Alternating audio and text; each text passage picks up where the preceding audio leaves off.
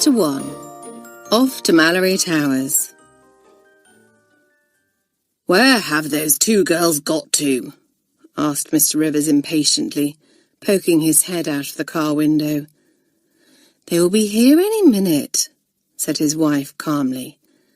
"Don't forget that they haven't seen each other for a few weeks, so I expect that they have a lot of news to catch up on."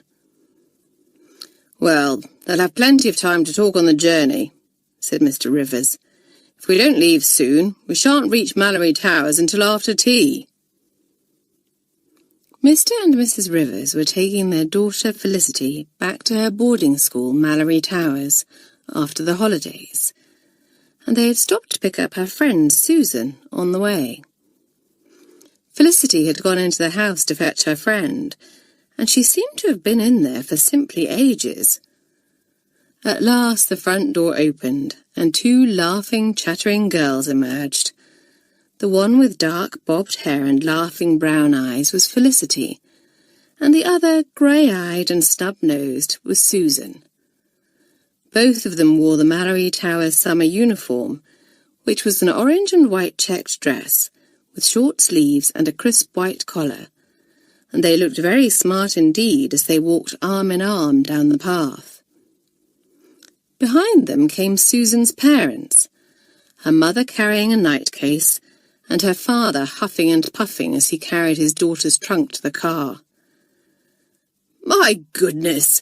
Anyone would think you were going back to school for a whole year, not just a term," he joked. "I'm sure that you must have packed the kitchen sink in here." The two sets of parents greeted one another, and Mr. Rivers got out of the car to help Mr. Blake stow the trunk in the boot. Then Susan hugged her parents, the two girls settled themselves in the back seat of the car, and they were off, back to Malory Towers. The school was in Cornwall, and it was a very long drive, but Felicity and Susan had so much to talk about that the first couple of hours simply sped by. "Won't it be marvellous to see all the others again?" said Susan.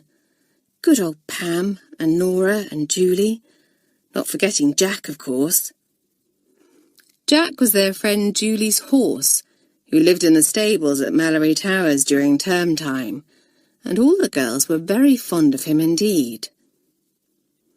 "I think the summer term is my favourite term of all," said Felicity excitedly. "There's so much to do. Picnics, swimming and horse riding. And I mean to work really hard at my tennis. I'm determined to be picked for one of the teams this term." "Me too," said Susan. "My word, wouldn't it be super if we were both picked?" "Super," agreed Felicity. "I wonder if there will be any new girls this term." "There are sure to be," Susan said. "I say, Felicity, I wonder what tricks June and Freddie will have brought back with them this term. Oh, I just can't wait to get back to Malory Towers." But, after a stop for lunch, the girls' conversation tailed off, as both of them began to feel a little drowsy from the long car journey. Susan had difficulty in keeping her eyes open, while Felicity actually dropped off to sleep for a little while. But both of them woke up completely when the car rounded a bend in the road, and their beloved Malory Towers came into view. "There it is!" cried Felicity, sitting bolt upright. "Doesn't it look magnificent, with the sun right behind it?" Susan was so excited that she couldn't speak, but she nodded her head vigorously as Mr. Rivers turned the car into the long driveway. In front of them was a very long, sleek, expensive-looking car, and Felicity said, "My goodness, just look at that! I wonder who it belongs to." "I wouldn't be surprised if it's Amy's," said Susan. "It would be just like her to turn up to school in a showy car like that." "That's an American car, girls," Mr. Rivers informed them. "So I doubt very much that it belongs to your friend Amy's family." Just then the big car pulled in, and a pretty, smartly dressed woman emerged. She opened the back door, and a tall, willowy girl with beautifully arranged blonde curls climbed out. Felicity and Susan couldn't see her face, and were bursting with curiosity as she took the woman's arm and walked off gracefully with her. "Heavens!" said Susan, as she stared after the girl. "She looked awfully glamorous, didn't she? I wonder which form she'll be in." But there was no time to think about that, for as Mr. Rivers brought the car to a halt, Felicity spotted a group of third-formers nearby and yelled, "There are June and Freddie, and I do believe that's Nora." "Don't be in such a rush, Felicity," protested her mother as everyone got out of the car. "You have plenty of time in which to chat to your friends, but Daddy and I shan't see you again until half-term." "Sorry, Mummy," said Felicity contritely. "I shall miss you both, you know. It's just that I get so excited about being back at school and seeing everyone again." "I know that you do, dear, and I quite understand," said Mrs. Rivers, smiling. "Now, here's your night case, and yours, Susan.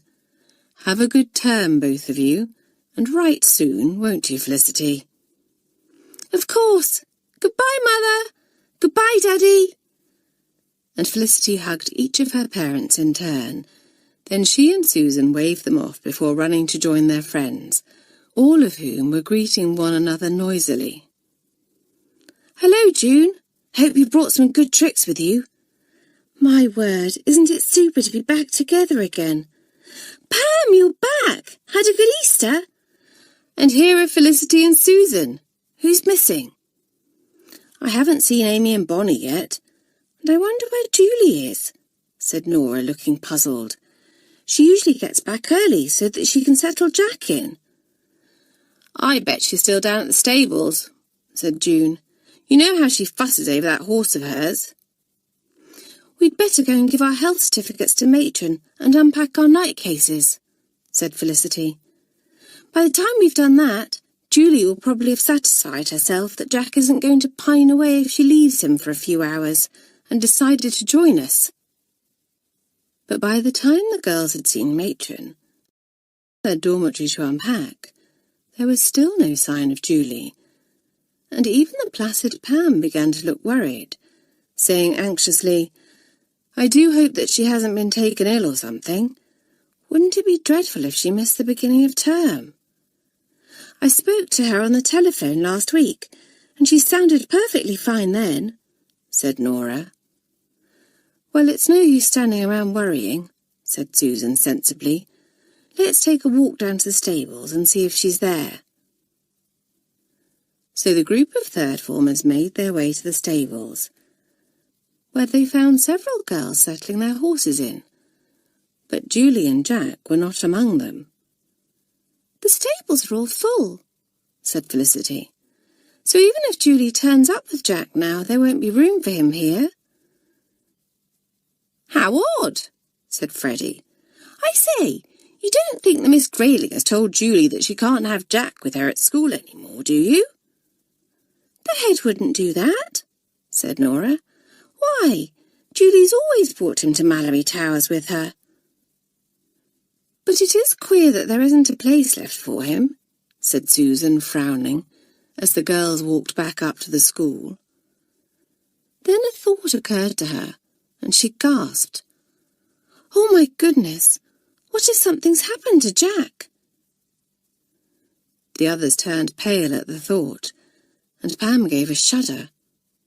What a dreadful thought! Why, Julie would be simply heartbroken. That horse means the world to her. But just then, the girls heard themselves being hailed, and they turned to see Julie herself coming towards them, dressed in her riding gear, and the broad smile on her freckled face was enough to tell them at once that Jack was safe and sound. There was another girl with her, who the others hadn't seen before, also dressed in riding clothes, and the third-formers looked at her curiously. "Hello, everyone," cried Julie. "Sorry I'm late, but I've just been stabling Jack at 5 Oaks." The girls looked a little puzzled at this, for Five Oaks was a riding school not far from Malory Towers, which was run by two old girls, Bill and Clarissa. "We wondered where you were," said Felicity. "But why is Jack staying at Five Oaks, Julie? You always have him here with you." "Well, Miss Grayling telephoned me at home the other day and said that more girls than ever were bringing their horses to school with them this term. She said that there wouldn't be room for all of them in the school stables, and would I mind awfully taking Jack to Five Oaks instead? Well, I'm always glad of an excuse to visit Bill and Clarissa, and I know that they'll take jolly good care of Jack, so of course I said yes. Lucy is stabling her horse Sandy there as well." "Who is Lucy?" asked Nora. "Oh, of course. I haven't introduced you yet," exclaimed Julie, taking the new girl's arm. "This is Lucy Carstairs, and she's going to be in our form." Felicity, as head girl of the third form, introduced the others to Lucy, who smiled happily round and said a cheery, "Hello, everyone." She was a tall, slender girl, rather boyish in appearance, with a crop of short dark hair, brilliant blue eyes, and a sprinkling of freckles across her nose. She and Julie seemed to have become firm friends, although they hadn't known one another for very long, and June said, "I suppose we'll have to listen to the two of you gabbling away endlessly about gymkhanas and pony treks and what-not now. That's if we ever get to see you, for I dare say the pair of you will spend all of your spare time at Five Oaks this term." "That's the idea," said Lucy with a grin. "I simply can't be away from Sandy for too long, or I'll just pine away." "Well, I've heard of horses pining for their owners, but never an owner pining for her horse," said Felicity with a chuckle. "Anyway, welcome to Malory Towers, Lucy. I hope you'll settle in and be happy here." "I'm sure that I shall," said Lucy with her ready smile, and the others warmed to her at once. "Well, it looks as if Julie has found a special friend of her own," said Felicity to Susan, as the girls made their way down to the swimming pool, which they were eager to show off to Lucy. "Which is a very good thing. I know that she's always had Jack, but even though he's lovely, you can't really have a conversation with a horse." "Well, you can, but they tend to be pretty one-sided," laughed Susan. "I know what you mean, though. Julie gets along well with everyone, but it's so nice to have a special person to share jokes and secrets with. We're all paired up now, aren't we? There's June and Freddie, Pam and Nora, Amy and Bonnie, Julie and Lucy. Oh, and not forgetting the two of us, of course." It was a glorious day, and the swimming pool, of which Malory Towers was justly proud, was at its finest. The pool was hollowed out of rocks and filled naturally by the sea, and as she watched the sun glinting on the surface of the water, Felicity longed to plunge in. So did June, who said, "It's so warm today. A dip in the pool would just cool me down nicely." "Jump in then," said Freddie, her eyes alight with mischief. "I bet you daren't." Of course, it simply wasn't in June's nature to refuse a dare, and before the others realised what was happening, she had jumped into the pool fully clothed, making a terrific splash and sending a shower of water over Freddie, who was standing nearest. "June!" cried Felicity, between shock and laughter. "Come out of there at once! My goodness, you'll get into the most terrific row from Matron if she sees you in those wet clothes. Freddie, you're absolutely soaked too!" Lucy was staring at June as if she couldn't believe her eyes, and seeing her expression, Nora laughed and said, "June's a real daredevil. You never know what she'll do next, but she certainly livens things up in the third form." "I'll just bet she does," said Lucy, beginning to laugh as well. "My goodness, I'm so glad that my parents decided to send me to Malory Towers. I've only been here a short while, but I know already that I'm going to love it." "Glad to hear it," said Felicity. "I've a feeling you're going to fit in here just fine, Lucy."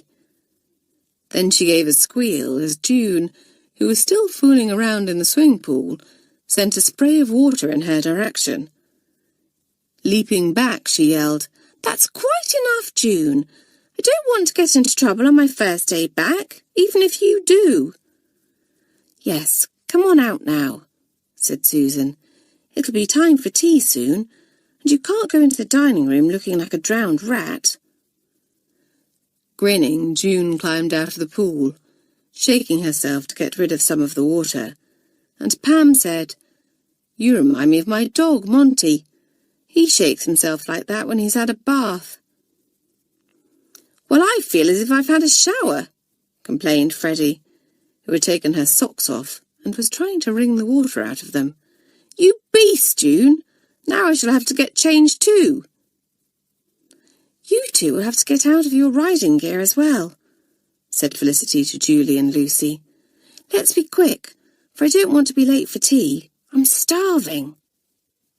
"And let's hope we don't bump into Matron or any of the mistresses on the way back," said Susan.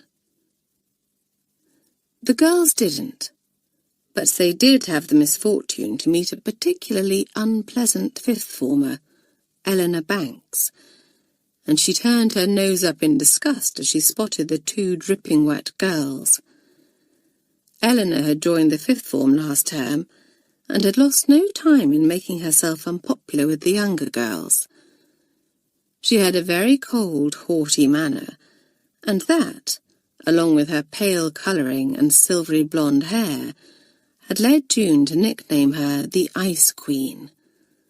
Somehow this had got back to Eleanor, and there was no love lost between June and her at all. "What on earth have you third-formers been up to?" Eleanor asked now, her cold stare fixed on June. "I've been up to my neck in water, Eleanor," answered June cheekily, quite unabashed by the older girl's cool manner. "And poor Freddie here caught the backlash."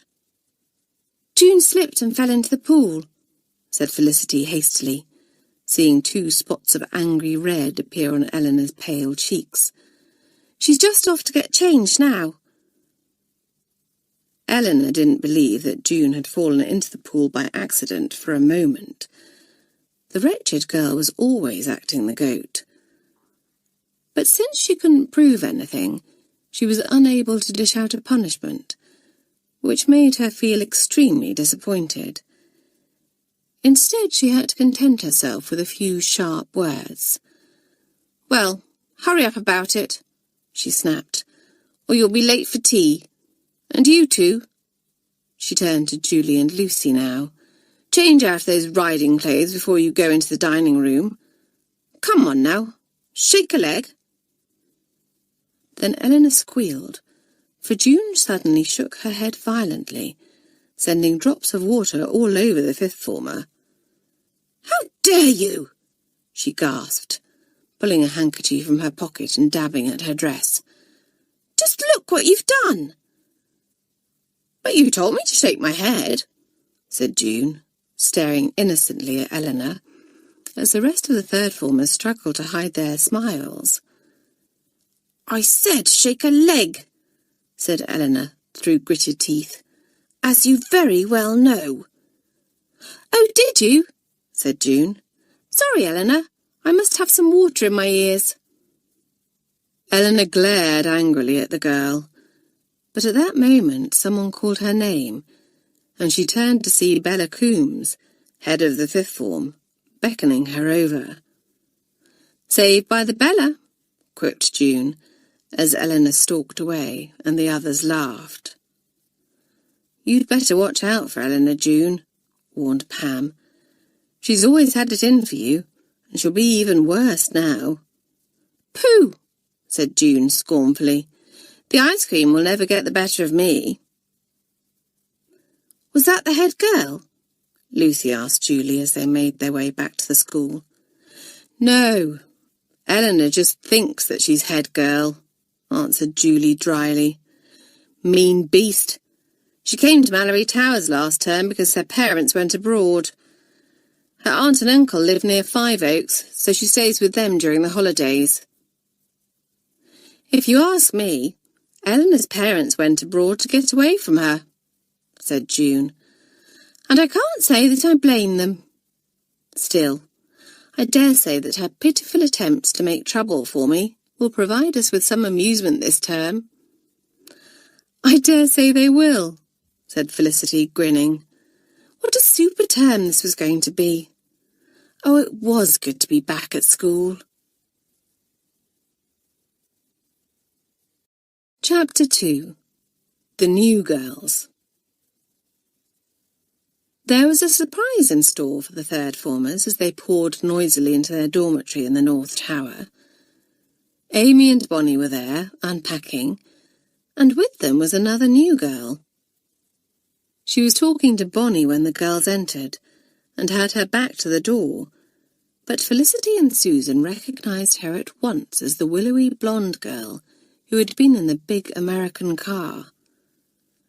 Then she turned, and the third formers gasped in astonishment, for her face was almost identical to Lucy's.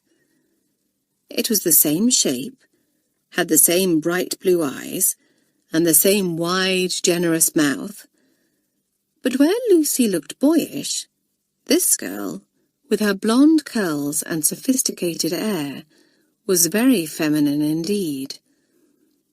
And while Lucy strode briskly, the new girl was so graceful that she seemed almost to glide as she moved across to her bed. The third formers greeted Amy and Bonnie. Then Bonnie gestured towards the new girl and said in her soft voice, "Have you met Esme yet?" "No, we haven't," said Felicity, smiling at the new girl. "Welcome to the third form, Esme. Lucy, you never told us that you had a twin." But Lucy was looking every bit as startled as the others, and not at all pleased. She said rather curtly now, "She's not my twin. In fact, we aren't even sisters. Esme and I are cousins."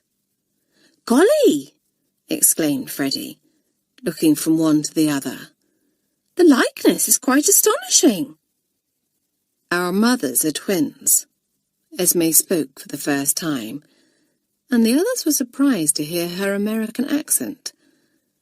Most of the girls had never heard one before, except in films, and it was quite fascinating to listen to. She was rather fascinating to look at, too, and seemed a lot more grown up than the other girls. She was wearing lipstick, Felicity realised disapprovingly, and she had mascara on her eyelashes, too. But how silly of her to want to wear makeup, when she was naturally so very pretty anyway. Lucy was obviously very put out by her cousin's arrival, and asked rather brusquely, "What are you doing here, Esme?" "Gee, it's nice to see you too, cousin," drawled the girl, raising her eyebrows. "I'm here for the same reason as you, I imagine, to get an education." "Surely they have schools in America?" said Lucy sharply, and the listening girls goggled, quite taken aback at her rudeness. Felicity looked at her hard, and wondered if the first favourable impression that Lucy had made on her had been false. Esme, however, didn't seem at all upset, and merely replied calmly, "Sure they do. Very good ones. But Mother missed England, so we moved back here last month, and we're going to be staying for a while."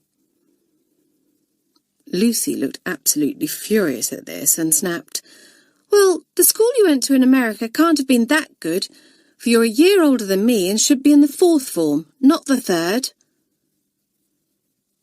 The third formers drank all this in avidly, casting sidelong glances at Esme to see how she was taking this. And they had to admire her composure when she refused to raise to Lucy's baiting, and said matter-of-factly, Miss Grayling and Mother decided between them that it would be best to spend my first term in the third form, seeing as I've been studying different things from you girls. If all goes well, I'll go up into a higher form next term. So I guess you'll just have to get used to having me around for a while, Lucy." As though she didn't trust herself to speak, Lucy turned away from her cousin abruptly and began to get changed. The third formers were simply bursting with curiosity as to what could be behind the hostility between the cousins. But of course they were far too well-mannered to pry. Lucy wasn't the only one who wasn't very impressed with the new girl, for Amy also looked down her rather long nose at her, Felicity noticed. She felt quite sorry for Esme, who seemed very easy-going and good-natured, and asked, "How long have you lived in America?" "About 4 years," answered Esme. "You see, my father's American, and he met my mother when he was working over here. After the two of them married, they settled in England. They wanted to live here for good, but, well, things just didn't work out, so we all moved to America. I loved it there, but Mother always felt homesick. She was so happy to come back home." "How is Aunt Maggie?" asked Lucy unexpectedly, her expression softening a little. "She's fine," answered Esme. "Just fine."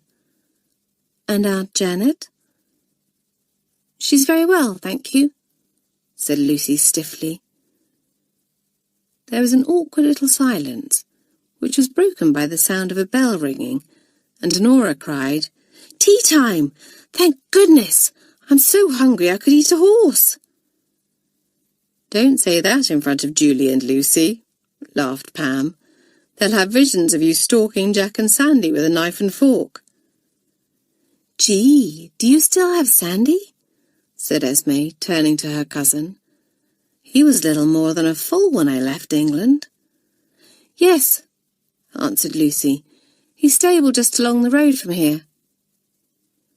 "It'll be nice to see him again," Esme said as the third formers began to make their way down the stairs. "I always had a soft spot for Sandy." Lucy didn't look thrilled at the idea of Esme getting too close to her beloved Sandy, and before she could dish out another rebuff to her cousin, Pam asked hastily, "Do you ride, Esme?" "Not very well," answered the girl with a rueful smile. "I like horses, but I get a little nervous when I'm in the saddle. It always seems such an awfully long way from the ground." The others laughed at this, all except Lucy, who scowled fiercely at her cousin. Julie felt a little disappointed in her. Lucy had seemed so happy and friendly at first, but since Esme's arrival she had gone all sulky and moody, making everyone else feel rather uncomfortable. And Julie couldn't see any reason for it, because, although Esme was very different from the other girls, she seemed perfectly pleasant and friendly. As though sensing that Julie was unhappy, Lucy took her arm and pulled her aside from the others as they entered the dining room. "I'm sorry," she said contritely. "I didn't mean to cause an atmosphere. Truly I didn't." There was an earnest expression in her blue eyes, and suddenly Lucy looked much more like the nice, fun-loving girl Julie had been introduced to at Five Oaks. "But I don't understand why you're so hard on Esme," said Julie. "She's your cousin, after all."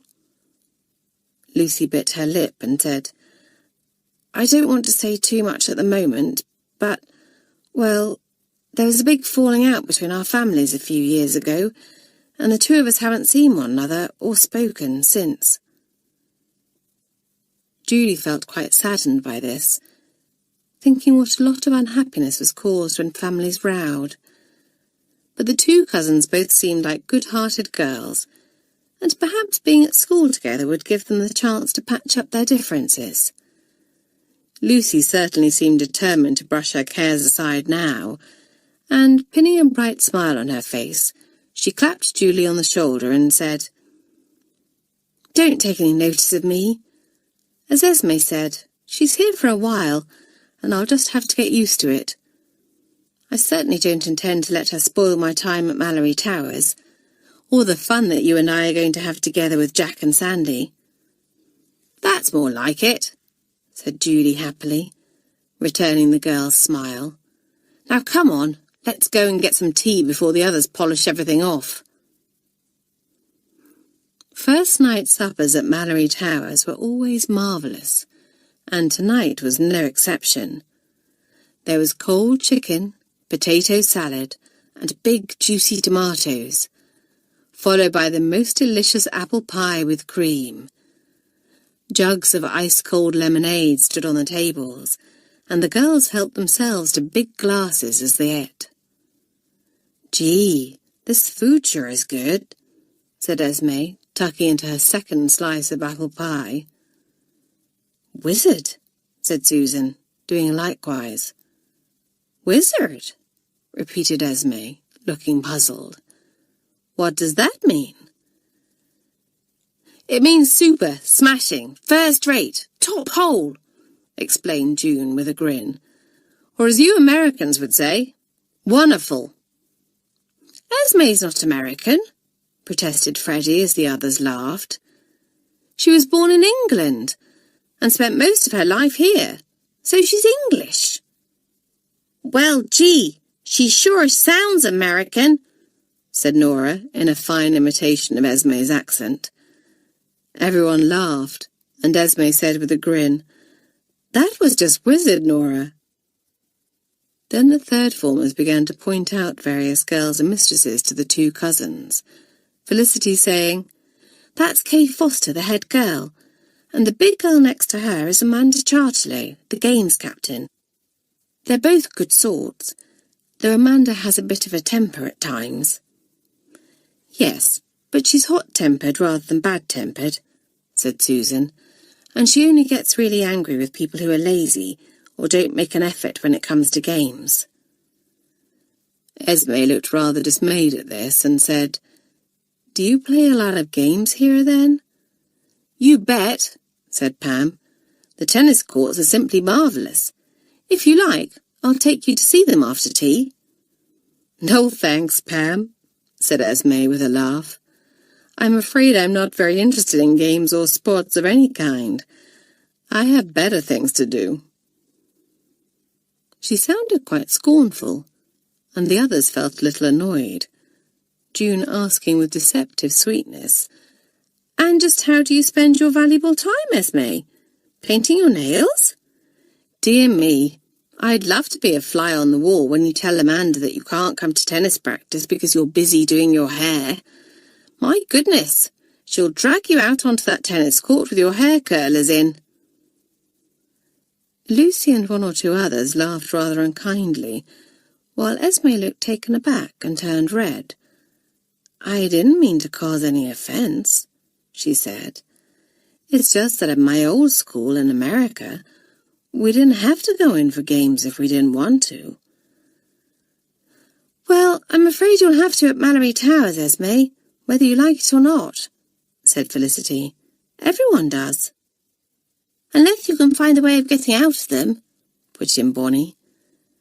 She was a very small, rather doll-like girl, with big eyes and soft brown curls. But her appearance was deceptive, for Bonnie was a determined and resourceful character, who always found the most ingenious ways to get out of doing anything that she didn't want to do. Esme liked Bonnie and her friend Amy, and felt that she had a lot more in common with them than these other rather hearty English girls. They were nice feminine girls who took pride in their appearance, and could think of more important things than chasing balls around or plunging into an icy-cold swimming pool. But although Bonnie seemed friendly enough, Amy was a bit stuck up and rather cool towards her. Esme had caught the girl giving her one or two cold, haughty stares, and wondered what she could possibly have done to offend Amy. But maybe that was the way she looked at everyone. After all, with a nose that long, how could she help but look down at people? In fact, Amy had decided that Esme was rather vulgar and common, with that dreadful American drawl and that awful makeup. Didn't she realise how cheap she made herself look? She was surprised and displeased with Bonnie for paying the girls so much attention, and looked very unhappy now as Esme turned to Bonnie and began to talk about fashions. This was a subject close to Amy's heart, and normally she would have joined in, but her dislike of the new girl stopped her, and instead she sat there pushing the food around her plate, a scowl on her face.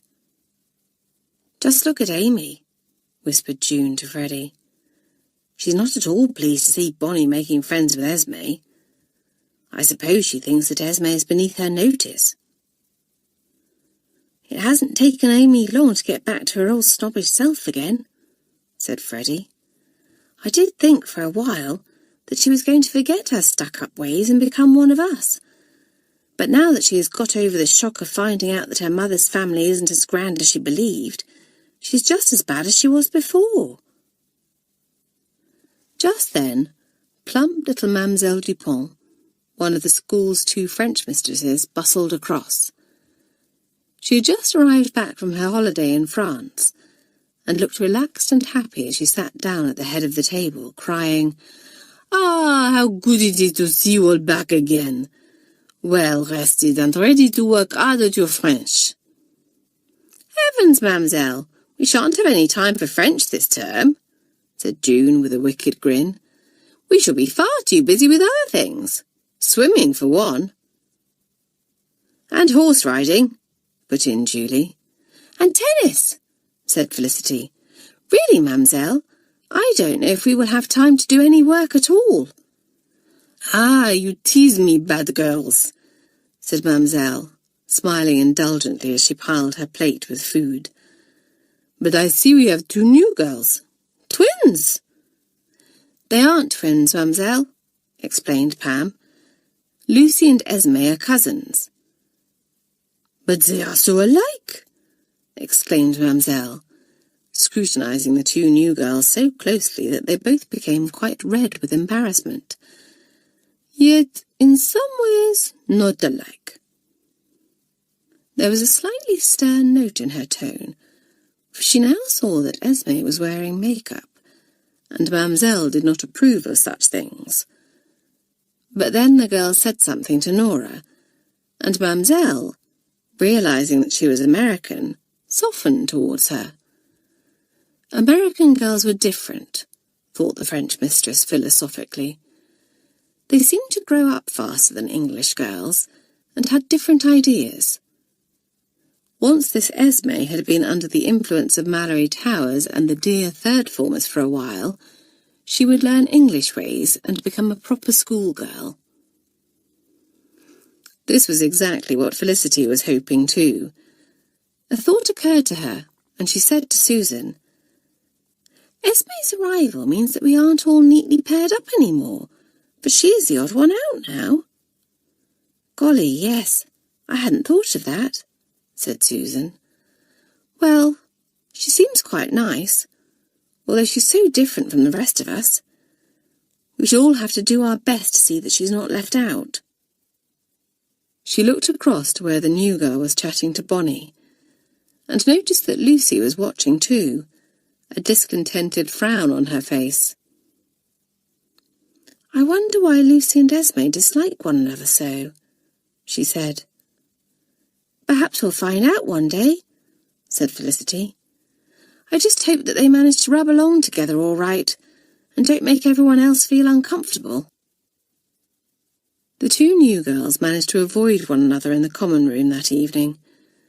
Lucy and Julie sat in a corner together, chattering 19 to the dozen about horses, while Esme joined the others. "Gosh, I'm tired," said Nora with a yawn. "I don't know why the first day back at school is always so exhausting. For we don't do any work, but it always wears me out." "Well, the bell will be going for bedtime soon," said Susan. "But it's only 8 o'clock," said Esme in surprise. "That seems awfully early to go to bed." "We only go at 8 on the first evening," explained Pam, "because we're all supposed to be jolly tired after our long journeys. Normally we stay up until 9. "Gee, we went up much later than that at my school in America," said Esme. "I'll never be able to get to sleep at 9 o'clock. "Oh, yes, you will," Felicity told her with a grin. "Once you've played a few games out in the fresh air." "Yes, a few lengths of the swimming pool tomorrow will tire you out," said Susan. "And if that doesn't do the trick, a few sets of tennis ought to help." Poor Esme looked horrified, and the others laughed at her. "Don't worry, Esme," said Freddie. "Amanda will understand if you tell her that you haven't played much sport before, and she won't expect too much of you to begin with. In fact, she'll probably arrange some extra coaching sessions for you." Esme wasn't sure whether Freddie was joking or not. Gee, she sure hoped that she was. Her mother had been so keen for her to come to Malory Towers because she had said that Esme had begun to forget that she was half English and was becoming too American. But if being English meant having to get hot, sweaty and untidy chasing a ball around, or getting her carefully set hair ruined in a pool, then Esme would rather be American any day. And then there was Lucy. Esme had got the shock of her life when she had realised that the cousin she hadn't seen for years was here too, and in the same form. She began to wonder if she would ever fit in at Malory Towers. Certainly not if Lucy had anything to do with it. Chapter 3. A Hard Time for Esme. Felicity watched, torn between amusement and exasperation, as Esme got ready for breakfast the following morning. The girl had insisted on sleeping with curlers in her hair last night, even though the task of putting them in had had to be accomplished in darkness. Felicity was extremely strict about putting the lights out on time, and flatly refused to break the rule except in an emergency. "But this is an emergency," Esme had wailed. "How am I going to make a good impression on our form mistress if my hair's a mess?" "My dear Esme, I can assure you that Miss Peters won't give a fig for how your hair looks," Felicity had informed the new girl, grinning to herself in the darkness at the thought of how the forthright, no-nonsense Miss Peters was likely to react to Esme. The mistress had no time at all for what she called frills and fancies, and Felicity could see trouble ahead for the girl. Now Esme was standing in front of a big mirror, carefully removing the curlers and patting each blonde curl into place. But Felicity's amused smile turned to a frown as Esme began applying lipstick, and she said to Susan, "Now that's something that most definitely won't make a good impression on Miss Peters. And she's put that awful black stuff on her eyelashes as well." A couple of terms ago, Felicity would have been a little diffident about tackling Esme, for she had lacked confidence and been a little shy about expressing her opinions, always rather afraid of offending others. But 2 terms as head girl of the 3rd form had changed her. Felicity's belief in herself had grown, along with her confidence, and now she marched up to the new girl, saying forthrightly, "Esme, you can't go downstairs with that stuff on your face. Wipe it off at once." "Why?" asked the girl, turning to face Felicity in surprise. "What's wrong with it?" "Well, for one thing, it looks simply awful," said Felicity. "I can't think why you want to go around looking as if you're about 20, when you look perfectly fine just as you are. And for another thing, Miss Peters will certainly send you out of the room to wash it off. The girls at Malory Towers don't wear makeup." "I can see that," said Esme, a little stung by Felicity's words. "You would all look so much more glamorous if you did." "We're not here to look glamorous," Felicity told her sharply. "We're here to learn and play games and have fun. Perhaps you should try it, Esme." But Esme shook her head, saying in her lazy drawl, "You and your friends are a nice bunch, Felicity, but I'm not like you. And don't take offense, I don't want to be like you. So I guess Malory Towers is going to have to take me as I am, and so is your Miss Peters." Felicity opened her mouth to argue, then changed her mind. What was the point? None of them could turn Esme into an English schoolgirl. Only Esme herself could do that, if she decided that she wanted to. And Felicity couldn't force the girl to wipe her makeup off, but Miss Peters could, and would. Esme was going to have to learn the hard way. Immediately after breakfast, Esme, Lucy, and the other new girls had to go and see Miss Grayling, the headmistress. Esme felt very nervous, for she hadn't yet spoken to Miss Grayling. But she had seen her briefly in the dining room, and had thought that she looked most distinguished and rather grand. So she was pleasantly surprised when, on entering the head study, Miss Grayling greeted the new girls with a warm smile. The words that she spoke made a great impression on Esme, and Lucy too.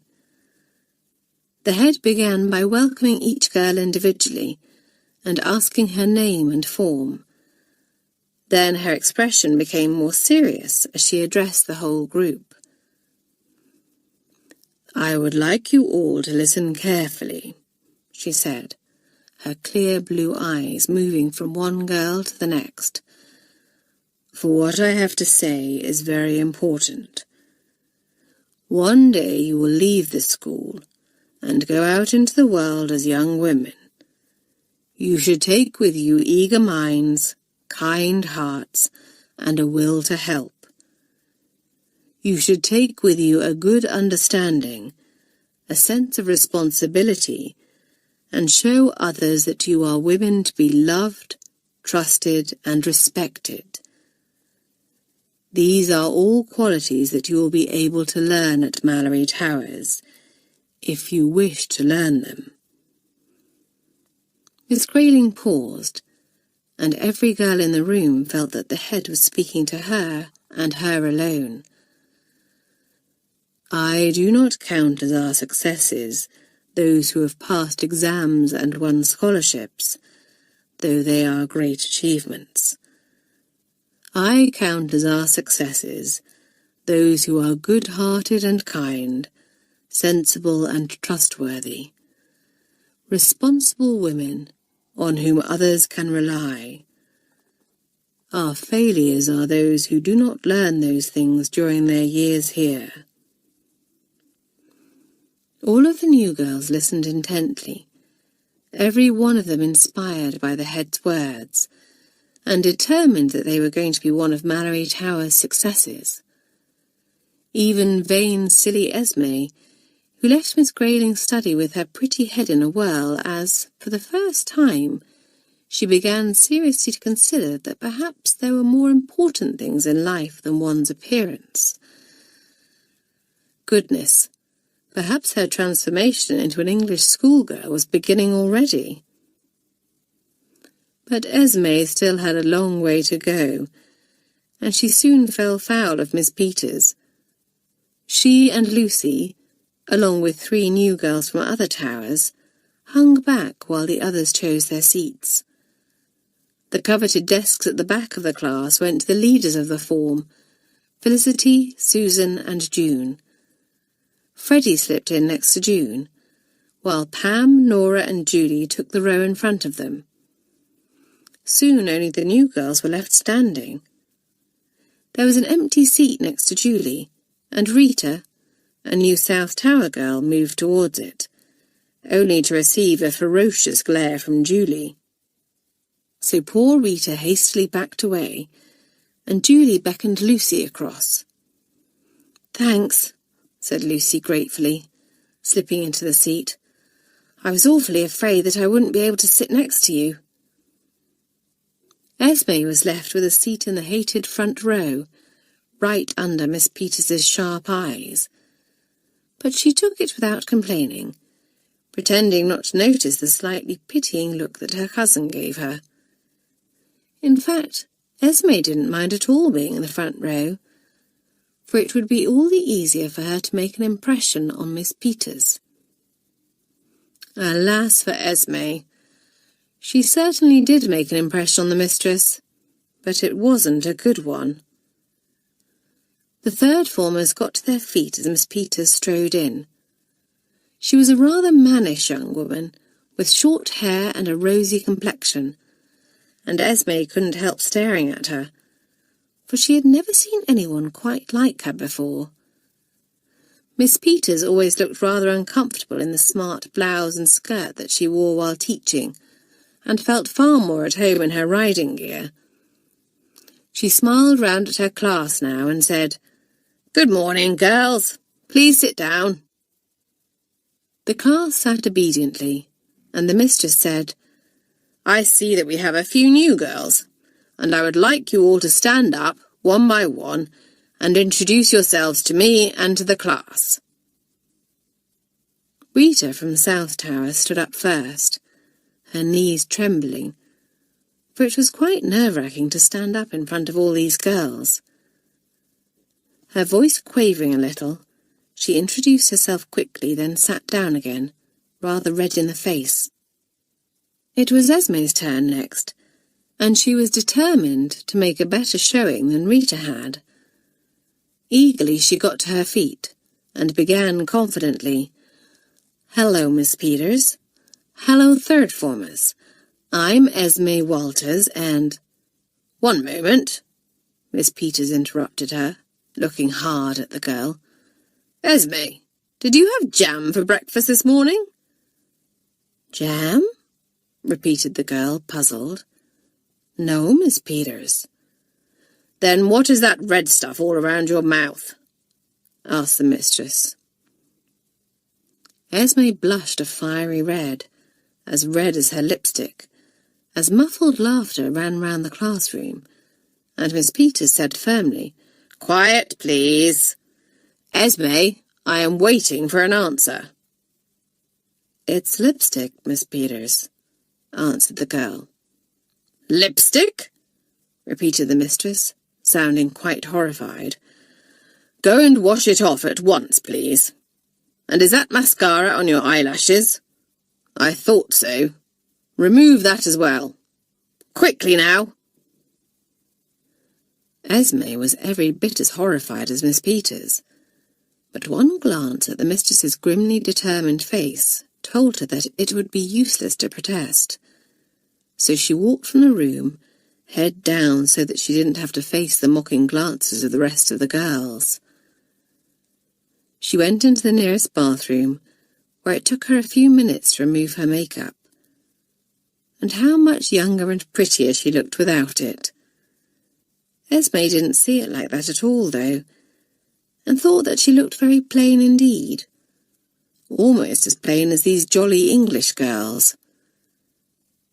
She felt rather humiliated too, certain that Lucy and a few of the others would crow over her. Gee, maybe she should have listened to Felicity after all. The class was busy making out timetables when Esme returned, and everyone looked up as the door opened. "Much better," said Miss Peters approvingly. "Sit down now, Esme, and begin copying the timetable from the blackboard." The girls thought that Esme looked much better too, and her resemblance to Lucy was much more striking now that the makeup had been removed. Felicity opened her mouth to say as much to Susan, but Miss Peters caught her eye, and she hastily shut it again. The third form mistress certainly didn't intend to stand any nonsense this term. Nor did Miss Maxwell, the games mistress, and poor Esme found herself in hot water again during tennis practice that afternoon. Miss Maxwell partnered the girl with June, and the two of them played doubles against Felicity and Susan. The games mistress was pleased to see that Esme had a graceful style and a good eye, but unless the ball was placed where she could reach it easily, she made no effort to hit it, and refused to exert herself at all. This did not please June, who was a ferociously competitive player, chasing after every ball, even when it seemed impossible to reach. "Esme!" she cried in exasperation, as one of Felicity's serves whizzed right past her. "If only you'd run to the baseline, you could have got that one back." "Gee, keep your hair on, June," said Esme with a comical expression. "It's only a game." Unfortunately for Esme, this was the worst thing that she could have said, for June hated to be beaten at anything. Felicity and Susan were both very good players, while June was outstanding at tennis. Had June's partner been Freddie, who also played well, they would have stood a very good chance of winning. As it was, June felt that she was taking on her two opponents single-handed, and she soon grew hot, out of breath, and irritable. Felicity took pity on her and sent a few easy shots Esme's way, which the girl managed to hit back. But June knew that Felicity was going easy on her, and that just made her even crosser. Amanda Chartelow, who joined Miss Maxwell to watch the match, wasn't impressed with the new girl either. "My word, June just gets better and better," she said, a note of pride in her voice, for she had coached June herself. "Did you see how powerful that serve was, Miss Maxwell? And just look at the way she's putting herself at full stretch to reach that return." "Felicity and Susan are coming along very well too," said the games mistress. "There really are some very talented players in the third form this term." "And one extremely untalented one," said Amanda, glaring in Esme's direction. "Now there's a candidate for some extra coaching if ever I saw one." "The pity is that she could be quite promising, if only she would make the effort," said Miss Maxwell with a frown. "She places the ball well, and her service is good." After watching Esme for a few moments, Amanda had to agree and said, "But she's dreadfully lazy. She's leaving June to do all the hard work." And one thing Amanda had no patience with was laziness. She knew Esme's sort. She was the kind of girl who didn't like exerting herself in case it made her hair untidy or her face red. Well, Amanda vowed, she was jolly well going to make the new girl skip around a bit and think about something other than her appearance. So when the quartet of third formers came off the court, the games captain had a few words for each of them. "Jolly well played, Felicity and Susan," she said in her loud voice. "I must say, the two of you have improved no end. You must have been practising like anything in the halls." "We were," said Felicity, thrilled at the bigger girl's words. "I say, Amanda, do you think there's any chance of either of us playing for the team this term?" "Well, I can't make any promises," said Amanda, smiling at Felicity's eagerness. "But you're both in with a chance, that much I will say." Then she turned to June and said, "The same goes for you. You have it in you to do really well for the school if you put your mind to it." June grinned and thanked Amanda rather offhandedly, but inwardly she was very pleased indeed. She might appear don't-care-ish, but Malory Towers was beginning to have an effect on June, and she felt a sense of pride in it, and was starting to think that she might like to give something back. "As for you," began Amanda, looking rather sternly at Esme, "I've never seen such a hopeless display in my life. What's your name?" Esme Walters, answered Esme, looking rather afraid of the big, outspoken girl. Well, Esme, you're going to have to play up a bit if you want to get into one of the teams, said Amanda crisply. Esme didn't have the slightest interest in getting into one of the teams, but somehow she couldn't quite bring herself to say so to Amanda, who looked as if she breathed, slept, and ate games.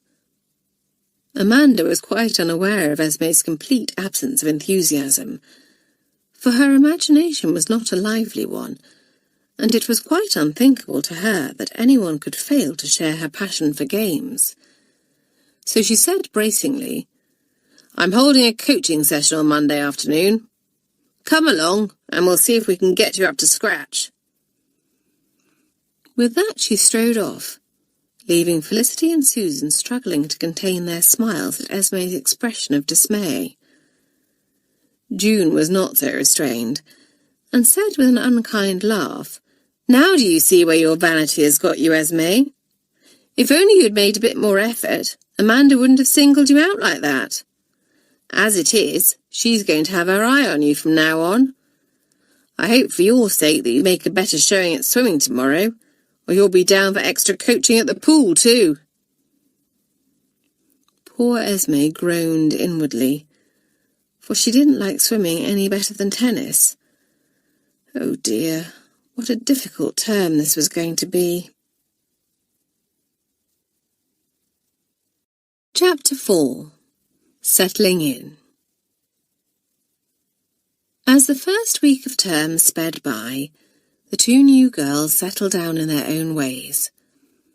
Lucy was moderately good at most of her lessons, and well behaved enough not to attract any unwelcome attention from the teachers most of the time.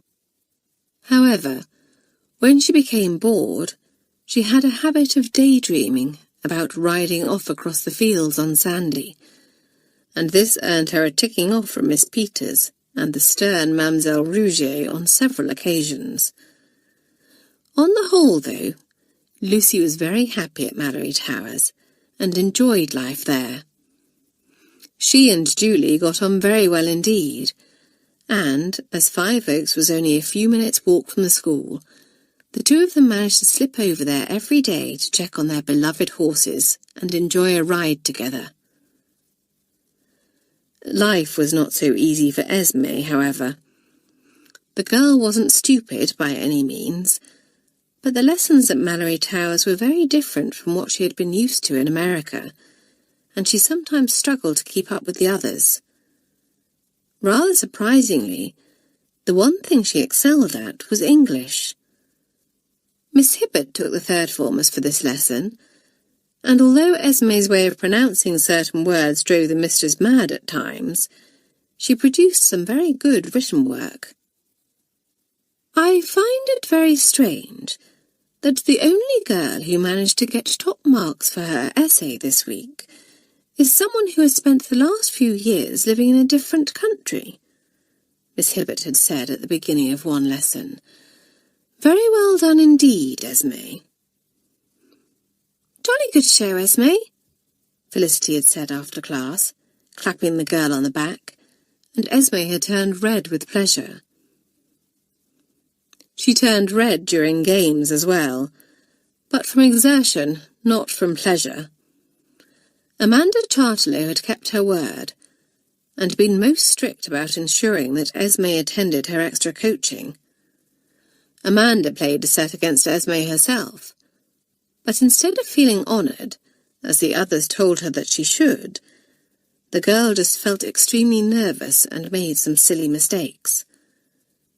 The games captain pointed these out to her in great detail, then proceeded to run her ragged.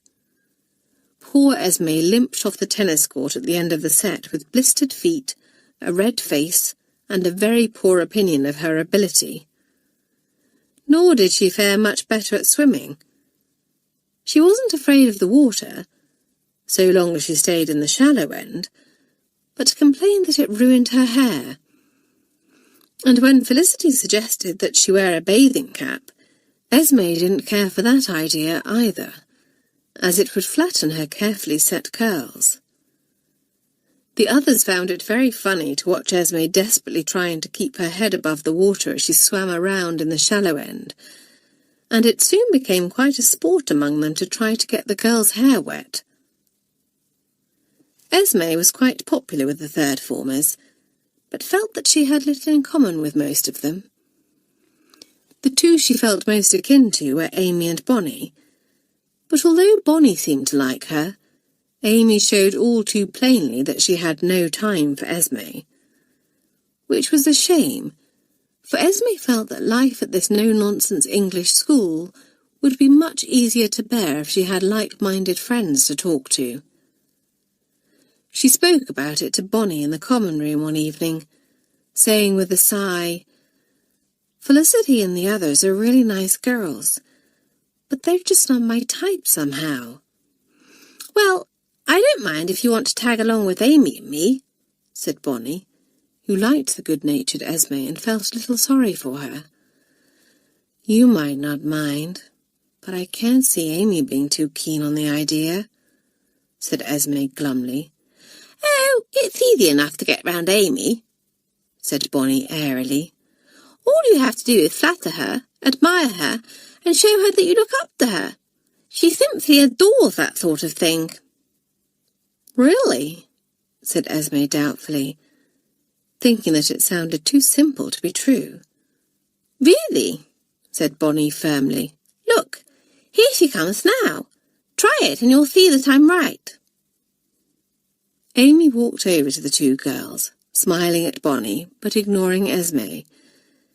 The early evening sun shining through the common room window glinted on her golden hair, and Esme exclaimed admiringly, "How lovely and shiny your hair is, Amy.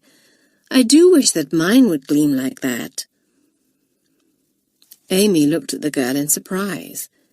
Then she gave a faint, pleased smile and said, "You should brush it 100 times every night before you go to bed. That's what I do." Esme nodded, staring at the girl intently as though she were hanging off her every word, and said, "I shall try that. You know, Amy, I think that you and Bonnie are far and away the prettiest girls in the form, and the nicest." Amy unbent still more, her smile widening as she said, "Why, thank you, Esme." Bonnie's eyes danced as she picked up the sewing she was working on, and she said to Amy, "Esme was just saying that she doesn't really feel as if she fits in with the others." "Awfully hearty, aren't they?" said Amy, wrinkling her nose. "Yes, that's exactly the word to describe them," said Esme. "But my mother wants me to be a proper English schoolgirl, just like them, and I don't think I can be." "Well, Amy and I are English schoolgirls, and we are nothing like them," said Bonnie. "That's very true," said Esme, looking thoughtful. "You are just as English as they are, but in a different way. A good way. I wouldn't mind becoming more English if it meant that I could be like you two. If only you could teach me." "We can teach you," said Amy, looking excited all of a sudden. "We can teach you how to say wonderful instead of wonderful, and 20 instead of 20. And how to look pretty in a natural way, without sleeping in curlers and putting that dreadful makeup on your face," said Bonnie, staring hard at the girl. "You put that awful black stuff on your eyes again. Don't say that you haven't, for I can see it." "Well, I just put a little on," admitted Esme sheepishly. "I didn't think anyone would notice." Amy and Bonnie pursed their lips in disapproval, and Amy said, "Well, you must promise never to wear it again, and you must agree to do everything that we say." "Oh, I shall," said Esme, nodding eagerly, feeling quite thrilled. She had made 2 friends, and she was going to please her mother by becoming more English.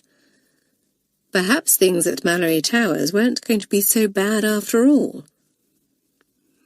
Julie and Lucy, meanwhile, were discussing their favourite subject, their horses. "I can't wait until Saturday," said Julie, her eyes shining. "We can spend the whole day over at Five Oaks with Jack and Sandy." "I say, do you mind if Susan and I come along too?"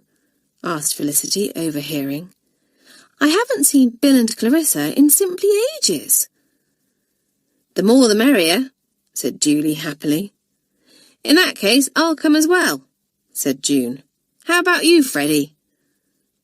Freddie nodded eagerly, and Pam said, "I say, why don't we all go and spend the day there?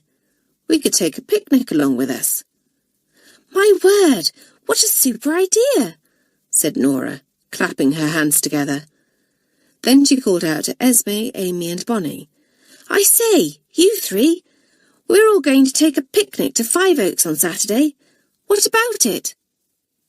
Amy, who was absolutely terrified of getting freckles if she spent too much time in the sun, shook her head and said, "No, thank you.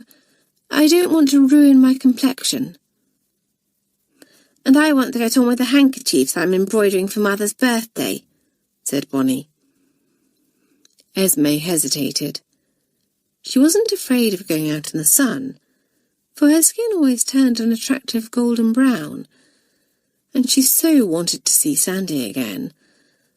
But she desperately wanted to keep in with Amy and Bonnie, and perhaps they wouldn't like it if she went off with the others. Amy solved her dilemma by murmuring in a low voice, "Actually, it's a very good thing that they're all going out on Saturday. Bonnie and I can give you your first lesson in Englishness, without them sticking their noses in and making fun of us." "Yes, we'll make an English rose of you yet, Esme," said Bonnie. "Gee, that's wonderful," cried Esme. Gosh, how wizard." It was a happy group of third formers who went to bed that evening. Most of them were looking forward with great anticipation to their day out on Saturday, while Esme was delighted to have been accepted by Amy and Bonnie. Even Amy felt excited at the prospect of teaching Esme to become a lady just like herself. She had never realized before just how much the girl looked up to her and wanted to be like her, and that kind of admiration was very pleasant to Amy. What a feather in her cap it would be if she could transform the American girl. The following day, June had another encounter with Eleanor Banks. She, Freddie, Felicity and Susan were playing a game of doubles on the tennis court. Amanda walked past with the head girl, Kay Foster, and, knowing that it was a free period for the third formers, she smiled and called out, "My word, you girls are keen. That's just what I like to see. Keep it up, and I don't see how you can fail to get places on one of the teams." The four girls felt quite thrilled at Amanda's praise, and her words seemed to spur them on, all of them playing their hardest. Susan sent a particularly high ball across the net, placing it where June had no hope at all of returning it. But, being June, she had to try anyway, making a wild swipe at the ball and sending it soaring over the high mesh fence that surrounded the court. Unfortunately for June, Eleanor Banks happened to be walking by at that moment, and the ball bounced off the top of her head, causing her to squeal loudly. "Gosh, sorry, Eleanor," called out June. But the fifth former was in no mood for apologies, although she had been more shocked than hurt, and she came over to the fence to scold June for her carelessness.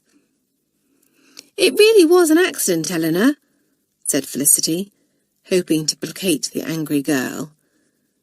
But it was no use, for Eleanor disliked June intensely, and was glad of any excuse to dish out a punishment. June, for her part, knew that it was useless to protest, and kept her head down, hoping that if she put on a display of meekness, Eleanor would not give her too many lines to learn. And that's when she noticed that one of Eleanor's shoelaces had come undone. At once all thoughts of pretending to be meek vanished from June's head, and, giving Freddie a nudge, she whispered, "Distract her." "What? How?" Freddie hissed back, looking rather alarmed. "I don't know. Think of something, quickly," muttered June. So Freddie did the only thing she could think of, and pointed rather wildly in the direction of a large tree, which stood just outside the tennis court, crying dramatically, "Look!" Everyone but June turned their heads at once, Felicity saying, "What is it, Freddie?" "Can't you see it?" said Freddie. "My word, I've never seen anything like it in my life." "But what is it?" demanded Eleanor, growing impatient. "I can't see anything at all." "Nor can I, Freddie," said Susan. "What is it?" "A bird or a squirrel or something?" "Yes, that's it, a squirrel," said Freddie. "But it was no ordinary squirrel, for it was absolutely enormous." June, meanwhile, grinning to herself, had worked swiftly. The wicked girl had crouched down and pulled both ends of Eleanor's shoelace through the holes in the mesh, knotting them together very tightly several times. June straightened up as Eleanor snapped, "Enough of this nonsense! I don't believe that there's anything in the tree at all." Then she turned her head to glare at June, and felt in her pocket for the little punishment book that all the 5th and 6th formers carried with them. With a triumphant little smirk, she pulled it out, at the same time going to take a step back from the fence. And that was when she discovered that she was quite unable to move her foot, for June had tied it securely to the fence. Felicity, Susan and Freddie noticed her predicament at once, the 3 of them gasping at June's audacity and struggling to hide their laughter as Eleanor roared, "June! Untie my shoelace at once!" But June pretended not to hear, and called to the others, "Come on, you 3, let's carry on with our game." Freddie was at her side at once, but the more responsible Felicity and Susan hesitated. As head girl of the form, she really ought to release the 5th former, Felicity thought, watching as Eleanor bent down, pushing her fingers through the mesh, and struggling to untie the knots in her shoelace. She wasn't having much success, though, for June had done her work well, and the knots were very tight indeed. Felicity and Susan exchanged a doubtful look. Then an enraged squeal from Eleanor made them both burst into laughter. "Felicity Rivers!" yelled the infuriated girl, red in the face with anger and humiliation. "How dare you laugh at me? I shall report you to Miss Potts, all 4 of you." "The chances are that she'll report us whether we help her or not," said Felicity with a chuckle. "So we may as well have some fun." And with that, she and Susan picked up their rackets and took their places on the court. "I say, Eleanor," June called out, "throw us our ball back, will you?" "Oh no, you can't. You're a little tied up." The others roared with laughter, as the furious Eleanor, angry tears starting to her eyes now, beat at the fence with her fists, and Susan said, "Not to worry, June. I have a spare ball in my pocket. Your service, I think." As the girls played on, Eleanor continued to work at the knots in her shoelace, and at last she managed to undo 2 of them. She gave a little cry of triumph, and began tugging at the 3rd and final one. But this knot proved even more difficult, and, in frustration, Eleanor screamed, causing June to drawl, "My goodness, I don't think I've ever seen the Ice Queen get so hot and bothered. Careful, Eleanor, or you'll melt." In sheer frustration, the laughter of the 3rd formers ringing in her ears, Eleanor kicked out at the fence with her free foot, And it was at this moment that Amanda returned to the court, with a small group of fifth-formers all dressed for tennis in tow. "Hey!" shouted Amanda angrily. "Eleanor Banks, what on earth do you think you're playing at?"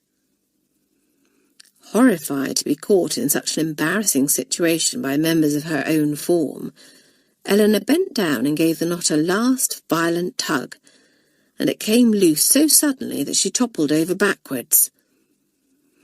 Eleanor was not popular with her own form, and the laughter of the fifth-formers joined with that of the third-formers now, as Amanda marched across to her and said wrathfully, "How dare you distract the youngsters from their tennis practice with your fooling around?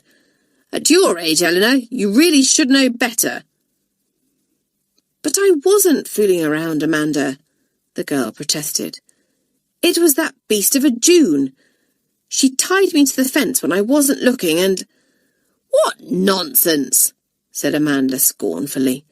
"When I walked by this court a short while ago, June was working hard at her tennis, and she is still playing tennis now. It's a pity that you didn't have half of her dedication, Eleanor.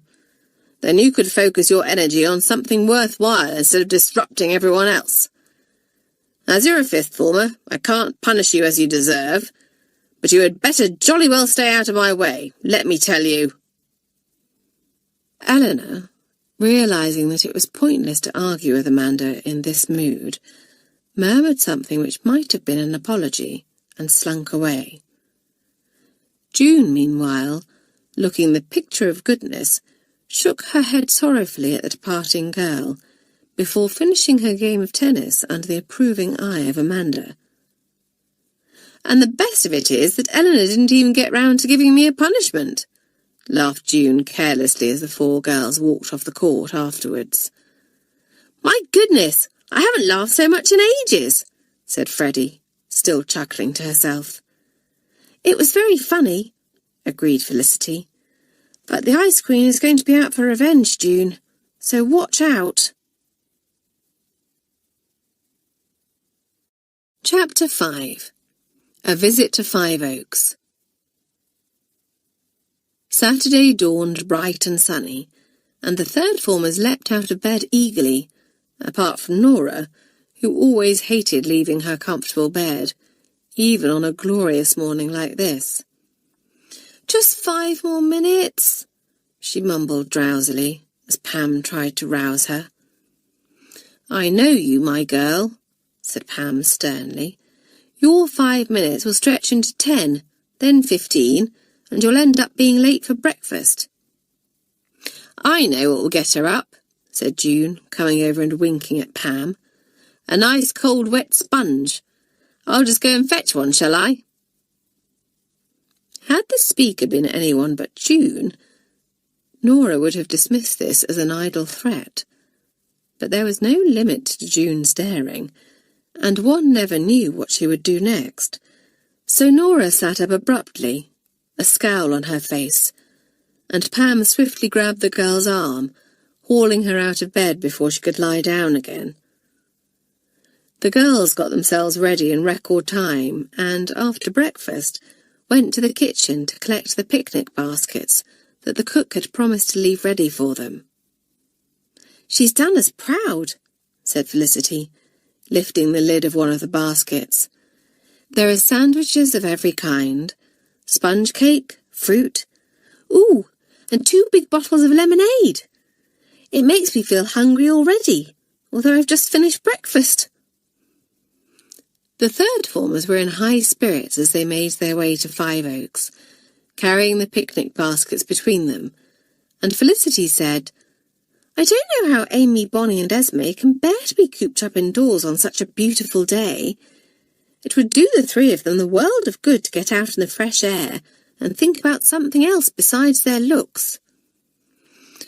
"Well, if that's their idea of fun, I suppose it's up to them," said Susan. "I say, I'm looking forward to seeing old Jack again, aren't you?" Felicity nodded. "Malory Towers just isn't the same without him somehow, although he's not very far away."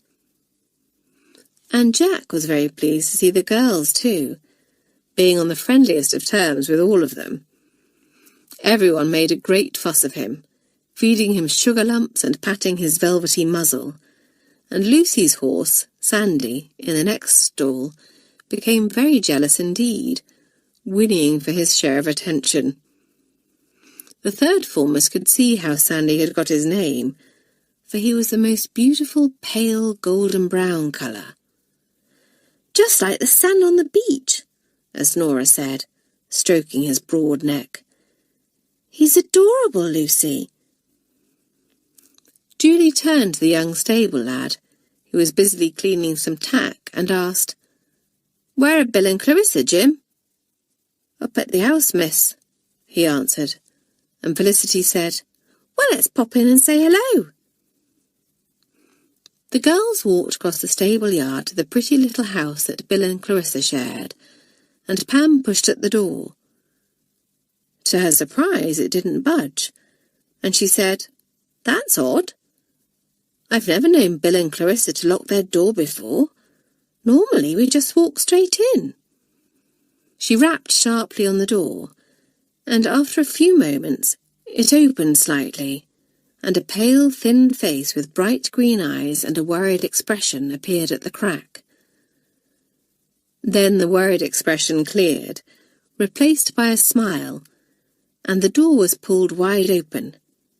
"Girls!" exclaimed Clarissa Carter. "How lovely to see you all! Do come in." She stood aside, and the third formers filed past her into the big, cosy kitchen, where a young woman with short, dark hair and a tanned complexion sat at a large wooden table, looking rather pensive. "Bill!" cried Felicity. "I do hope you don't mind us all turning up like this." "Of course not," said Bill, her face creasing into a smile. "It's wonderful to see you all. I say, you've brought a picnic too. How marvellous!"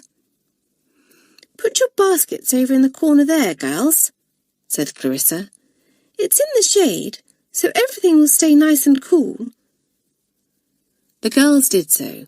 Then Bill said, "I'm afraid you'll have to take it in turns if you all want to ride, for we only have 4 horses free today." "I'm happy just to watch the others," said Felicity, who was fond of horses but wasn't a great rider. "The same goes for me," said Nora. "I'm just here for a day out and a picnic." "I say, Clarissa, why was the door locked?" asked Pam. "It's normally open house here." Bill and Clarissa exchanged worried glances, and Felicity asked, "Is anything wrong?" "Well, yes, actually," said Clarissa gravely. "I'm afraid a couple of things have gone wrong just lately." The third formers looked alarmed, and Bill said, "Clarissa and I were giving riding lessons to some of the children from the village a couple of days ago, and while we were in the paddock, someone simply walked into the house and stole our cash box." The girls were very fond of Bill and Clarissa, and knew how hard they had worked to make a success of the riding stables, so there was an immediate outcry at this. "That's simply dreadful! I wish I could get my hands on whoever did it. Mean beasts!" "Was there much money in the box? Did you call the police?" "Luckily there wasn't an awful lot of money in the box," said Clarissa. "But the thought that someone just walked in and helped himself, or herself, is most worrying, as you can imagine. That's why we have started to get into the habit of locking the door." "And we call the police," added Bill. "But the thief didn't leave any clues at all, so they weren't able to be of much help. There's something else, too." Bill looked very serious indeed, and the third formers looked at her anxiously. Then she went on. "Last night, while we were in bed, someone let Merrylegs out, and they left the gate open too. We got the horse back, but if he had got onto the road, it could have ended very badly indeed." The girls exchanged horrified glances. Merrylegs was Clarissa's own horse, and the girls knew how dearly she loved him. "I wish she had gone for my thunder instead," said Bill grimly, her eyes glinting. "He's not as friendly with strangers as Merrylegs, and would certainly have given the intruder a rough time."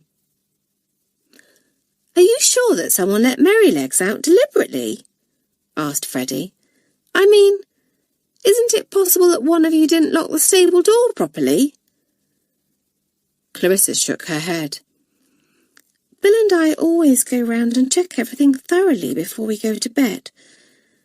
And everything was just as it should be last night. Besides, I saw someone in the yard." The third formers gasped, and Clarissa continued. "I was asleep, and something woke me, some sort of noise from outside. I got up and went to the window, and saw someone in the yard." "Did you recognise them?" asked Susan, her eyes wide. "No," said Clarissa with a sigh. "It was too dark, and this person was dressed from head to toe in black. In fact, it was impossible even to tell whether they were male or female. But whoever it was looked up and saw me standing at the bedroom window, then made a run for it." "How about you, Bill?" asked Nora. "Did you see or hear anything?"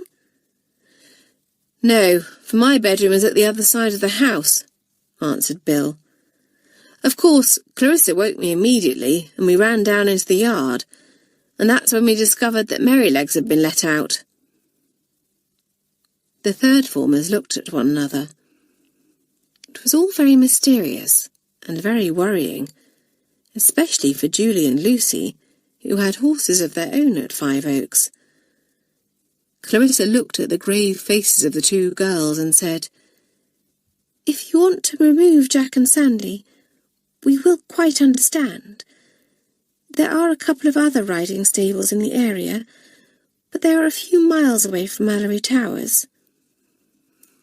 But Julie said loyally, "I wouldn't dream of taking Jack away. I know that you and Bill will do all you can to keep him safe." "And Sandy is staying too," said Lucy. "I shall teach him to kick out at anyone who is a stranger to him." Clarissa and Bill smiled, and Pam, who had been looking thoughtful, said, "Do you think that the person who let Merrylegs out intended to steal him?" "I don't know," said Clarissa with a sigh. "He's not a particularly valuable horse, though he's priceless to me, of course. I would have thought that any horse thief would have gone to Mr. Banks's along the road, for he keeps race horses, and some of them are worth a lot of money." "That's a thought," exclaimed Bill. "I wonder if Mr. Banks has had any unwanted night-time visitors at his stable yard. I must remember to ask Eleanor when she pops over to ride Snowball later." "Is Eleanor keeping Snowball here?" asked June, looking puzzled. "That seems odd, when her uncle has a perfectly good stable just a short distance away." "Yes, but it's full," explained Clarissa. "Mr. Banks has bought several more horses recently, so there wasn't room for Eleanor to keep Snowball there. She usually visits him on Saturday mornings, so if there has been any funny business going on over there, Eleanor is sure to know. Anyway, I'm quite sure that you girls didn't come along here to listen to our woes, and we certainly don't want to spoil your day. Now off you go outside and enjoy yourselves." And the third formers did just that. Julie and Lucy cantered round the big paddock on Jack and Sandy, with June and Freddie in hot pursuit on two of the riding school ponies. Pam and Susan followed more sedately, while Felicity and Nora had a simply marvellous time watching the others, helping Jim with his chores and enjoying the sunshine. But as they ate their picnic in the paddock, the subject of Bill and Clarissa's troubles came to the fore again. "It's strange that they should have had 2 strokes of bad luck in the matter of a few days," mused Felicity, tucking into a sandwich. "Very strange," said June. "In fact, it's almost as if someone was out to cause trouble for them." "Surely not," cried Susan, looking shocked. "Why, dear old Bill and Clarissa don't have an enemy in the world." "Of course they don't," said Julie. "Everyone likes them." "Don't bite my head off," said June. "But it's quite clear that someone doesn't like them. The person who stole their money, and the person who let Merrylegs out. I wonder if they are one and the same." There was a brief silence as the third formers digested this, and at last Pam said, "Well, at least Bill and Clarissa have been put on their guard now. If the troublemaker comes back and tries anything else, he might not find it so easy." When the girls had finished eating and cleared away the remains of their picnic, they went into the stable yard to find Bill talking to Eleanor Banks, who was mounted on a most beautiful pure white horse, with a snowy mane and tail, and the watching third formers stared. "My word, what a super horse," said Susan. "He's certainly perfect for the Ice Queen," said Felicity wryly. "He's a great deal too good for her, if you ask me," said Julie with a frown. "I don't believe that Eleanor cares for Snowball at all. She seems to see him as a possession, and doesn't love him as I love Jack, or as Lucy loves Sandy." Eleanor certainly cut an elegant figure in her smart riding gear, sitting up very straight in the saddle as she rode Snowball into the paddock. She gave June a cold glare as she passed the third formers, and the girl gave an exaggerated shiver. "Brr! It suddenly seems to have turned chilly round here. Eleanor is so cold that I simply can't imagine her caring for anyone or anything." "I say, Bill," called out Pam, "did you ask Eleanor if there had been any strange goings-on over at her uncle's stables?" "Yes," said Bill, coming over. "But all has been quiet over there. She's going to warn Mr. Banks to look out for anything suspicious, though." "Good," said Julie. "And now, I suppose, we had better get the horses back into the stables and make our way back to school." "I wonder what Amy, Bonnie and Esme have been doing while we've been enjoying our day at Five Oaks," said Felicity, as the girls walked back to Malory Towers. "Nothing very strenuous, I don't suppose," said Susan with a grin. "I bet they've been having a really lazy time of it." But in fact the three girls had, in their own way, been very busy indeed. First of all, Bonnie had insisted that Esme throw away every scrap of makeup, and had actually stood over her while she did it. "Gee, this seems such a waste," Esme had complained, reluctantly removing everything from her bedside cabinet and putting it into the bin. "Can't I just keep one lipstick?" "Absolutely not," said Bonnie firmly. "And don't say gee." Then, to Esme's horror, Amy had brushed out her carefully set curls, saying, "I'm sure that you will sleep much better at night without those curlers in your hair." "I expect that I will," said Esme rather doubtfully. "Ow! Don't brush so hard, Amy. That hurt." "Well, sit still then," said Amy unsympathetically. "There, that looks much better. And when you've got into the habit of brushing it 100 times every night, it will soon start to shine, just as mine does." "I sure hope so," said Esme, staring at herself rather glumly in the mirror. "At the moment it just looks kind of strange." "Kind of, not kinda," said Bonnie, clicking her tongue.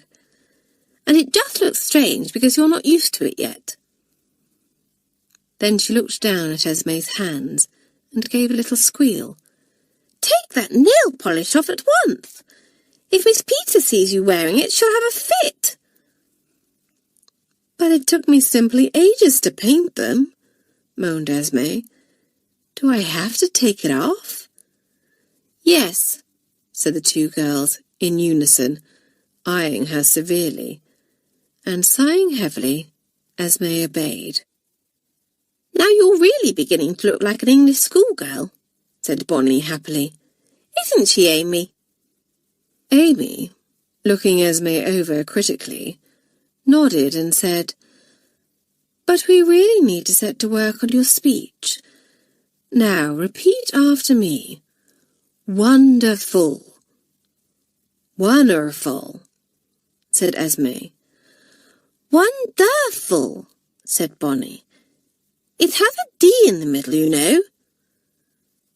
Esme took a deep breath, a very determined look on her face, and said, Wonderful. Amy and Bonnie shook their heads in despair, and Amy said, Oh dear, perhaps you should just avoid saying wonderful altogether. Try super or wizard instead. But this wasn't good enough for Bonnie, who said firmly, No, that's just avoiding the problem instead of solving it. Esme, try saying 20. 20, said Esme obligingly. Bonnie frowned. I don't know why you should find it difficult to pronounce words with T or D in the middle, but it's quite obvious that you do. Well, we can't do much about it now, for the others will be back soon, but I shall think of a way to overcome your problem. Do you think you can? Said Esme hopefully. If you could, it would be just just super. Chapter 6. Secrets and Surprises. Of course, it wasn't easy to keep a secret in the third form, and the girls soon found out that Amy and Bonnie were taking Esme in hand, as they called it. Everyone approved wholeheartedly of the change in Esme's appearance, and thought that she looked very nice indeed. And they were much amused by her attempts to imitate Amy's high, well-bred voice. It really did sound very funny, especially when the girl used English phrases that she had picked up from the others, then suddenly lapsed back into her American drawl. I say, she said to June, in what the girls had come to call her Amy voice, over breakfast one morning. Would you pass me the salt, old girl? June, her eyes narrowing with amusement, had passed her the salt cellar, and Esme went on. My word, these scrambled eggs are simply top hole. Yes, sir, they sure are mighty fine. Then she looked completely bewildered when the girls burst into laughter, for poor Esme didn't seem to realize that she was switching from one way of speaking to the other. She's absolutely priceless, chuckled Felicity, as she and Susan discussed it later that day. Well, they do say that imitation is the sincerest form of flattery, said Susan with a grin, but Amy didn't seem awfully flattered by Esme's attempt to mimic her accent. I hope that she doesn't try to copy Amy and Bonnie too slavishly, said Felicity, wrinkling her brow. That would be an awful shame. Yes, said Susan thoughtfully. I know that none of us is perfect, but the two of them have more faults than most, Amy especially. It would have been much better if Esme had decided to model herself on someone down-to-earth and friendly and jolly, like you or Pam or Julie. I think it would be best if Esme didn't copy anyone at all, said Felicity thoughtfully. Her own personality is very pleasant and unique, and it would be a terrible pity if she lost her individuality through trying too hard to be something that she isn't. You're quite right, of course, old girl, said Susan. It must be awfully difficult for Esme, though, for I know that she wants to please her mother by learning English ways. I expect that she will, after she's been here for a while, said Felicity. "But she must learn them in her own time and in her own way. It's no use trying to force things like that." But Bonnie, who could be extremely stubborn once she got an idea into her head, was determined that she was going to teach Esme to pronounce wonderful correctly if it was the last thing she did. She spent ages coaching Esme, who soon grew heartily bored and began to wish that she hadn't asked the two girls for their help. "Can't we do something else instead?" she complained, after failing in her pronunciation for about the 10th time. "I'll never be able to say wonderful properly, so I might as well give up." Bonnie stared at the girl, hardly able to believe her ears. "But you did say it!" she cried. "You just said it then! Wonderful!" "Gee, did I?" asked Esme, looking stunned.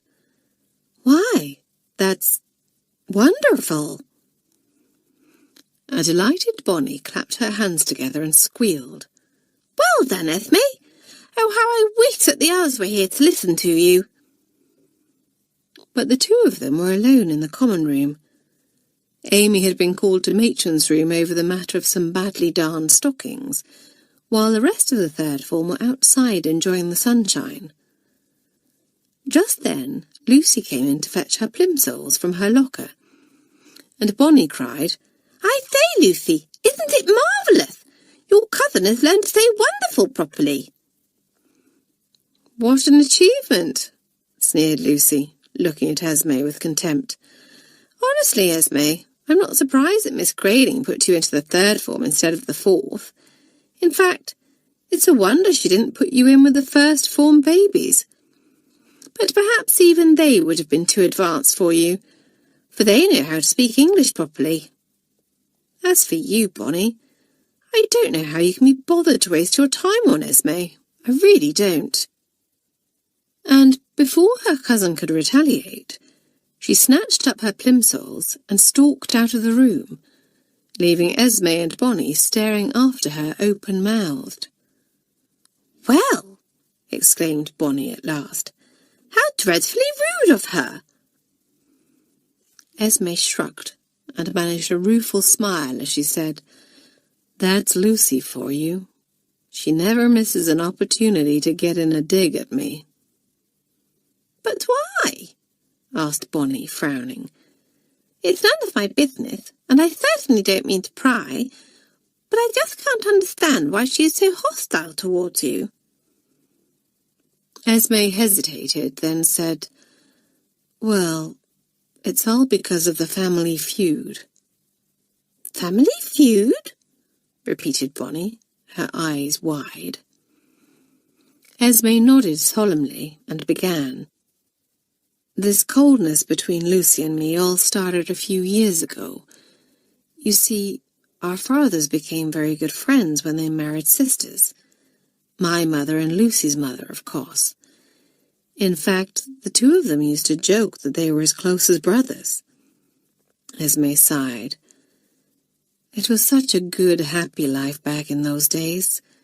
We even lived next door to one another.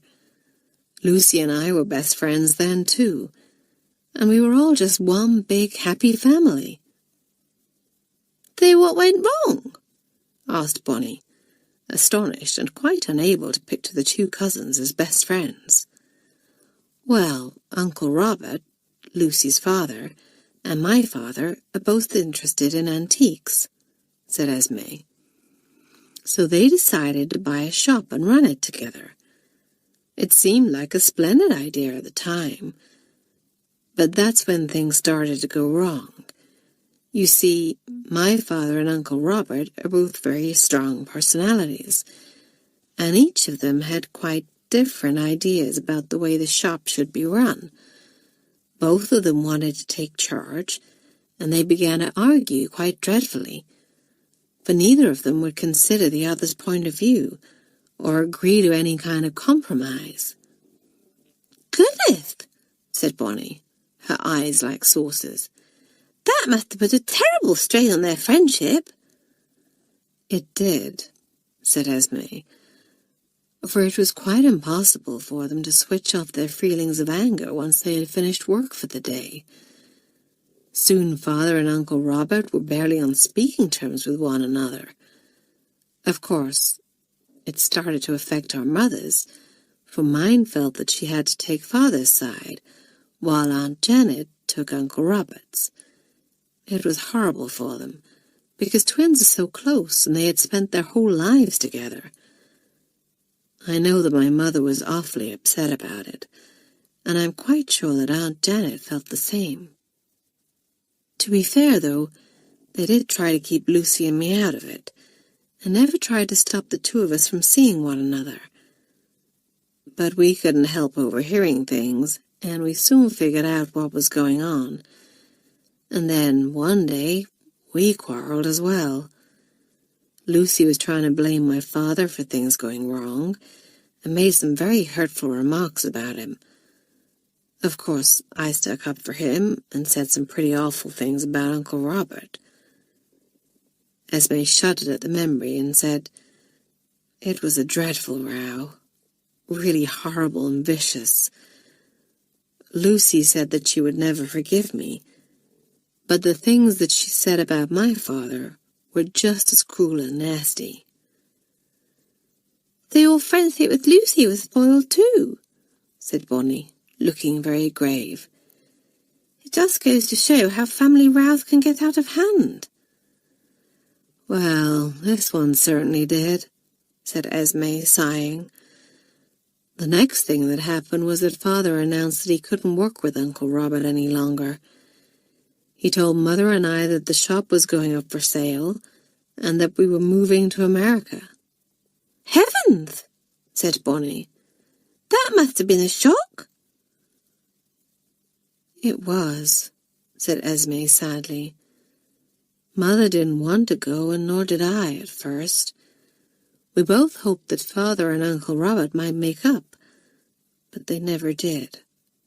The shop was sold, and off we went."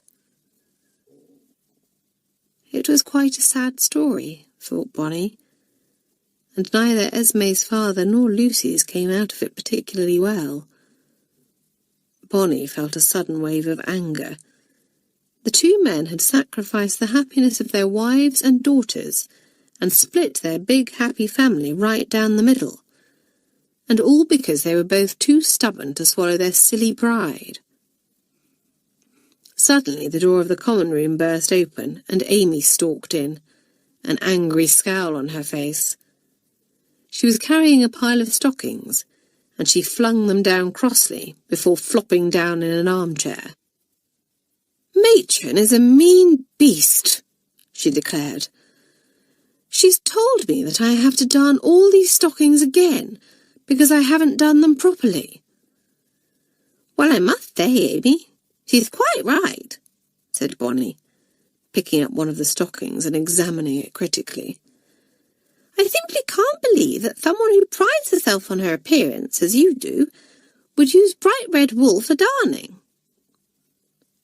"It was all I could find," said Amy impatiently. "Besides, I don't see why I should have to darn them at all. Why can't I just go out and buy new ones? It's not as if I can't afford them." "Because the rule is that if you tear your things, you have to mend them," said Bonnie, imitating Matron's crisp tone. "I say, Amy, I don't mind darning these for you, if you do my French prep for me. What do you say?" Amy looked thoughtful. This was a little arrangement that had worked well for the two girls until last term. Bonnie had done all of Amy's mending for her, while Amy had returned the favour by doing Bonnie's French prep. But Felicity had got wise to this scheme after a while and put a stop to it. "Bonnie, it's out-and-out cheating for Amy to do your French for you," she had told the girl roundly. "And as for you, Amy, I know you don't like mending. Nor do I, come to that. But sadly, we all have to learn to do things that we don't like at times."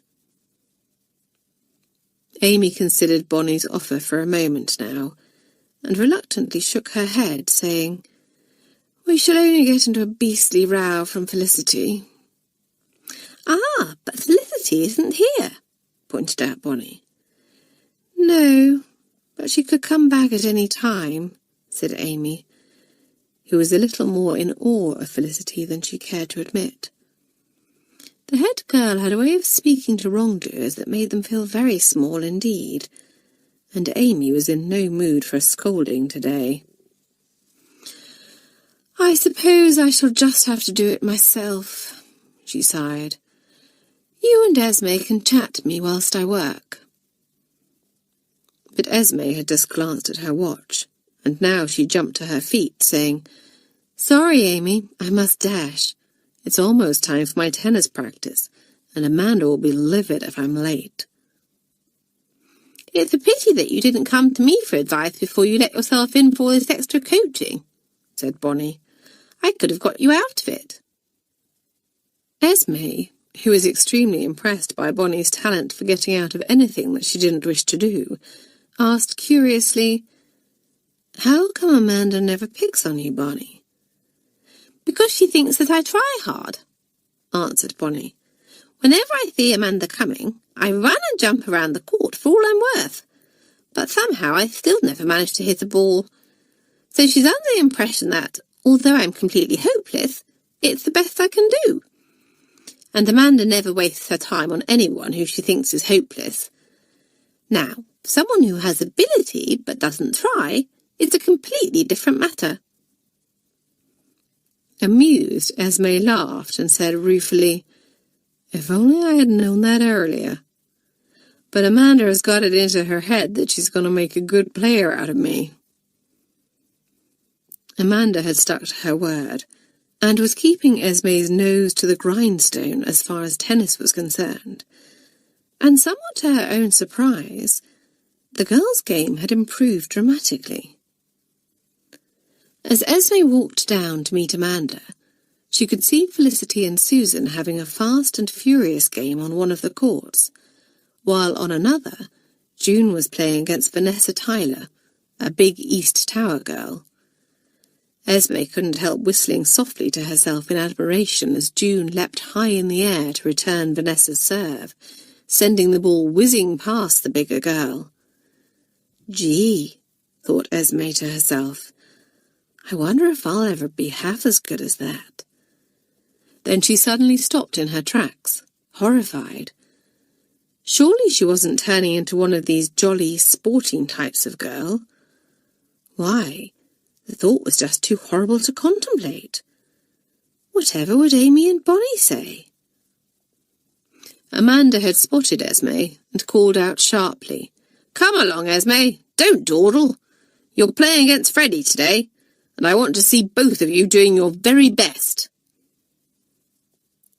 But what Esme, Freddie, and the others didn't realise was that Amanda was going to be watching them very closely indeed, for she had just arranged a very important tournament against a nearby school, and today the games captain was going to be making some decisions that could affect the outcome. Freddie was a good player, but she had several weaknesses, and Esme soon spotted these and learned how to turn them to her advantage. Esme, who hadn't been looking forward to the practice at all, soon lost herself in the game, and felt a peculiar thrill of pride when, to the astonishment of everyone watching, she narrowly beat her opponent. Jolly well played, Esme, yelled Amanda, coming onto the court to clap the girl on the back, which she did so vigorously that Esme almost lost her balance. Felicity also beat Susan, while June, in a very close-fought match indeed, triumphed over Vanessa. Amanda gathered all the players around her and said in her loud voice, I'm very pleased with all of you. You have all proved today that you are made of good stuff. Now, I want you to listen carefully. In a few weeks' time, I will be taking a team of players to St. Margaret's School to compete against them in a tennis tournament. June and Vanessa, I want you both to represent Malory Towers in the lower school singles matches. Felicity and Susan, you two will be taking part in the doubles. The 4 girls looked at one another, their eyes shining in wonder and delight. Hurrah! They've been picked for the team! Even June, whose manner was normally very offhand, and who rarely got excited about anything, couldn't keep the broad grin off her face. My word, she would play up all right. Amanda wouldn't regret her decision. June would make sure of that. Then the games captain was speaking again. Esme, she said, you are to be a reserve, so if any of the 4 girls are unable to play on the day, you may have to take their place. Me? Squeaked Esme, hardly able to believe her ears. Amanda, are you quite sure that you don't mean Freddie? I'm quite sure, said Amanda, laughing at the girl's expression of disbelief. You've worked very hard at your tennis, Esme, and come on in leaps and bounds, and this is your reward. Now, I want you to keep up your practice and make sure that you get to know how Felicity and Susan play, for if one of them has to drop out, you may have to partner the other. Esme listened to all this with her head in a whirl and very mixed feelings. What had she let herself in for? Yes, she had worked hard at her tennis, but only to avoid getting into a row with Amanda.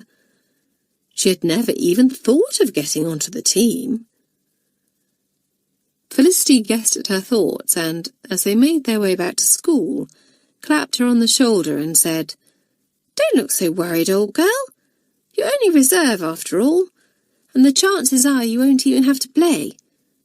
I have no intention of getting ill or breaking my leg or anything silly like that, and nor has Susan. And I shall be there all right too, said June, a determined look on her face. Come on, everyone. Let's find the others and tell them the news. I say, where are Pam and Nora? The 3rd formers couldn't find Pam and Nora, but they did spot Julie and Lucy, who had just returned from a ride at Five Oaks and were walking across the courtyard. Susan hailed them, calling out, Hi, you two! My word, you'll never guess what has happened. June, Susan and I have been picked for the tennis team, yelled Felicity, rushing up to them, and Esme is reserve. Then she stopped, for Julie and Lucy didn't seem to be listening to what she was saying at all. And now that she looked at them properly, the expressions on their faces were unusually grave. Heavens! Whatever could have happened? Chapter 7. The 3rd form rallies round. The others had noticed that the 2 girls looked unusually serious too, and glanced at one another apprehensively, as Felicity asked in alarm, I say, what's up? Don't tell me there has been more trouble over at Five Oaks. I'm afraid that there has, said Julie, her open, freckled face looking troubled. Someone has been hurt. No, gasped Susan. Who? Let's go and sit under that tree, said Julie, as a noisy group of first formers began playing with a ball nearby, and we'll tell you all about it. So the 3rd formers sat in the shade of a large apple tree, and Lucy said, Bill was riding Thunder and showing a group of children how to take one of the practice jumps when she fell off. We don't know how badly hurt she is yet, but it looks as if she's injured her arm. Bill? Repeated June incredulously. But Bill is a superb horsewoman. How could she possibly have had an accident taking one of those titchy little jumps? That's just it, said Julie, lowering her voice. It was no accident. Whatever do you mean? Asked Freddie, looking puzzled. Well, began Julie, when Bill fell off, everyone ran across to help her, of course. Miss Peters was there. She's great friends with Bill and Clarissa, you know, and she said it looked as if the reins had snapped.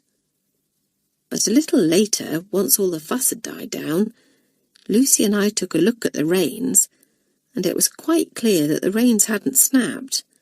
They had been cut. "That's right," said Lucy. "It was a clean, straight cut, and there was no sign of wear or fraying, as there would have been if they had simply snapped. Whoever did it only cut part of the way through, so that Bill wouldn't notice it immediately." "But why didn't Miss Peters notice that they had been cut?" asked Freddie, looking puzzled. "She was more concerned with Bill than anything else," said Julie, and she only glanced quickly at the reins. "So where is Bill now?" asked Felicity. "At the hospital," answered Lucy. "Mr. Banks took her there in his car, and Miss Peters went with them." "Mr. Banks? What on earth was he doing there?" asked Susan, astonished. "Oh, he wasn't there, but Eleanor was," said Julie. "She saw at once that we needed someone with a car to take Bill to hospital, so she telephoned him from Five Oaks, and he was there in a trice. I must say that he's quite different from what I expected." "Yes, he seemed awfully nice," put in Lucy, "and he was so concerned about Bill. He said that he would wait at the hospital for her and Miss Peters, and bring them both home again." "Quite different from Eleanor, then," said June dryly. "I say, Julie, who else was over at Five Oaks?" Julie wrinkled her brow thoughtfully and said, "A few youngsters from the village. Oh, and Patsy and Rose from the second form. They've just started taking riding lessons.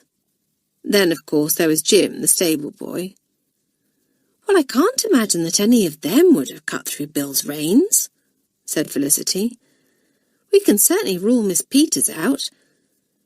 Patsy and Rose are fond of the odd joke, but they're good-hearted kids and wouldn't do anything so dangerous."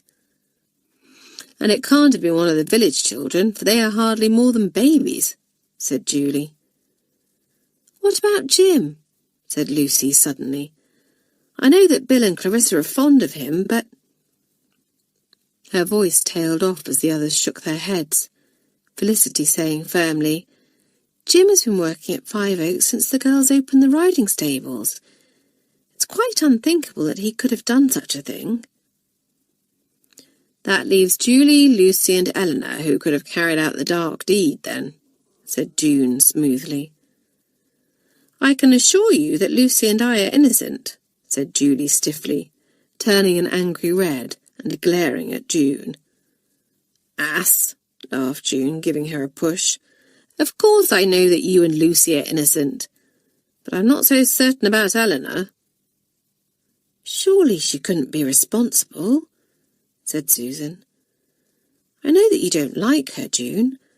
Well, to be honest, none of us cares for her very much, but she always seems to have got along with Bill and Clarissa all right."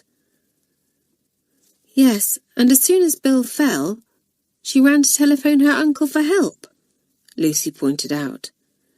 "Besides, it might not be anyone who was there today," said Felicity, who had been thinking.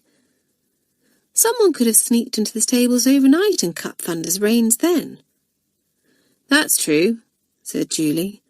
"My goodness, I wish we could find out who is behind this beastly campaign. Wouldn't I like to tell them what I think of them?" Miss Peters took the third formers for prep that evening, and her expression was unusually grim, thought Felicity, as if she was thinking very unpleasant thoughts. She seemed rather distracted, too, and didn't even notice when June and Freddie whispered and giggled together, a crime that would normally have earned them a very severe punishment. Felicity, Susan, Julie and Lucy stayed behind when prep was over, and went up to the mistress's desk. "Miss Peters," began Julie, rather hesitantly, "we wondered if there was any news of Bill. Do you know how she is?"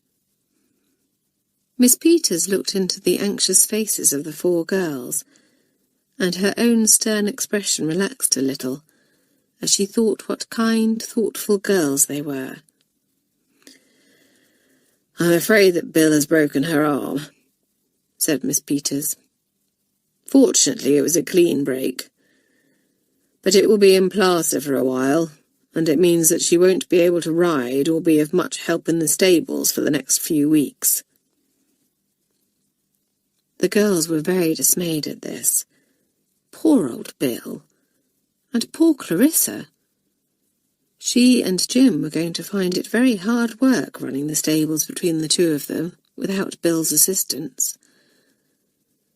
A thought occurred to Felicity, and she said, "Perhaps some of us could help. We could go over to Five Oaks before tea or when we have a free period and see if there's anything we can do."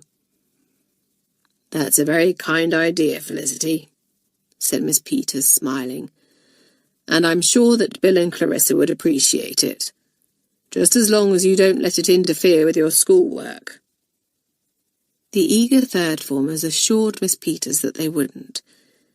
Then Julie said, rather seriously, "Miss Peters, I think that there's something I ought to tell you. You see, after you and Bill went to the hospital with Mr. Banks, Lucy and I had a look at those reins and—" "I know, Julie," Miss Peters broke in. "They had been cut. I spotted it immediately." "Did you?" said Julie, surprised. "But you didn't say anything at the time."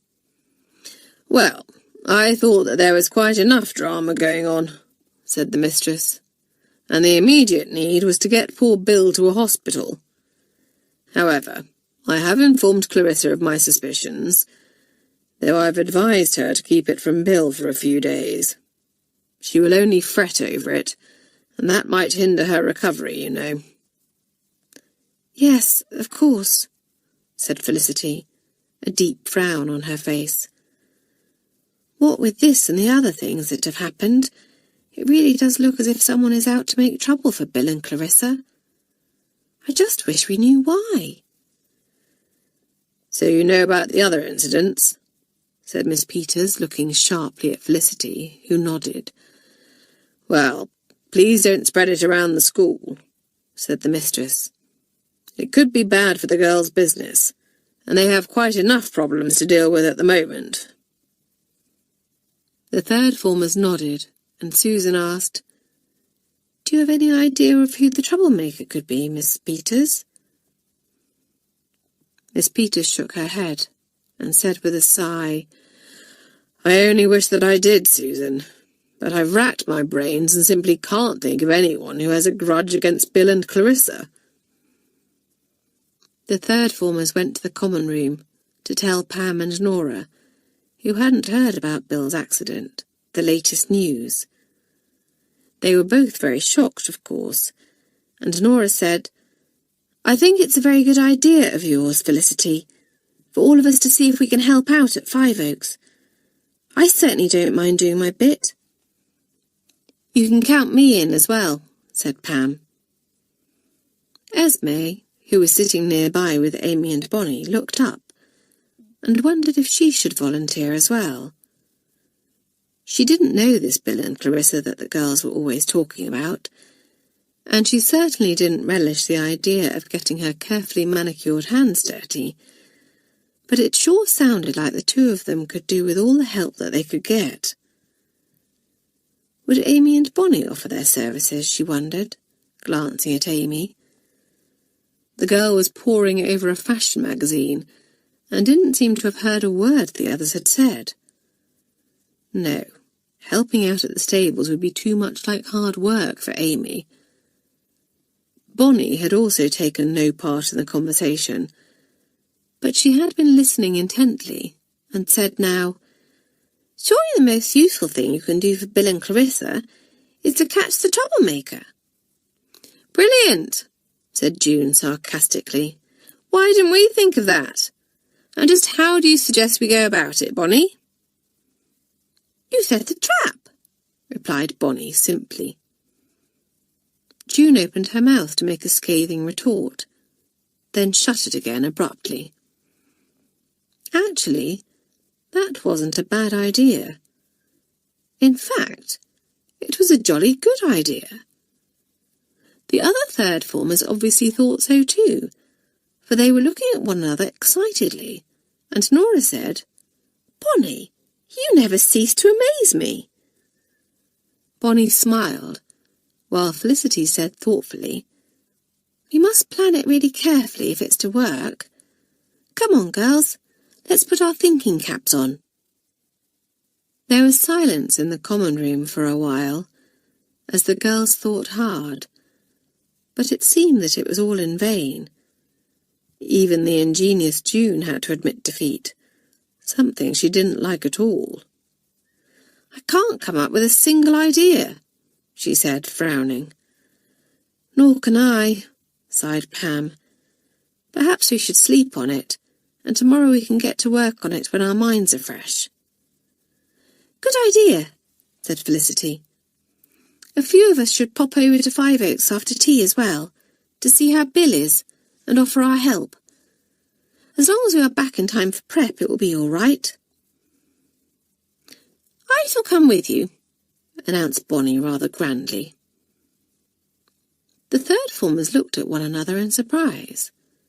Felicity, amused at the way Bonnie sounded as if she was bestowing some great honour on them all, grinned, and even Amy looked up from her magazine, startled. "Don't tell me that you're going to muck out a stable or groom a horse," she said, wrinkling her nose in distaste. "Of course not," said Bonnie, "but I'd like to have a look at the place. It might give me some ideas on how to set this trap of ours." "Well, goodness knows we could do with some," said Susan. "We'd better not all go, or we'll be tripping over one another. I think 4 of us should be enough." "All right," said Felicity. "So that's you, me, Bonnie, and who would like to be the 4th? "Me," said June promptly, a very determined look on her face. June liked to be at the forefront of everything that went on in the third form.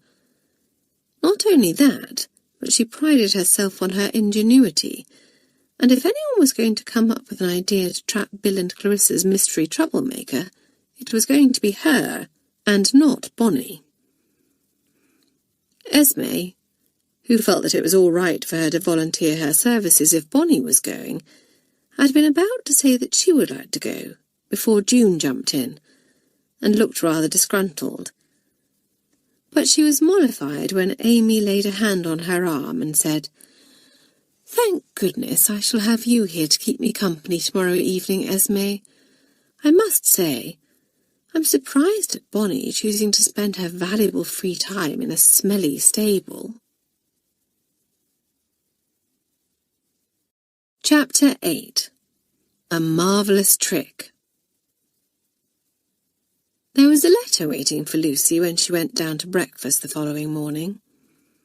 The girl read it as she ate, her expression growing rather serious, and Julie noticed that she seemed quiet afterwards. "Anything wrong, old girl?" Julie asked her when they went outside at break time.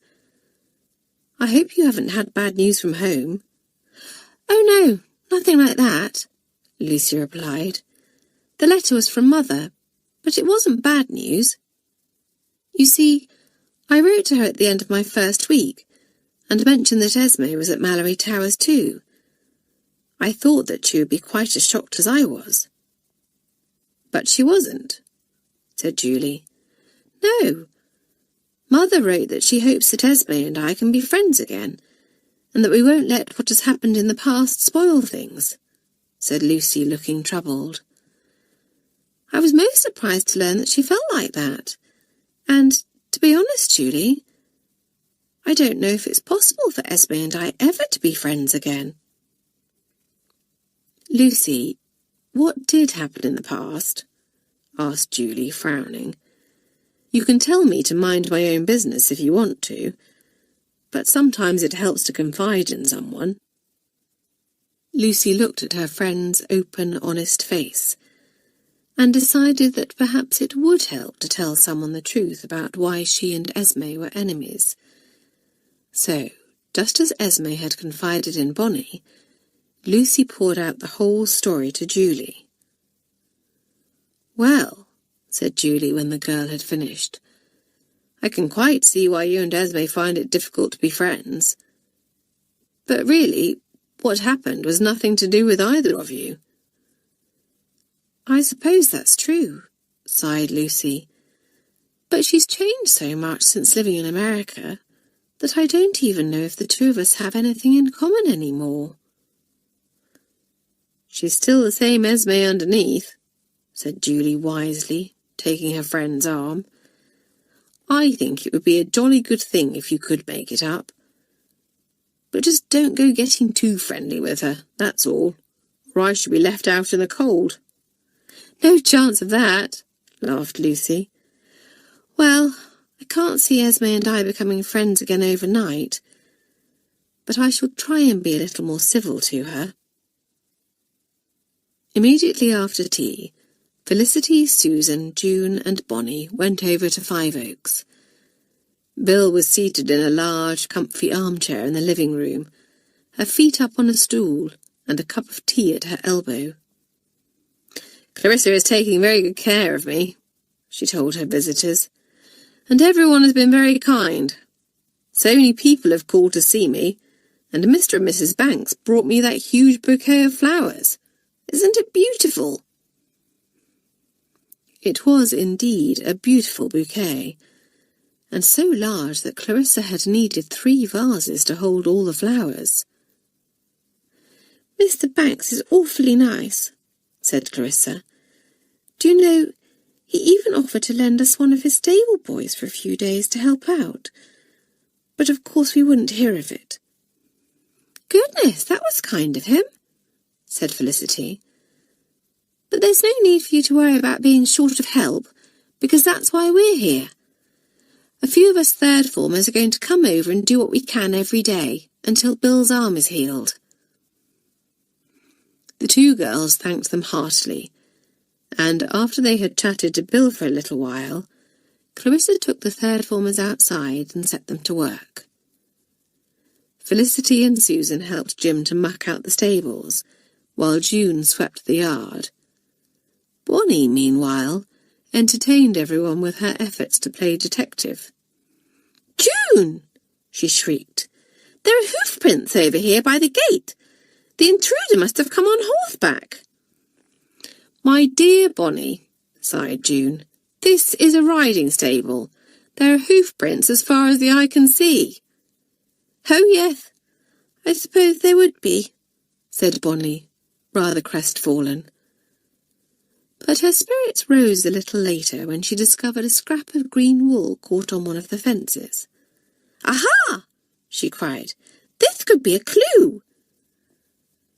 Alas for Bonnie, her hopes were dashed again when Clarissa said, "That's where I tore my green sweater the other day." Then, to the amusement of Felicity and Susan, Bonnie subjected poor Jim to an intense grilling before announcing her intention of going indoors to question Bill. "No!" cried Felicity and Susan together. "Bonnie, don't forget that Bill doesn't know yet that someone deliberately tried to harm her," said Susan, "and she doesn't need any more shocks at the moment." "Now what am I to do?" sighed Bonnie. "I've explored every avenue, left no stone unturned." "You could always give us a hand," suggested Felicity without much hope. But Bonnie suddenly decided that she had better look round the yard again, just in case there was anything she had missed. June, her sharp eyes peeled for anything unusual, didn't fare any better. The one good thing about a routine chore like sweeping, she decided, was that it didn't need brains and gave one plenty of time to think. But all her thinking got her nowhere, and she was still unable to think up a scheme for trapping the mean beast who was making life so difficult for Bill and Clarissa. "Well, that was a waste of time," she said rather glumly on the way back to school. "Nonsense," said Felicity. "We were able to be of help to the girls, so I don't think it was a waste of time at all." "But we're no nearer to finding out who the culprit is," said Bonnie. "Cheer up," said Susan, giving her a clap on the shoulder. One of us is bound to come up with an idea to trap him sooner or later." "Let's just hope it's sooner," said June impatiently. An air of gloom seemed to hang over her and Bonnie after that, and when they got back to Malory Towers, it seemed to pervade the whole form. In the common room after prep, everyone was rather quiet and listless, and at last it all got too much for Freddie. "For heaven's sake, cheer up!" she cried. "I know it's disappointing that we're no nearer solving Bill and Clarissa's problems, but there's still plenty to celebrate. June, Felicity and Susan have all been picked for the tennis team, and Esme—" She stopped suddenly, for Esme gave a cough and caught Freddie's eye. Freddie read the message she was conveying at once.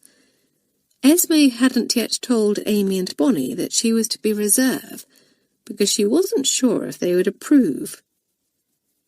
So Freddie went on smoothly, "And Esme is becoming a proper English girl, thanks to Amy and Bonnie. I think that we should try to forget all of the bad things that are happening for a little while, and plan some fun. A trick." This lifted everyone's spirits at once, and an excited murmur ran round the room. "A trick! Marvellous! What a super idea! Just what we need to take our minds off things." "June and Freddie's tricks are always so hilarious. I say, I wonder if they'll play it on Mademoiselle Dupont." "All right," said June, a grin replacing her frown. "I've got some things in the dorm that I ordered from one of my trick booklets. If we go up a few minutes before bedtime, we can take a look." June had a simply enormous collection of trick booklets, and she was forever studying them, and sending away for sneezing powder or invisible ink, or some other ingenious product which she could use to trick the hapless Mamselle. As Miss Potts, the stern head of North Tower, remarked, if June put half as much energy into her schoolwork as she does into her jokes and tricks, she would probably be the most brilliant pupil Malory Towers has ever had.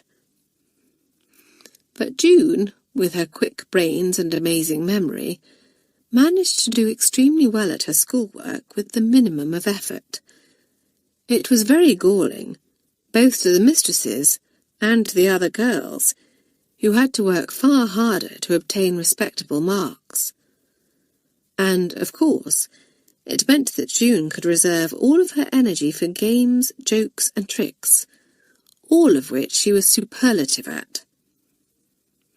The third formers trooped up to the dormitory 10 minutes before the bell for bedtime went, which surprised Matron very much. She said suspiciously to Mademoiselle Dupont. "It's most unlike the third formers to go to bed early. I hope that they aren't planning a midnight feast, or some other mischief. I shall check on them later." But when Matron quietly opened the door of the third form dormitory shortly after midnight, all of the girls were fast asleep. For, of course, the mischief that they had been planning had nothing to do with a feast. The girls had gathered round as June produced a bewildering array of jokes and tricks from her bedside cabinet.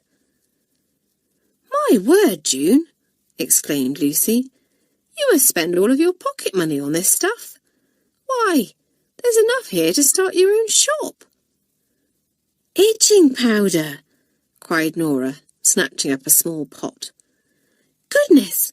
Just imagine poor old Mademoiselle Dupont scratching away for all she's worth." "I have something better in mind than that," said June, rummaging around in her cabinet. "Ah, here it is." She stood up, a small box in her hand, and Felicity peered over her shoulder, reading aloud. "Disappearing chalk! I say, that sounds exciting. How does it work, June?" Grinning, June took what appeared to be an ordinary stick of chalk from the box and answered, "Well, it works in a similar way to the invisible ink that I used on Julie in the second form. Remember that, Julie? I remember all right, said Julie darkly. Miss Parker gave me some lines to do for talking in class, she explained to the new girls. But dear June filled up my pen with her invisible ink, so that by the time I got to the end of the page, the lines that I had written at the top had disappeared. The others laughed as they recalled the trick, and Pam said, It took you all evening to write those lines, until June finally confessed what she had done. Yes, I was simply furious at the time, though I saw the funny side afterwards, grinned Julie. But the ink wasn't completely invisible, was it, June? I seem to remember that if you looked at the writing in a dark room and shone a torch on it, you could see it. That's right, said June. Well, the chalk works in a similar way. When someone writes on a blackboard with this, it works just like normal chalk. But after a few minutes, it disappears, and the board appears blank again. Just watch. And under the astonished gaze of the third formers, June scrawled a big white zigzag pattern on the door of her cabinet. Everyone stared at it. Then Nora cried, It's beginning to fade! Look! So it was, and after a few minutes, there was no trace of the pattern at all. Freddie, her lively mind seeing all sorts of possibilities, gave a laugh and said, We can trick Mamselle properly with this. Let's make some plans. So the third formers plotted and schemed, and Felicity even allowed the rule about no talking after lights out to be broken, though she was normally very strict about sticking to it. Only for a few minutes, though, and for goodness sake keep your voices down, she warned. If any of the mistresses come along and hear us, we shall be in hot water. By the time the girls were ready to settle down to sleep, their plans had been made, and it was arranged that the trick would be played on Mademoiselle Dupont in French class the following morning. Just before Mademoiselle arrived to take the lesson, June went up to the blackboard and removed the chalk that was on the ledge, replacing it with a stick of her own special chalk. Quickly! hissed Freddie, who was keeping watch at the classroom door. Back to your seat, June. I can hear Mademoiselle coming. The little French mistress always wore high-heeled shoes, which made a tip-tapping sound as she walked, so that the girls could hear her approaching, which proved very useful on occasions such as this. Swiftly June slipped back to her seat, while Freddie remained by the door, holding it open for Mademoiselle to enter. Merci, Freddie, said the French mistress, beaming round at the class. Bonjour, mes enfants. Please sit down. Mademoiselle Dupont was in a very good mood. Yesterday, as the wicked June knew, she had been to the optician's to get some new spectacles, and she was very pleased with them indeed. The tortoise-shell frames were, thought Mademoiselle, très chic, and so much more attractive than her old black ones. Ah, and the dear girls! They had noticed the change in their old Mademoiselle's appearance too, for they were smiling at her in approval. Well, of course, the third formers were smiling in anticipation of the trick that was about to be played, but Mademoiselle had no idea of this, and was happy. Especially when Bonnie, who was one of her favourites, said in her pretty, lisping voice, "Oh, Mademoiselle, how lovely you look in your new glasses!" Mademoiselle's smile grew even wider, and she cried, "Ah, you flatter me, ma chère. Now, you will bring your books to me one at a time, please, and I shall correct your prep. Nora, you first." "Heavens, I hope Mademoiselle isn't going to spend too long looking at everyone's prep," whispered Freddie to June, "or we shan't have time to play the trick. Nora, make sure that you don't keep her talking for too long." Nora was another of Mademoiselle's favourites, and the girl had a trick of engaging the French mistress in conversation whenever she took her book up for correction. Normally the third formers were happy to encourage this, as it wasted a great deal of the lesson. But today they wanted to get their prep marked as quickly as possible. So Nora was not as chatty as usual, and was back at her desk in no time at all. Soon Mamselle had looked at everyone's work, and she got to her feet. The French mistress usually began the class by setting a few questions, and she then went round the class asking for answers. She stuck to her routine today, saying, "Now I will test your French grammar by writing down some simple questions on the blackboard, in French. You will answer them orally, also in French, n'est-ce pas?" Then Mamselle turned to the blackboard, picked up June's disappearing chalk, and began writing. Nora wanted to laugh already, even though the trick hadn't begun yet, and she clamped her hand firmly across her mouth, while Julie and Lucy grinned at one another in anticipation. What a super trick this was going to be. The girls were busily scribbling down the questions as fast as Mamselle was writing them on the blackboard. They had to be sure to copy every word before the chalk disappeared, otherwise the trick would not work. By the time Mamselle finished writing the last question, the first one had already begun to fade a little, and to distract the French mistress, Susan put up her hand and asked, "Mamselle, are we to write down the answers to the questions, or do you want us to answer them orally?" Mamselle looked at Susan in surprise and said, "Why, you will speak your answers, of course, Susan. Have I not just said so?" "Oh, did you, Mamselle?" said Susan meekly. "Sorry, I wasn't concentrating." "This is not like you, Susan," said Mamselle, a little sternly. "Now you shall answer the first question, and you will pay attention. D'accord?" "Oui, Mamselle," answered Susan seriously, glancing over the French mistress's shoulder and seeing that the blackboard was now quite blank. "Bien," said Mamselle. "Now the first question is—" Mamselle turned to face the blackboard, giving such a start of surprise that her brand-new glasses slid down her nose. "Tiens!" she cried. "My questions! They are vanished!" "Whatever do you mean, Mamselle?" asked Susan, feigning a puzzled look.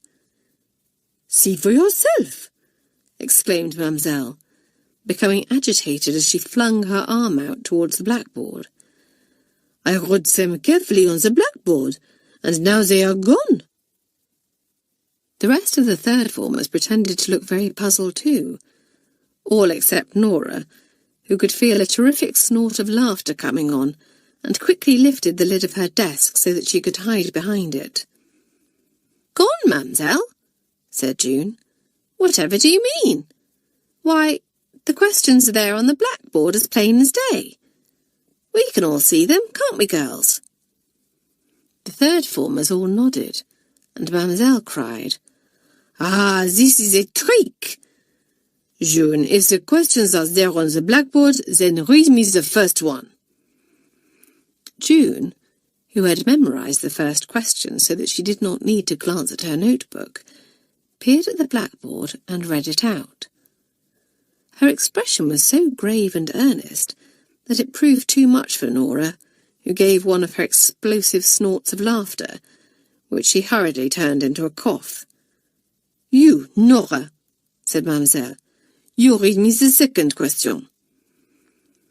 Nora, whose memory was not as good as June's, glanced quickly down at the paper on her desk where she had scribbled the questions, and repeated it rather hesitantly, mispronouncing a couple of words. Fortunately, she was poor at French anyway, so Mamselle did not notice anything out of the ordinary. "It is a trick," she muttered to herself. "Either that, or my poor eyes are deceiving me." The French mistress asked Amy, Felicity, and Susan to read out the next 3 questions, which they all did most convincingly, so that poor Mamselle was quite at a loss. She walked up to the blackboard and ran her hand across it, then examined it from all angles, her expression of bewilderment so comical that several of the girls found it hard to contain their laughter. "Perhaps it is something to do with your new spectacles, mademoiselle," suggested Pam. The French mistress considered this, taking off her new glasses and looking at them closely. But that was no good at all, for without them mademoiselle could hardly see a thing. She put them back on again, just in time to see June waving at someone through the open window. But there was no one there. "June," she called sharply. "Who do you wave to?" "Why, it's Amanda from the sixth form," answered the wicked June. "Look, there she is, over by the flower beds. Hi, Amanda!" June leaned out of the window, waving frantically, and mademoiselle, fearing for her sanity now, cried, "But there is no one there." "It's Amanda, all right, as large as life," said Freddie, also leaning out of the window. "Cooey, Amanda!" This was the signal for all the girls who were seated by the windows to begin waving furiously, all of them shouting to attract the attention of the non-existent Amanda, and soon the noise became quite deafening. "Silence!" shouted mademoiselle, covering her ears with her hands. "Back to your seats at once!" But before the girls could sit down, the door opened and Miss Potts appeared. She had been taking the first formers in the classroom next door, and wondered what on earth was going on in mademoiselle's class. The third formers were making so much noise that she could barely hear herself think. The mistress pursed her lips as she took in the scene before her. Half of the third formers seemed to be hanging out of the windows, yelling themselves hoarse, while the other half watched, with tears of laughter running down their cheeks. As for mademoiselle herself, her attempts to restore order were having no effect at all. Miss Potts raised her voice and said sharply, "Mademoiselle Dupont, what is the meaning of all this noise?" No one had heard Miss Potts enter, and mademoiselle wheeled round sharply, the girls at the windows returning quickly to their seats, some of them looking a little scared. "Ah, Miss Potts!" cried mademoiselle. "My eyes, they have gone wrong. The girls, they waved to that big Amanda, but I cannot see her." Miss Potts marched over to the nearest window and looked out. "Mademoiselle, you can't see Amanda because she isn't there. June?"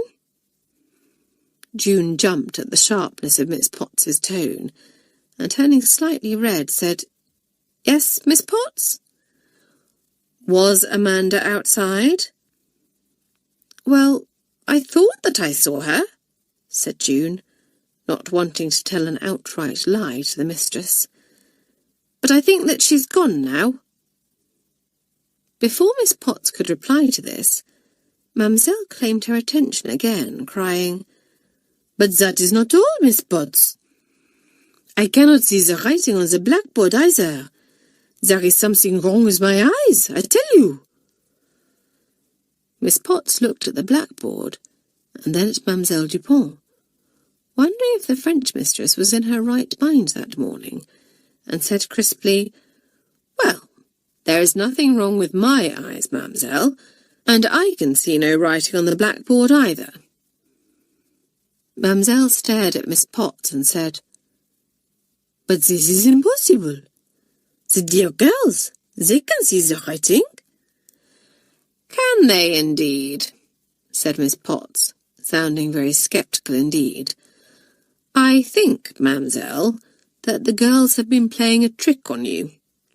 No doubt June or Freddie will be happy to explain it to you." And with that, Miss Potts stalked from the room, leaving the girls staring at one another apprehensively, while mademoiselle stood in the middle of the floor, her mouth agape. At last she found her voice and cried, "So, June, and you, Freddie, Once again you have tricked your old mamselle. You will please explain to me how it was done." So the two girls went to the front of the class, and while June explained to Mamselle how the disappearing chalk worked, Freddie demonstrated by writing her name on the blackboard. Mamselle watched intently, and Felicity grinned to herself as she realized that Mamselle's anger was giving way to enjoyment as the French mistress exclaimed over the ingenuity of the trick. "Oh la la!" she exclaimed. "See how the writing fades! And now he has disappeared altogether. It is a most marvelous trick indeed."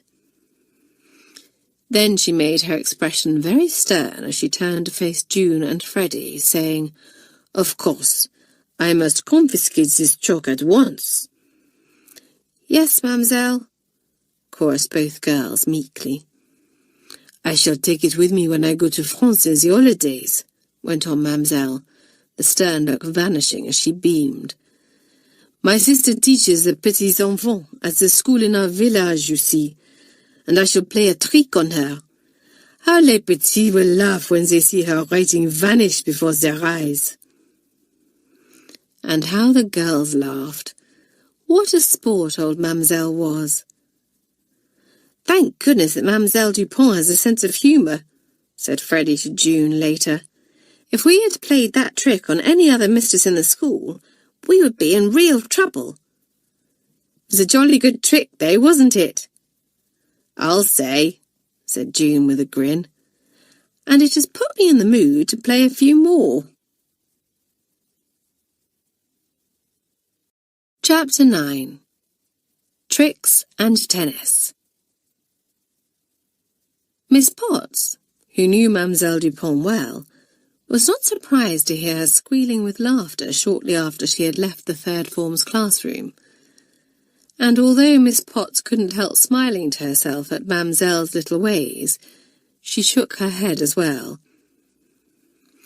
"I sincerely hope that you have punished those two girls, Mamselle," she said to the French mistress later in the mistress's common room. "Of course," said Mamselle with great dignity.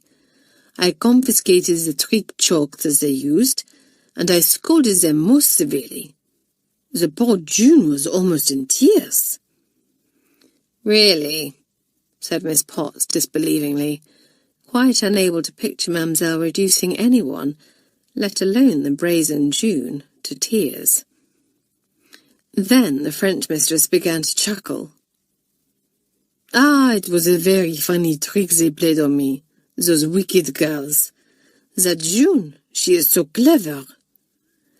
"Very clever and very naughty," said Miss Potts sternly. "If you were a little firmer with her, Mamselle, she might not be encouraged to think that she can get away with anything." And indeed, it seemed that June did think that she could get away with anything, for she and Freddie went trick-mad, as Felicity called it, over the next few days. They made Bonnie squeal by putting insects in her pencil case, infuriated Amy by replacing her expensive talcum powder with itching powder, and ruined Felicity and Susan's tennis practice by substituting a trick ball for the real one.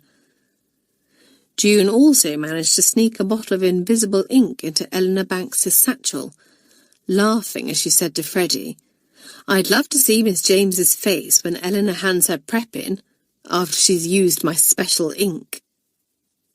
But Felicity called the two to order after they put a frog in Esme's bed, and the girls screamed so loudly that both Matron and Miss Peters appeared on the scene.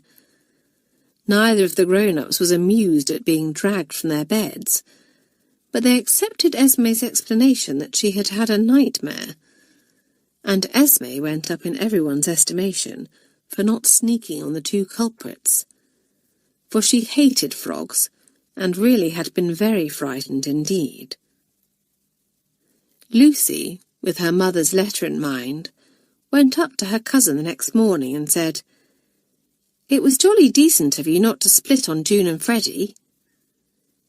Esme, surprised and rather pleased at being spoken to in such a friendly way by Lucy, smiled and said, "Well, I didn't want to get them into trouble, and they only meant it as a joke.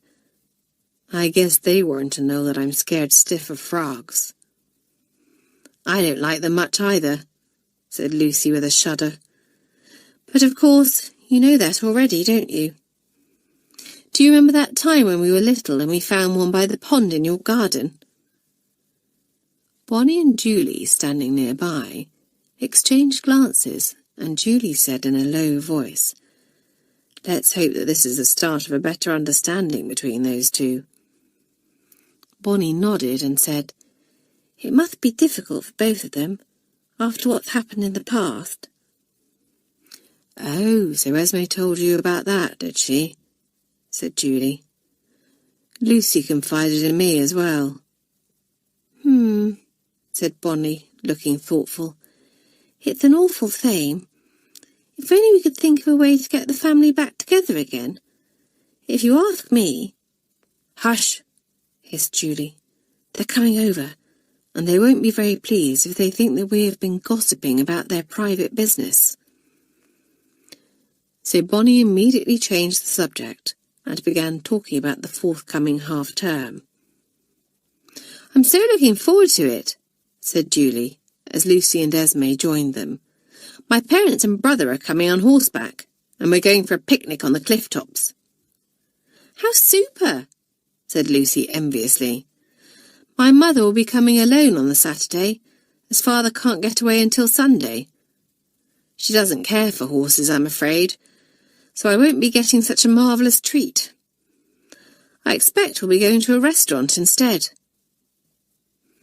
"Well, I think that's much nicer than a picnic, with the sun ruining your complexion and insects buzzing around all the time," said Bonnie. "What about you, Esme?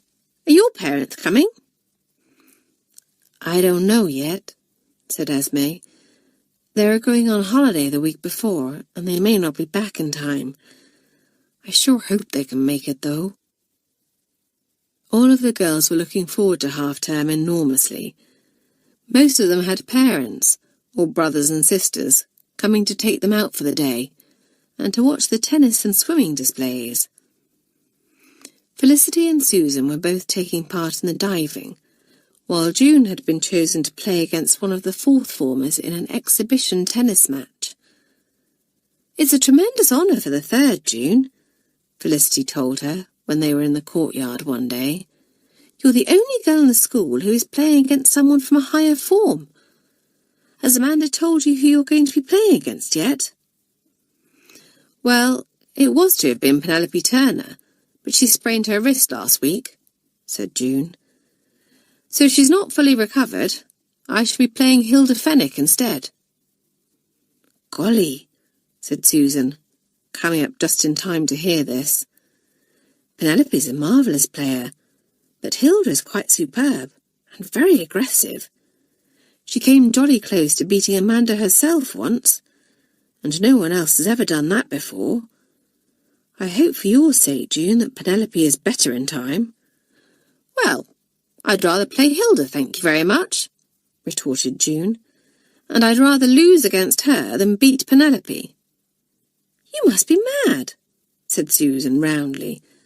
"Just think of the glory that you would bring to the third form if you beat Penelope." "To my mind, there's not much glory in beating someone who has just recovered from an injury," said June. "If I win against Penelope, people will say that she only lost because her wrist wasn't quite right. Now, if I'm up against Hilda, I can really give it everything I've got. And, win or lose, no one will be able to say I didn't do my very best and put up a good fight." "Well," said Susan as June went off to find Freddie, "wonders will never cease. If anyone had told me a few terms ago that June would one day go all out to win a tennis match for the honour of her form, I would have said that they were quite mad." Felicity laughed, but said thoughtfully, "Do you really think that she's doing it for the third form, Susan? Or for herself?" "Whatever do you mean?" asked Susan. "Well, June has certainly knuckled down to swimming and tennis since Amanda started taking an interest in her. But those are sports where one plays as an individual and not as part of a team. And June still doesn't have any team spirit. Do you remember what happened when Amanda put her in the lacrosse team last term? Yes, said Susan. We drew when we could so easily have won. Because June was determined to shoot a goal herself and hogged the ball. Elizabeth Jenkins from West Tower was in a perfect position to shoot in the last few minutes, and would probably have won the match for us. But June simply had to try and score herself, even though she was too far away. Exactly, said Felicity. June wanted to be the heroine of the hour, and that was more important to her than whether the team won or lost. Miss Maxwell was absolutely furious with her, and gave her a thorough ticking off afterwards. I remember, said Susan, but Amanda didn't scold her at all. I thought at the time that it was rather odd. I overheard Amanda talking to Kay Foster about it afterwards, Felicity said. She was frightfully disappointed that Malory Towers hadn't won the match, but she told Kay that she understood exactly how June felt.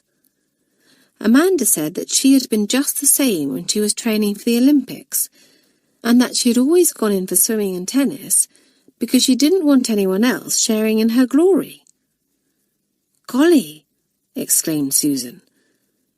But old Amanda has plenty of team spirit now. Miss Grayling wouldn't have made her games captain otherwise. Yes, said Felicity, but she told Kay that she had only learned to play as part of a team since coming here, which doesn't surprise me at all. If you have any team spirit in you at all, then good old Malory Towers is the place to bring it out. Well, let's just hope that June has some team spirit in her, said Susan. She still has a few years in which to find it. But for now, June was concentrating solely on her tennis, determined to make a good showing at half-term and in the match against St. Margaret's. She spent every spare moment on the tennis court, badgering Freddie or Felicity or Susan into going with her, so that she had someone to practice against. My word, she's good, said Penelope Turner to her friend Meg, as they watched June playing against Felicity one afternoon. I almost hope that my wrist doesn't get better in time for half-term. Imagine the humiliation of being beaten by one of those third-form kids. Someone else who was devoting a lot of time to tennis, much to the astonishment of the third form, was Esme.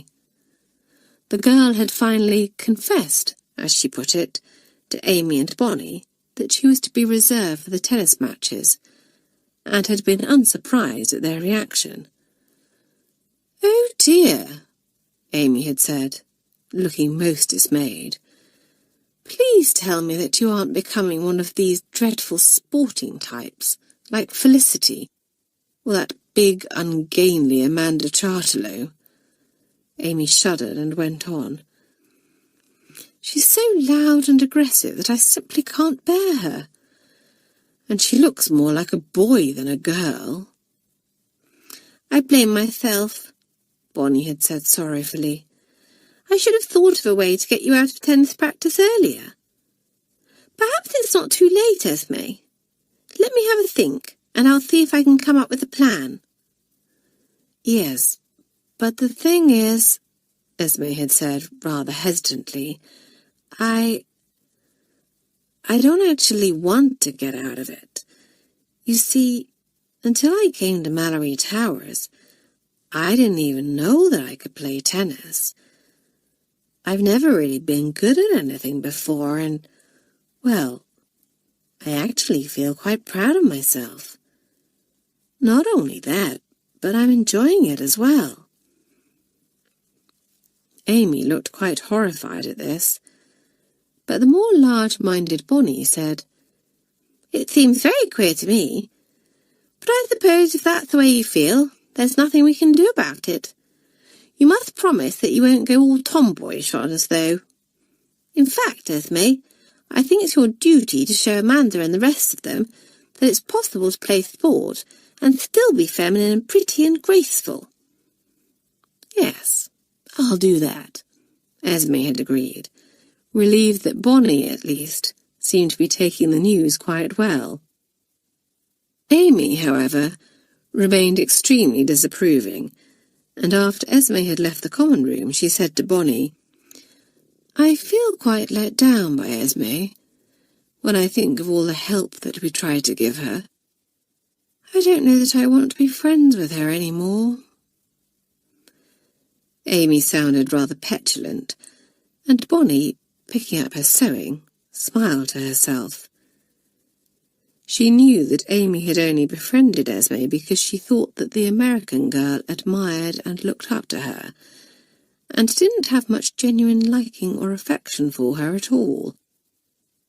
Attempting to turn Esme into a replica of herself had been more for her own gratification than the other girls, and Amy's conceit made it difficult for her to accept that Esme was beginning to realise that she didn't want to be just like her.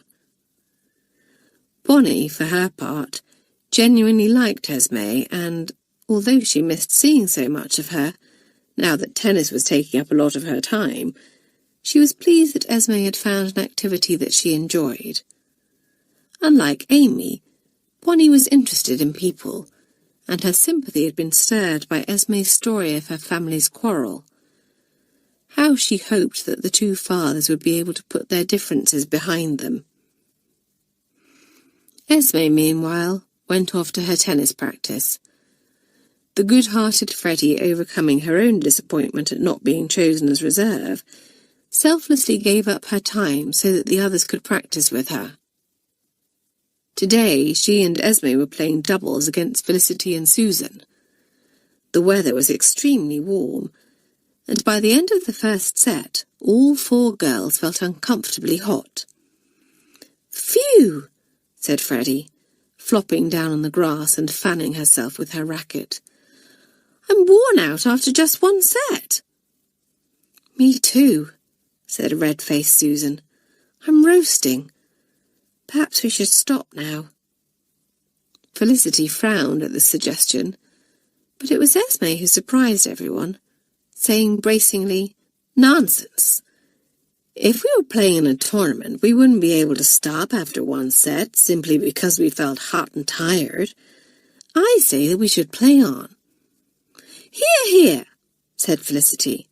"Come on, we'll have a drink of lemonade, and then we'll all feel as right as rain." The girls had all brought bottles of lemonade with them, and they moved to the side of the court now, drinking thirstily. Felicity was right, and they all felt refreshed once their thirst had been quenched, playing on with new heart. Felicity and Susan won the match, but it was a close thing. As they walked off the court, Felicity said to Susan, "I think Freddie was off her game a little today. Otherwise we might have lost. Esme played superbly." "Didn't she just?" said Susan. "Who would have thought at the beginning of term that she had it in her?" "She really seems to be finding her feet at Malory Towers," said Felicity, pleased. "Doing well at tennis seems to have given her confidence in other ways. She doesn't copy Amy so much now, and she's trying much harder at her lessons.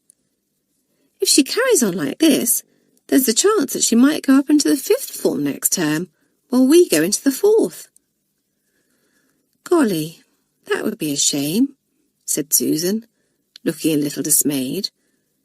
"A shame for us, I mean, though of course it would be a jolly good thing for Esme. I suppose that Lucy will be pleased to see the back of her too."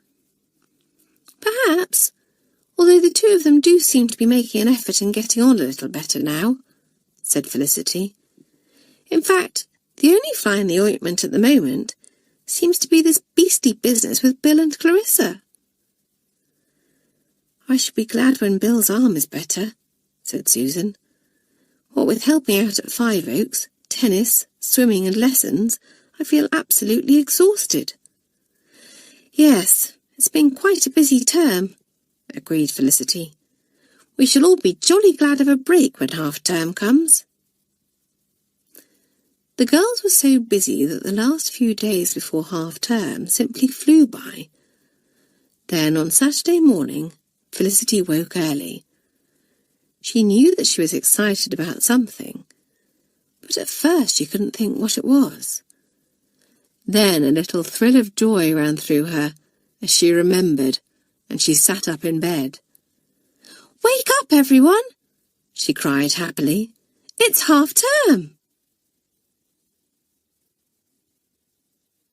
Chapter 10. A Super Half-Term. The parents seemed to arrive slowly at first, in dribs and drabs, as Pam said. Then, as the morning wore on, more and more arrived, and soon the grounds were filled with groups of laughing, chattering girls and their families. Felicity was thrilled that her mother and father were among the first to arrive. She flew to meet them, hugging first her mother, then her father. "Did you get my letter, Mother?" she asked eagerly. "I'm taking part in the diving later, and so is Susan." "Yes, I got it, dear," said Mrs. Rivers, beaming happily at her excited daughter. "Daddy and I were awfully proud to hear that you had been chosen. So was Darrell, of course. She telephoned me the other evening and said to wish you luck." "How I wish that she could have come with you," said Felicity. "Well, she's working awfully hard at the moment," said Mr. Rivers. "But the summer holidays aren't too far away, so you will see one another then." Nearby, Felicity could see Pam with her parents, and Nora with her mother and young sister. And in the distance, she could see Susan, chattering 19 to the dozen with her big jolly father, while Bonnie enjoyed being fussed over by her doting parents. "I wonder if Esme's parents are here too," thought Felicity. "I do hope so." Sadly for Esme, they weren't. She had received a message to say that her parents wouldn't be returning from their trip until late this afternoon, by which time it would be too late for them to travel to Malory Towers. But they meant to set off early the following morning, so that she would be able to spend tomorrow with them. All the same, the girl couldn't help feeling a little forlorn as she saw the happy time that the others were having. There was Julie, dressed in her riding gear, ready to go off with her parents and brother for their picnic. And there, looking so like her beloved mother that Esme gave a gasp, was Aunt Janet with Lucy. Esme hadn't seen her aunt since the families fell out, and for a moment she stood rooted to the spot, hardly knowing what to do. But the problem was solved by her aunt, who spotted Esme and came over at once, a delighted smile on her face. "Esme, my dear," she said, kissing the girl on the cheek. "How wonderful to see you again." "Hello, Aunt Janet," answered Esme, her voice a little shaky. "I'm so pleased that you could come and see Lucy." Lucy, who had been hovering a little awkwardly in the background, said, "I was just telling Mother that you weren't sure whether your people would be able to come, Esme." "No. They telephoned Miss Grayling this morning and said that they wouldn't be able to get here today," said Esme. "But they are coming tomorrow." "Well, that's good," said Mrs. Carstairs. "But you can't possibly stay here alone today, while everyone else is off enjoying themselves. I insist that you come out to lunch with Lucy and me." Esme glanced at her cousin, sure that she wouldn't be too happy about the invitation, but Lucy was smiling. So Esme smiled too and said happily, "Thank you, Aunt Janet. That will be a treat, after I was expecting to stay here for school lunch."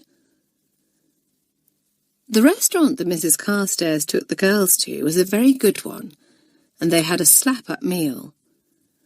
But even more than the delicious food, Esme enjoyed the company of her aunt and cousin, There were a few awkward moments when the girls mentioned their fathers, but on the whole they had a very pleasant time, recalling childhood incidents and telling Lucy's mother about life at Malory Towers.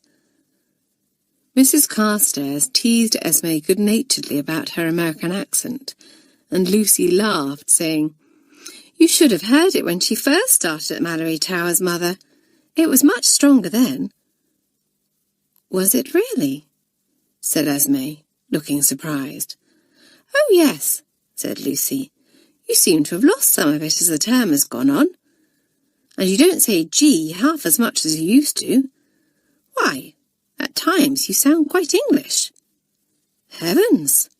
exclaimed Esme. "Mother will be pleased." "How is your mother, Esme?" asked Mrs. Carstairs, looking rather wistful. "I do miss her terribly, you know." "Well, I know that she misses you as well," said Esme. "But you'll be able to see her tomorrow. Perhaps the two of you could talk and—" But Lucy's mother shook her head regretfully. "I only wish that we could, my dear. But your father will be there, and Lucy's father is hoping to come tomorrow as well, so that might make things a little awkward." Both girls looked uncomfortable now, so Mrs. Carstairs hastily changed the subject, saying, "Well, we've a little time to spare before the diving and swimming at Malory Towers, so what would you girls like to do now?"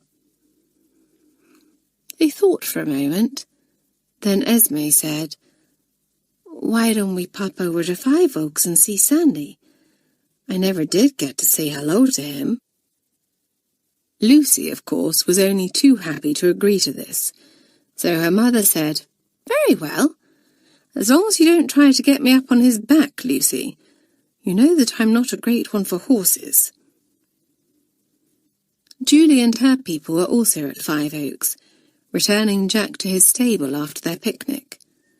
There was a flurry of introductions. Then, while Julie's mother chatted with Mrs. Carstairs, Esme spotted Sandy, who had poked his head out of his stall to see what all the noise was about. "Sandy!"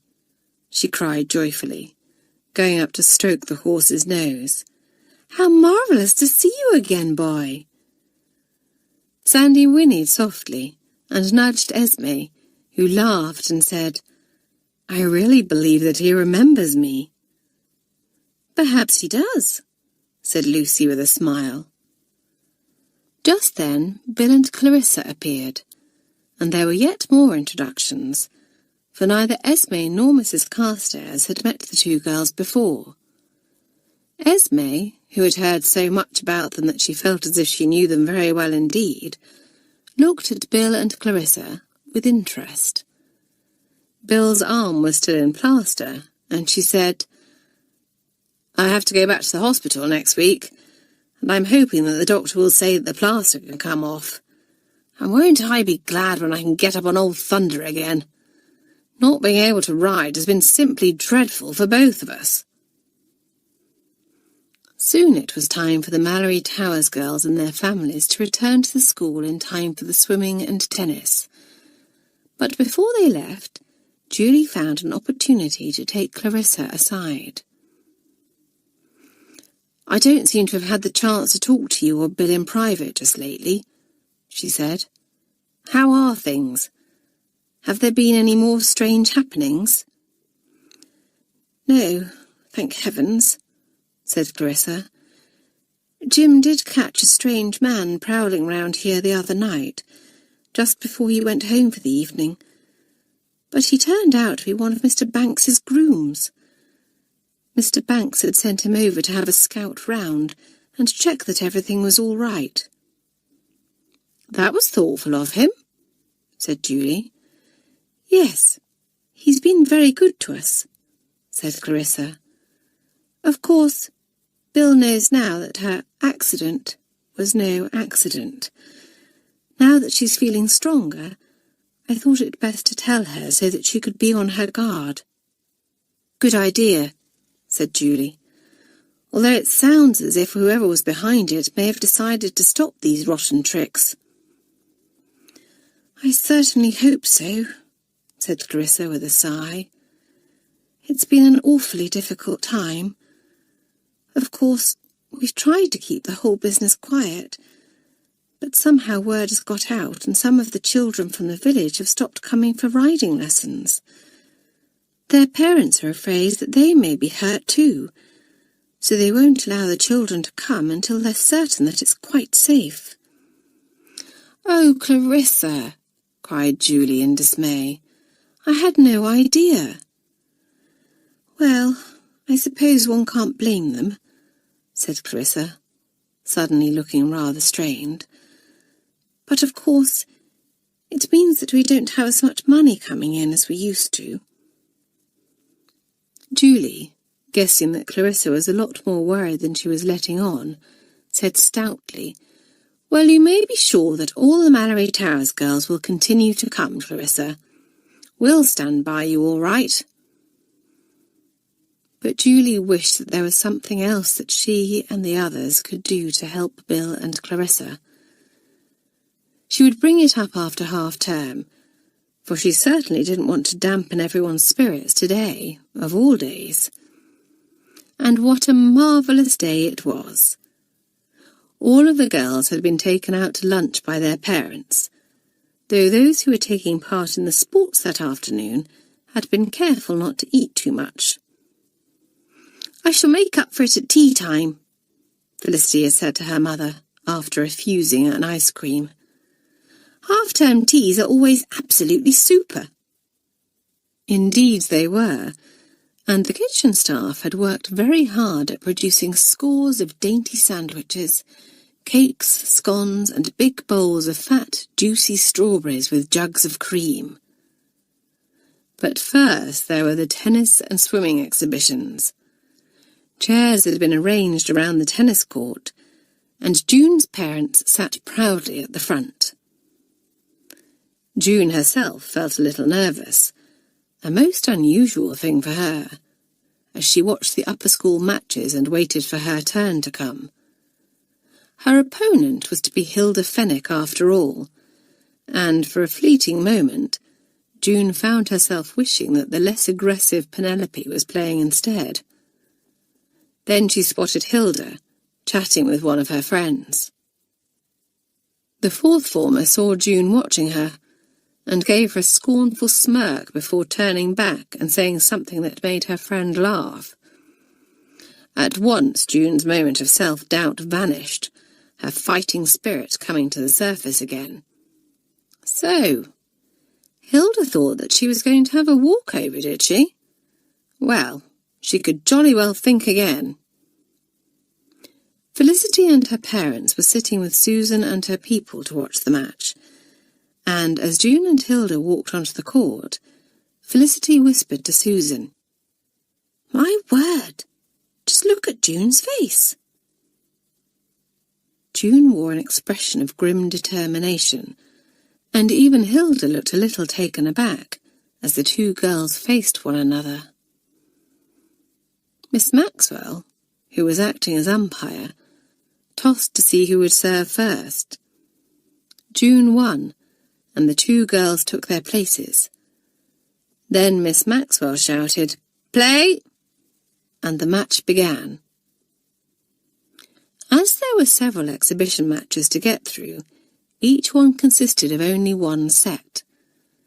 This meant that the spectators did not become bored and restless, and the players didn't get too tired. June, her nerves completely gone now, played her first game superbly, getting a couple of aces past the bigger girl and winning comfortably. But Hilda fought back, taking the second, and, for a while, the games went with service. It was a very exciting match, both girls going all out to win and fighting fiercely for each point, while their supporters cheered loudly and yelled encouragement. June, though, had quickly discovered that Hilda's backhand was her weak point, and as the match went on she exploited this ruthlessly. And as the score stood at 5-4 in June's favour, her persistence paid off. Hilda faltered on her first service, and her second was more cautious. Too cautious, for June slammed the ball back, placing it where the fourth former couldn't hope to reach it. "Love 15," called out Miss Maxwell, while the third formers yelled themselves hoarse. "Good shot, June!" "Got it, June!" "You can do it, June! Play up!" And June played up for all she was worth, winning the next 2 points. There was a tense silence as Hilda served to stay in the match. But alas, her nerve seemed to have deserted her completely, and she muffed the service, placing the ball almost at June's feet. The girl could almost taste victory, and she hit the ball back so that it just cleared the net. Hilda, still at the baseline, ran forward, but it was no use. June had won. The third formers clapped and cheered, while June's parents beamed with pride. The two girls walked to the net and shook hands, June saying, "Bad luck, Hilda." "It wasn't bad luck," said Hilda ruefully, gracious in defeat. "I was completely outplayed. Jolly well done, June." "June played marvellously, didn't she?" said Susan to Felicity, as the two of them changed into their bathing costumes ready for the diving. "I only hope that we do half as well." In fact, the two of them did very well indeed, their display of diving very graceful and thrilling to watch. Felicity's beautiful swallow dive from the top board brought oohs and ahs from the first formers, and gasps of admiration from the parents. And Susan received a round of applause for her daring somersault, which she had practised to perfection. "Simply marvellous, darling," cried Mrs. Rivers when Felicity joined her parents afterwards. "Yes, I was proud of you," said Mr. Rivers, giving her a hug. "And I managed to take some good photographs as well. I shall send some to Darryl once I've had them developed." Then it was time for tea, and all too soon, it seemed, the girls were waving their parents off. Most of them were staying in nearby hotels, so that they could come back tomorrow, while others, who lived nearer to Malory Towers, were going home for the night. "Well, what a perfectly super day," said Nora, as the third formers gathered in the common room. "First rate," agreed Pam, and June beating Hilda at tennis, and Susan and Felicity doing so splendidly in the diving was the icing on the cake. "And talking of cakes, wasn't that a simply wizard tea?" said Freddie. "I've eaten so much today that I feel as if I never want to eat again." "I dare say you'll feel differently tomorrow," laughed Felicity. "Oh, yes, we've still got tomorrow to look forward to," cried Bonnie, clapping her hands together excitedly. "How lovely!" Even Amy, who usually found something to complain about, was in a good mood, for she had enjoyed spending the day with her parents and grandmother. "I've had a marvellous time," she said. "I really think that this has been the most perfect day." "I'll second that," said Esme. "Thank you for asking me along today, Lucy. I enjoyed myself so much." "Well, it was really Mother who asked you," said Lucy.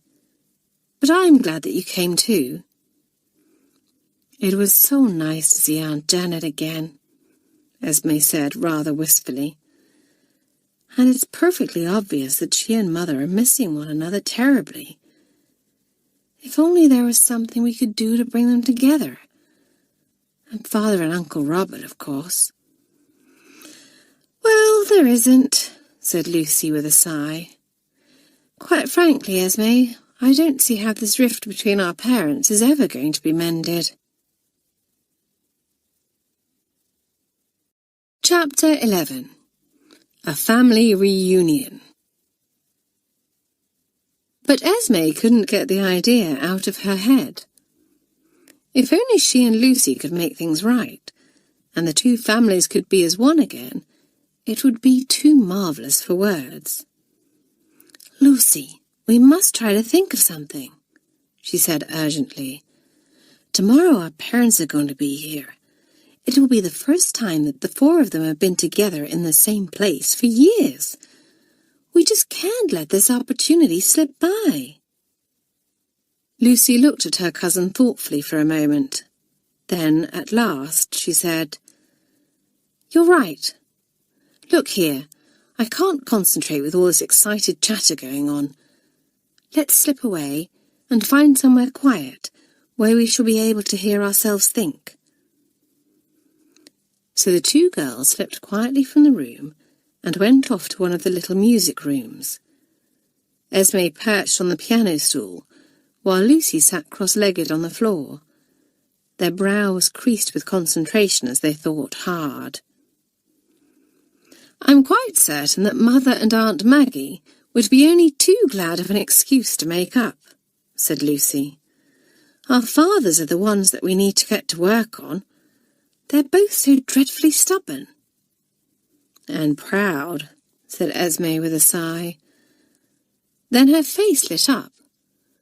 "What we need is a situation where they have to forget about their silly pride, because something more important is at stake.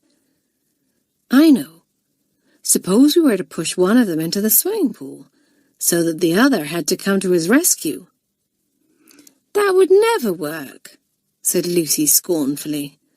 "Both of them swim like fish and wouldn't need rescuing. All that would happen is that you and I would get into a dreadful row."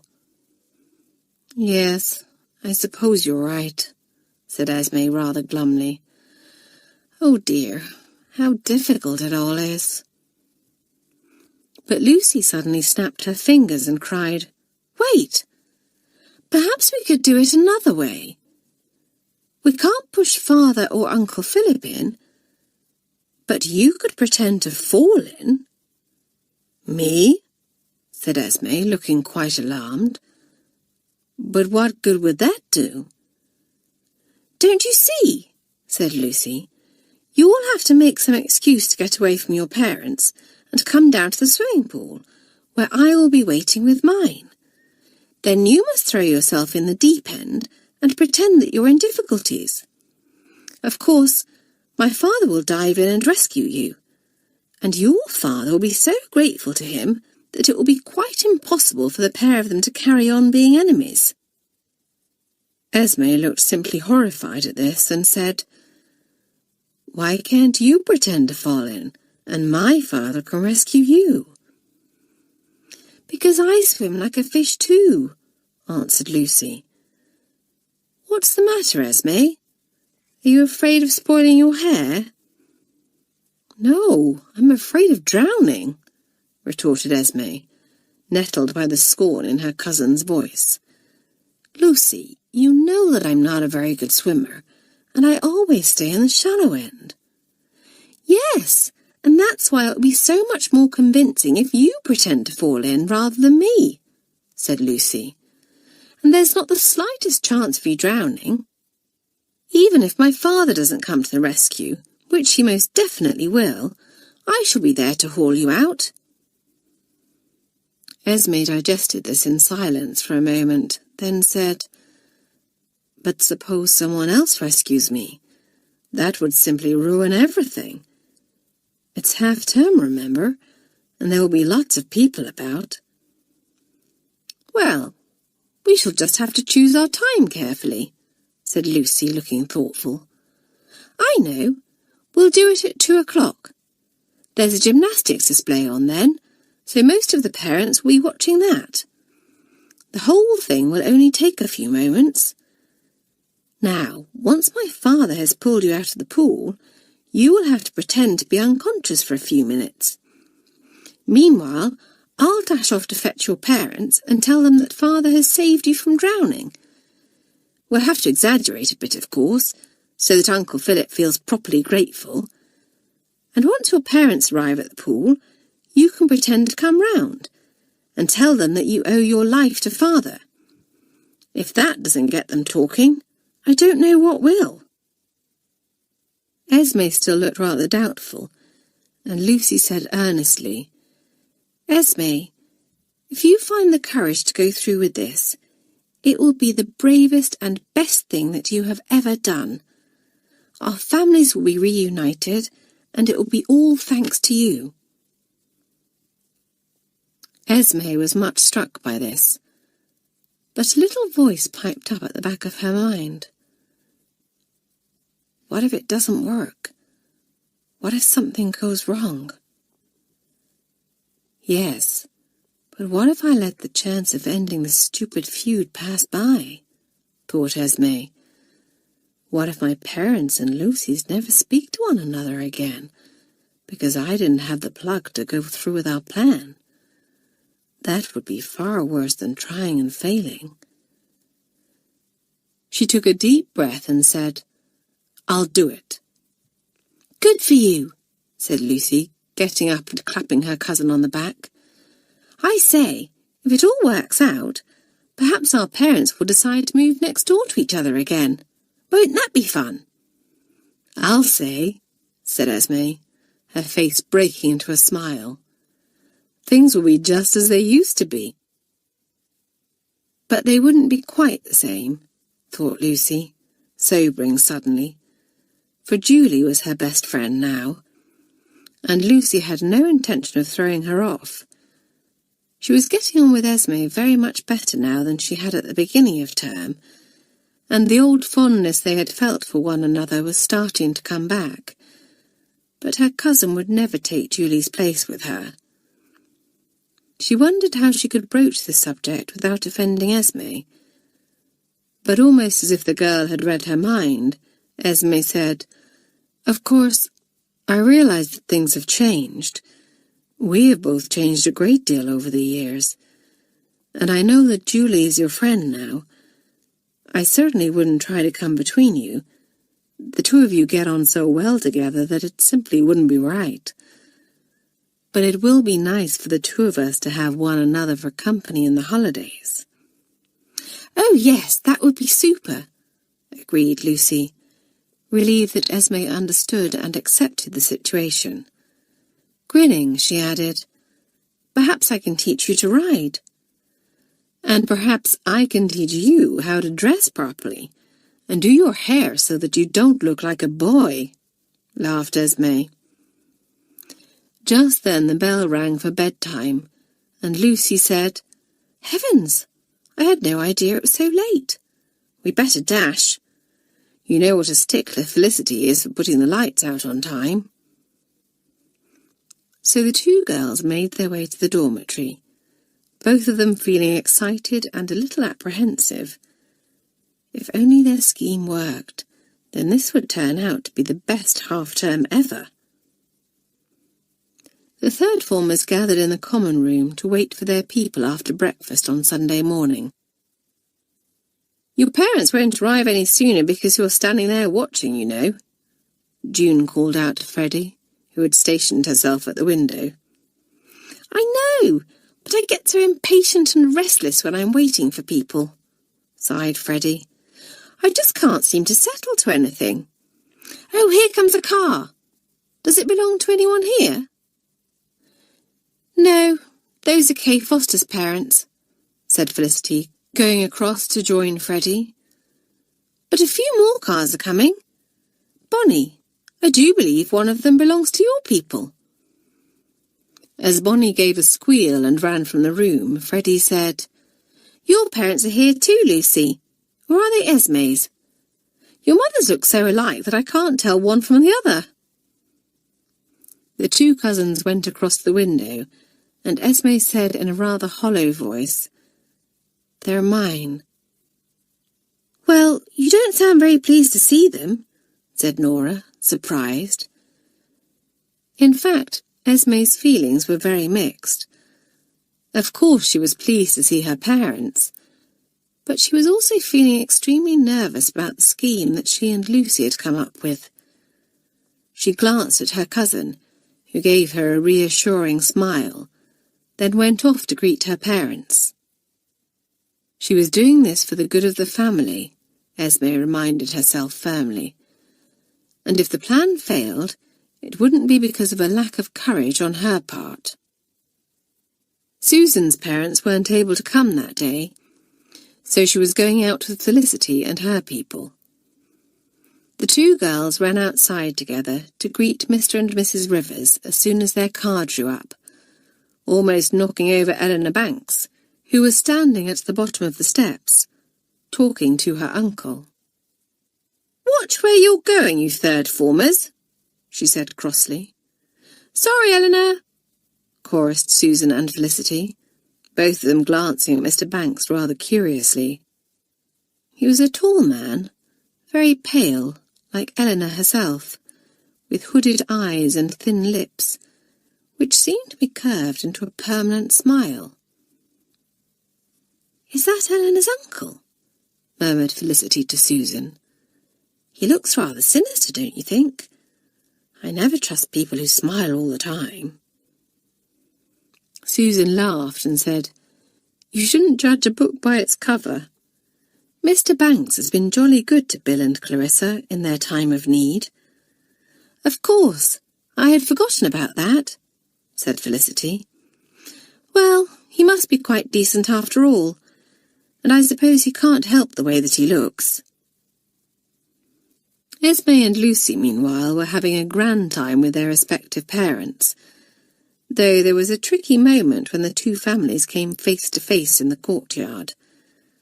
The two mothers greeted one another rather awkwardly, while Mr. Walters and Mr. Carstairs merely nodded unsmilingly and rather stiffly before walking on.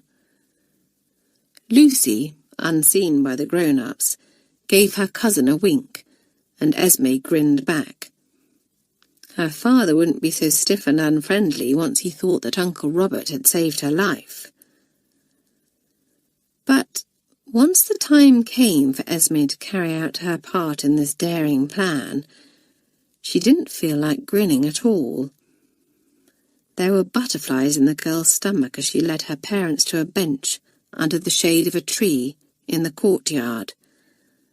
The grounds had been thronged with people earlier, but now it was quieter, for the gymnastics display was due to start shortly, and many of the parents had gone to watch. "How pleasant it is just to sit quietly for a few moments," said Mrs. Walters. "We've had such a busy morning, with so much to see. I must say, dear, Malory Towers seems a splendid school." "And that games mistress of yours was telling me that you're beginning to shine at tennis," said Mr. Walters, looking proudly at his daughter. "It sure looks like this English school is bringing out some hidden talents in you." Normally Esme would have basked in her parents' praise, but now she was on tenterhooks, for it was time for her to go down to the swimming pool. "Are you quite all right, dear?" asked her mother, looking at her in concern. "You look a little flushed." "I'm fine, Mother," said Esme. "It's just that I'm a little hot and thirsty. I might go to the kitchen and see if Cook can spare us some lemonade." "Good idea," said her father. "Shall I come and help you carry it?" "Oh, no, I can manage, Father," Esme assured him hastily. "You sit here and relax with Mother." And Esme walked off towards the kitchen, changing direction as soon as she was out of sight of her parents, and running off to the swimming pool. Lucy and her parents were already there, Lucy feeling quite as nervous as her cousin, now that the time had come for them to put their plan into action. She glanced round as Esme approached, but Mr. and Mrs. Carstairs had their backs to the girl, and didn't spot her until she was on the ledge of rock surrounding the pool.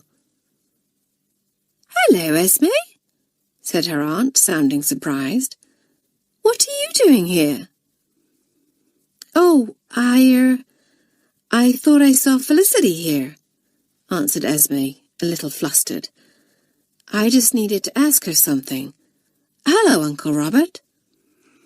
"Hello, my dear," answered her uncle a little gruffly. Lucy gave her cousin a meaningful look, which Esme knew meant that she was supposed to fall into the pool. But how was she to do it in a convincing way? If she just threw herself in, it wouldn't look realistic at all. As it turned out, though, Esme's fall was very realistic indeed. The rocks around the pool were extremely slippery and, as the girl stepped forward, her feet suddenly slid from under her, and she tumbled headlong into the pool, her scream of fright quite genuine. Lucy stood rooted to the spot, as Esme disappeared onto the water, while Mrs. Carstairs gave a little cry of horror. And Mr. Carstairs sprang into action immediately, throwing off his jacket and plunging into the pool after Esme. For a moment he, too, vanished beneath the surface. Then he came up, gasping for air, an unconscious Esme in his arms. "I think she may have banged her head on the rocks," he called to his wife. "Help me to get her out. And Lucy, run as fast as you can and find Esme's parents. And you better fetch Matron too." Scared now, Lucy ran like the wind towards the school. Why had she thought up this stupid idea? If Esme turned out to be badly injured, it would be all her fault, and she would never forgive herself. And where on earth was she supposed to start looking for her aunt and uncle? For she didn't have the faintest idea where Esme had left them. Perhaps she had better go and fetch Matron first, for there was no time to waste. But as she reached the courtyard, Lucy spotted her aunt and uncle sitting on a bench and raced up to them. "Why, Lucy," said Mrs. Walters, alarmed at the girl's panic-stricken expression. "What on earth is the matter?" It's Esme," gasped Lucy, trying to catch her breath. "There's been an accident. She's fallen into the swimming pool and hit her head." Mrs. Walters turned pale, while Mr. Walters was on his feet immediately, a look of horror on his face.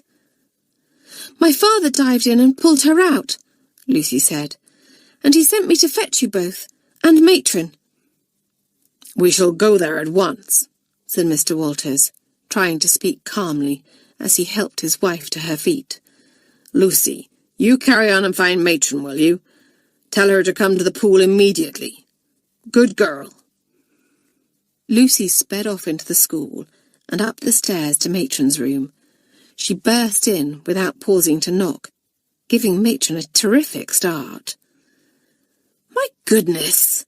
she cried, looking most displeased at the third former's lack of manners. But before she could begin to scold, Lucy's face crumpled and, between sobs, she cried, "Matron, you must come quickly. There's been a dreadful accident, and Esme is hurt." Matron was on her feet at once, putting a comforting arm about Lucy's shoulders, and saying in her brisk but kindly manner, "There now, Lucy, do try to keep calm, my dear, or you won't be able to tell me what has happened.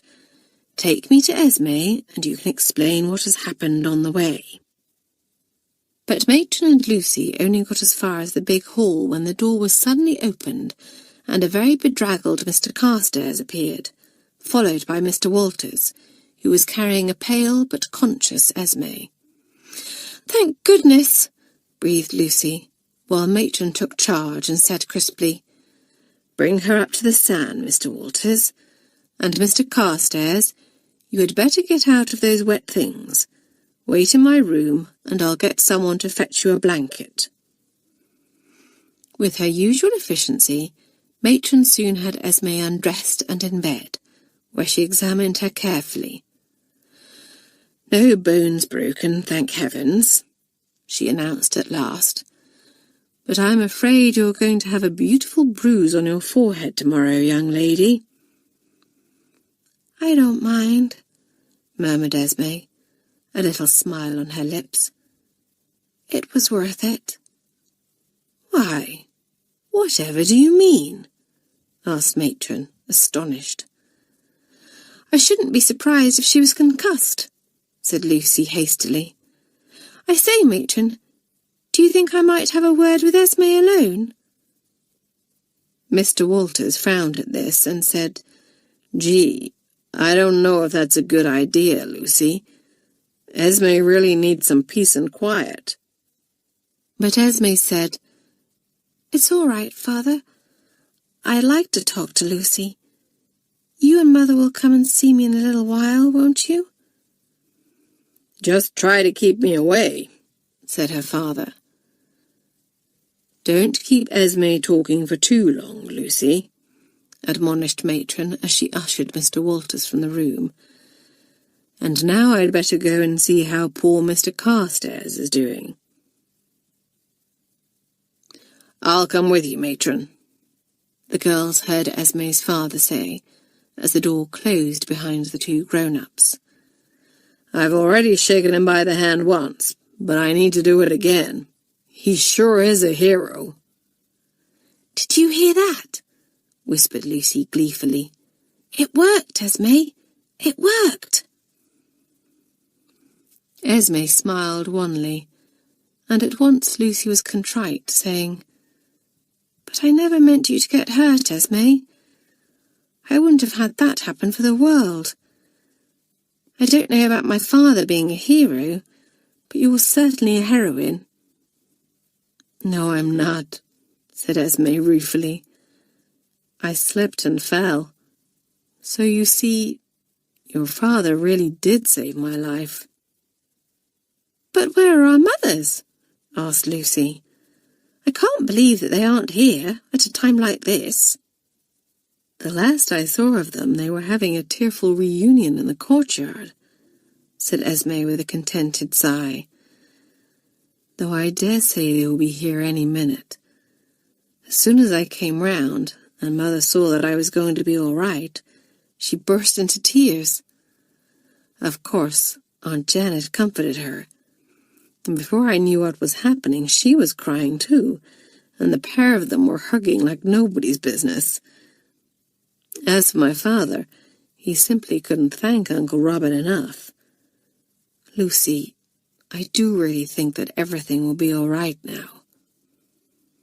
So it seemed, for a moment later Matron bustled in, saying, "I'm afraid I shall have to throw you out now, Lucy, for Esme's parents want to see her." "Darling, how are you feeling?" asked Mrs. Walters, a very concerned look on her face as she entered the San. "My head aches a bit, but I'll be all right," answered Esme. "I'm sorry to have given you both such a fright." "I'm just glad that your uncle was there," said her father gravely. "I don't think I'll ever be able to thank him enough for saving you." "Does that mean that you're friends again now?" asked Esme hopefully. "It sure does," answered Mr. Walters. "I think what happened to you today made us realize how stubborn and foolish we had both been. But we won't let our pride get in the way of our friendship or our families again." "I'm so pleased to hear that," said Esme contentedly. "And I expect you are too, aren't you, Mother?" Mrs. Walters nodded. "I can't tell you how much I've missed my sister." "And Lucy and I are friends now too," said Esme. "So everything has worked out perfectly. We're just one big, happy family again." Chapter 12. Mamselle is a Sport. The story of Esme's accident spread through the school like wildfire, and Lucy became quite embarrassed as one girl after another came up to her and congratulated her on her father's bravery. "How lucky that he was there," said Nora in the common room that evening. "I'll say," said Freddie with a shudder. "Just imagine what might have happened if no one had been around when Esme fell in." "You must be so proud of your father, Lucy," said Felicity. "I know I would be, if mine had done something so marvellous." "I thought your father and Esme together at tea time," said Bonnie, staring hard at Lucy. "The two of them were gabbling away 19 to the dozen, just as if they were the best of friends." By now the whole form knew the story of the feud between Lucy and Esme's family, and Susan said, "Well, I should think it would be impossible for the two of them to remain enemies after what happened today, so at least something good has come out of it." Lucy turned red. Her father had been incredibly brave, no doubt about it, but so had Esme, and it only seemed right and fair that the third formers should know it. So, taking a deep breath, she told the others the whole story of how she and Esme had planned the whole thing to bring their families together. "Well," said Pam, looking quite astonished, "who would have thought that Esme would have the pluck to throw herself into the deep end? As it turned out, she slipped and didn't need to throw herself in," said Lucy. "But she was quite ready to go through with it, so really, she was very brave as well." "Very brave and very foolish," said Felicity, torn between admiration for Esme and horror at what could have happened. Heavens! She could have been seriously injured. "I know," said Lucy, looking rather guilty. "But thank goodness that she isn't.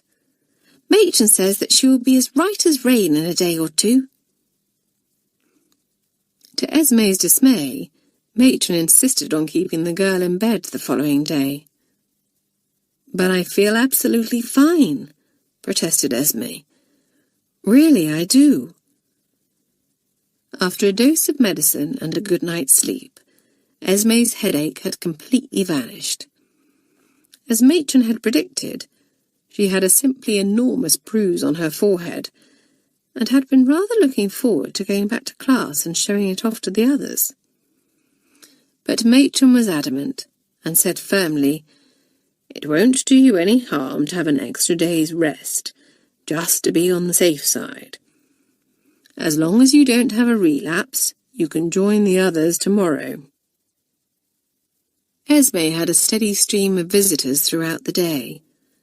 Miss Grayling popped in, which made Esme feel very honoured indeed, and most of the third formers came to see her, as they thought that she had done a rather noble thing and were secretly quite impressed. Bonnie and Amy, armed with a large bottle of barley sugar, visited after breakfast. Pam and Nora spent their lunch break gathering a huge bunch of the most beautiful wild flowers, which they presented to the invalid, and Felicity and Susan went along to the San after tea, taking a book for Esme to read, in case she was bored. Esme's ordeal had taken it out of her more than she realised, and, despite her protestations that she felt well enough to return to class, she was beginning to feel a little tired. Felicity, who had intended to give the girl a scold for putting herself in danger, relented when she saw the large bruise on Esme's head and noticed how pale she looked. Instead, she said, "Poor old thing. You have had a bad time of it, haven't you? Never mind. I dare say Matron will soon have you back to your old self." The two girls hadn't been there long when Matron herself bustled in, saying, "It's time for Esme to have her nap now, girls. Please tell the others that she is to have no more visitors today." "What a tyrant you are, Matron," complained Susan as they were shooed out. "I need to be a tyrant to keep you girls in order," said Matron. But there was a smile on her face, and Felicity and Susan laughed as they went off to join the others. They were all lazing about on the grass before prep, and Pam said, "Isn't it a simply glorious day? I wish that we could do our prep out here." "If Miss Peters was taking us, she might agree to it," said Freddie. "But it's Mademoiselle Dupont, and you know how she hates being outdoors for too long in the hot weather." "Yes, she's simply terrified of wasps," laughed Felicity. "And she can't bear all the flies buzzing around." I bet I could get her to agree to it, said June, who had been looking thoughtful. She jumped to her feet suddenly and said, Nora, come with me. Why? Asked Nora, looking quite startled. She was stretched out on the grass with her hands behind her head and looked very comfortable indeed. I'd just as soon stay here if it's all the same to you. Do you want to do your prep in the stuffy classroom, or would you rather do it out here? Demanded June. Nora sighed and sat up. I don't suppose I shall get any peace unless I agree to go with you. Where are we going, by the way? To find Mamselle, of course, said June with a grin. Come on. The two girls walked off towards the school together, June talking rapidly to Nora as they went.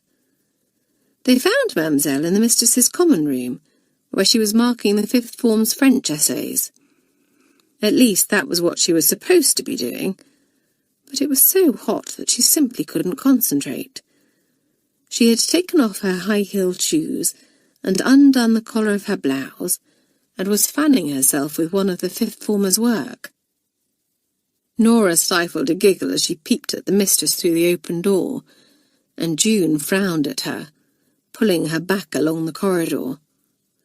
Loudly she said, Mademoiselle Dupont would never agree to such a thing, Nora. Now, if it was Mademoiselle Rougier— Nonsense, replied Nora just as loudly. Why, Mademoiselle Dupont is far more good-hearted than Mademoiselle Rougier, and a much better teacher. She knows that we can't possibly do our best work if we feel hot and uncomfortable. Mademoiselle stopped fanning herself abruptly as she heard the voices, recognising them at once. It was the bad June, and dear Nora. Ah, what a good girl she was, to speak so kindly of her old Mamselle.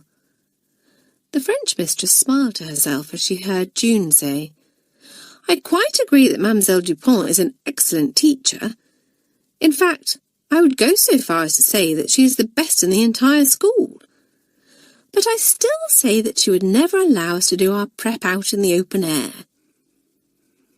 June gave a rather scornful laugh and added, She's far too scared of wasps and things. What rubbish you do talk, June, scoffed Nora. Mamselle might be scared of wasps, but she has pluck, and I know that she would brush her fear aside for the good of us girls. Very well, then, said June.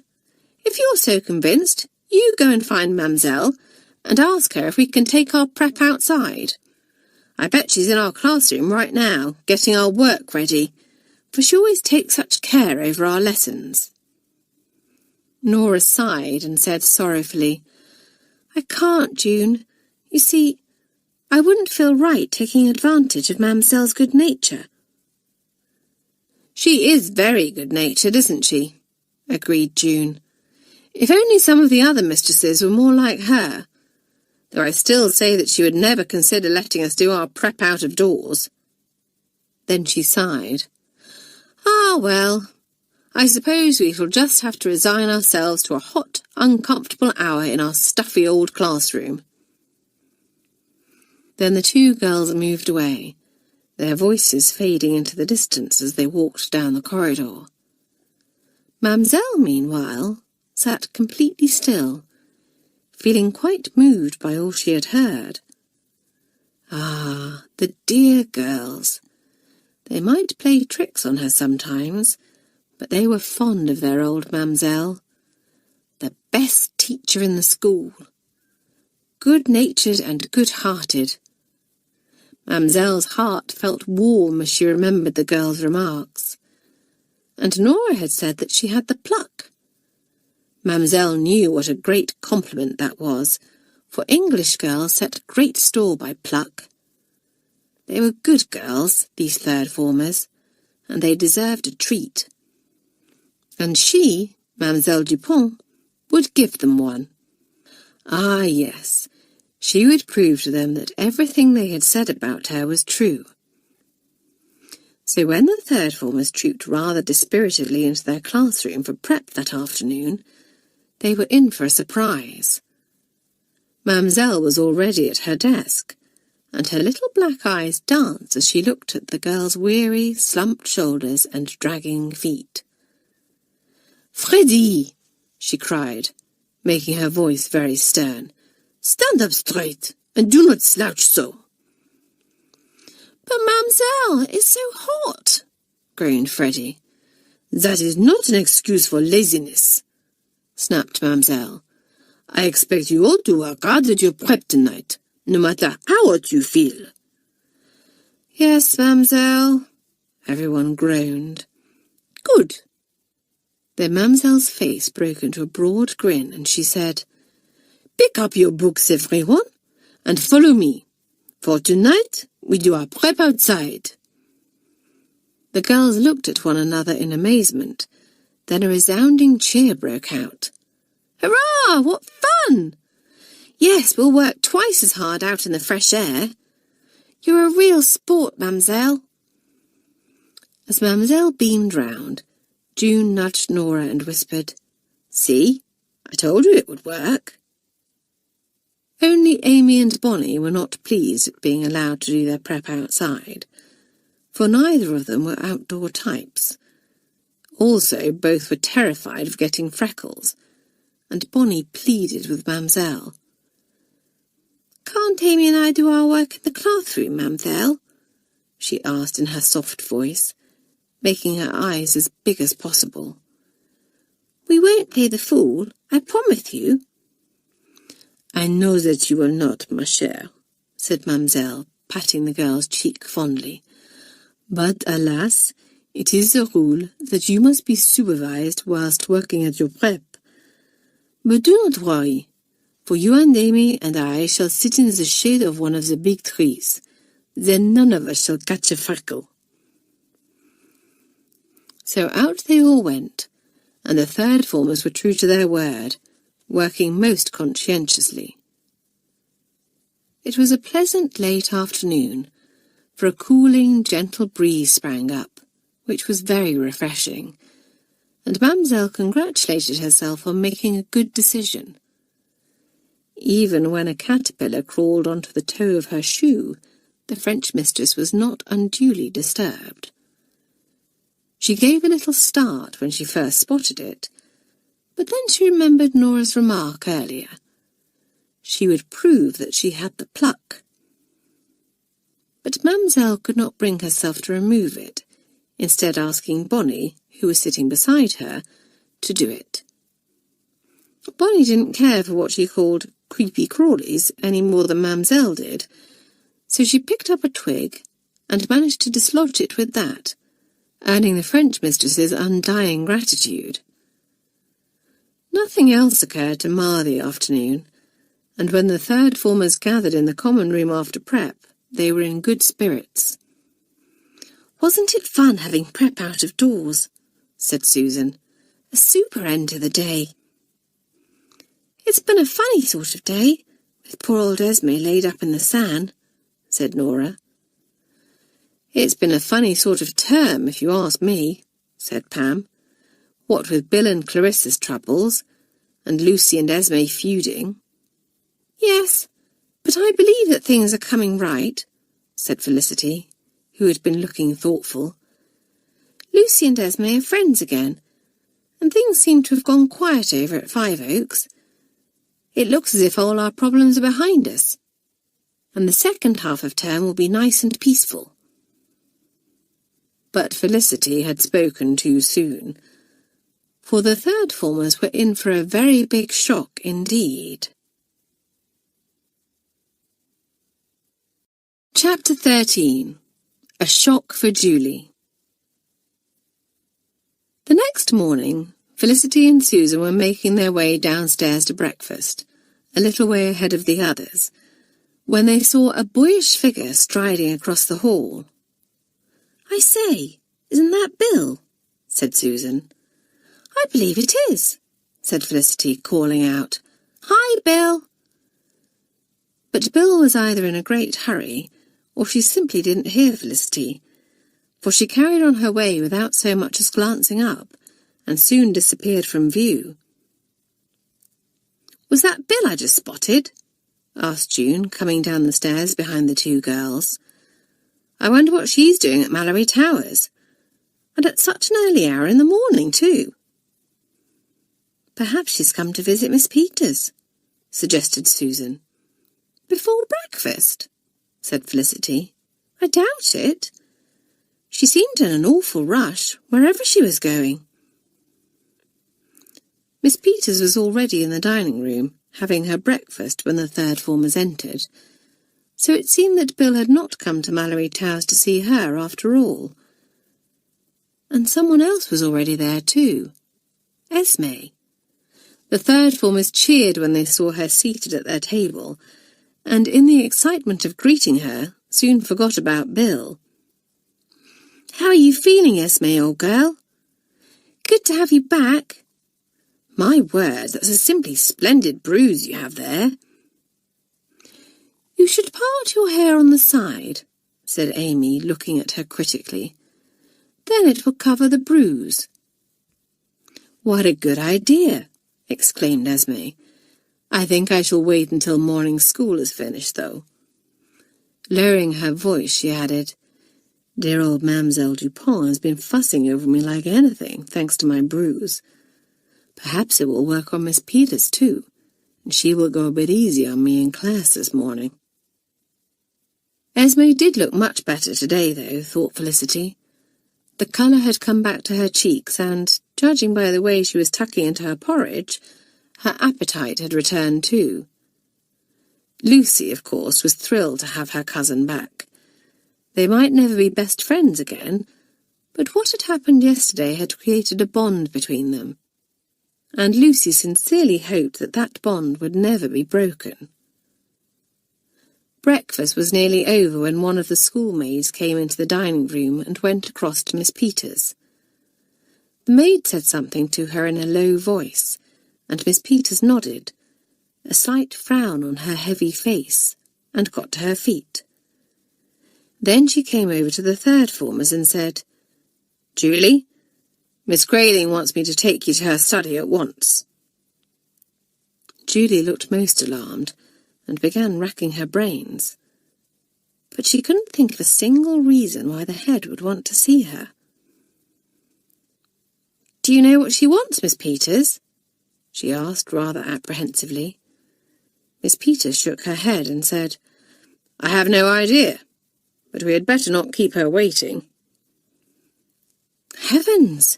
exclaimed Nora, her blue eyes wide, and her fluffy blonde hair looking almost as if it was standing on end.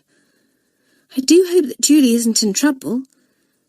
Has she been up to mischief, Lucy?"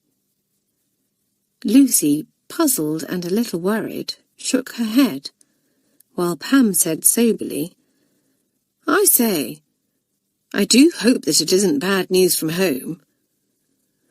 "Oh, don't say that, Pam," pleaded Felicity. "That would be just too awful." But Julie had still not returned by the time the girls made their way to their first lesson, and nor had Miss Peters, who was supposed to be taking the class. 5 minutes went by, then another 5, and at last June said, "Well, it doesn't look as if we're going to have our geography lesson this morning at all."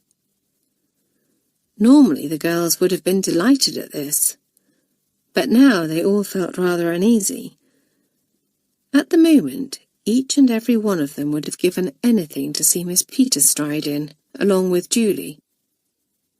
"I wish we knew what was happening," said Felicity fretfully. "It must be something very serious for Miss Grayling to keep her so long," said Susan, a grave expression on her face. "But why is Miss Peters there too?" asked Lucy. "I don't understand."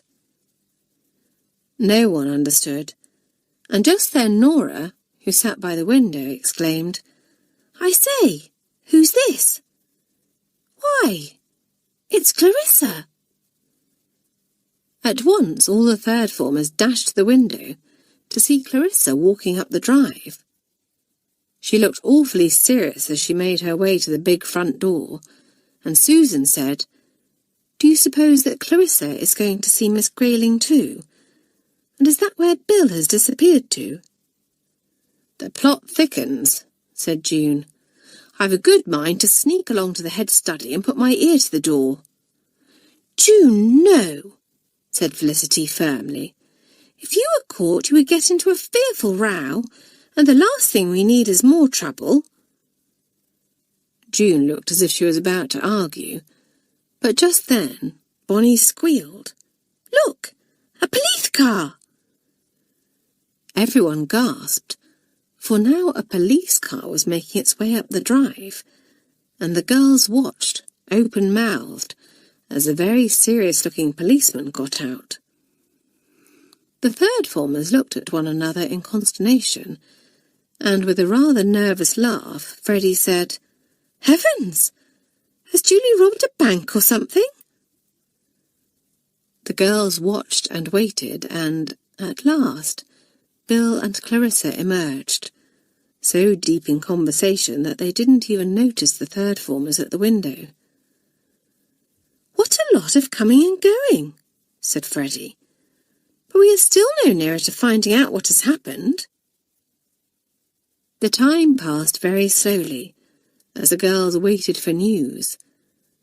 Then, at last, a few minutes before the lesson was due to end, Miss Potts came into the room, a very worried look on her face. "Girls, Miss Peters will not be able to return to class before the end of the lesson," she said, looking at the anxious faces before her. "You may all go to break a few minutes earlier than usual." But even this news could not cheer up the third-formers, and Lucy asked fearfully, "Please, Miss Potts, do you know where Julie is? We're all terribly worried about her." "She has just gone along to the common room," answered Miss Potts heavily. "Please be very kind to her when you see her, for I am afraid that she has had some extremely bad news." With that, Miss Potts left the room, and at once a perfect babble broke out. "Something has happened at home. I knew it." "It's Jack. Something has happened to Jack. Perhaps he's sick." "Oh, yes, people always call the police when they have a sick horse on their hands," said June sarcastically. "I must go to her," said Felicity, getting to her feet. "She may be in need of comfort, or someone to talk to." "Felicity," said Lucy suddenly, "may I go instead of you? I know that you are head of the form, but I am Julie's best friend."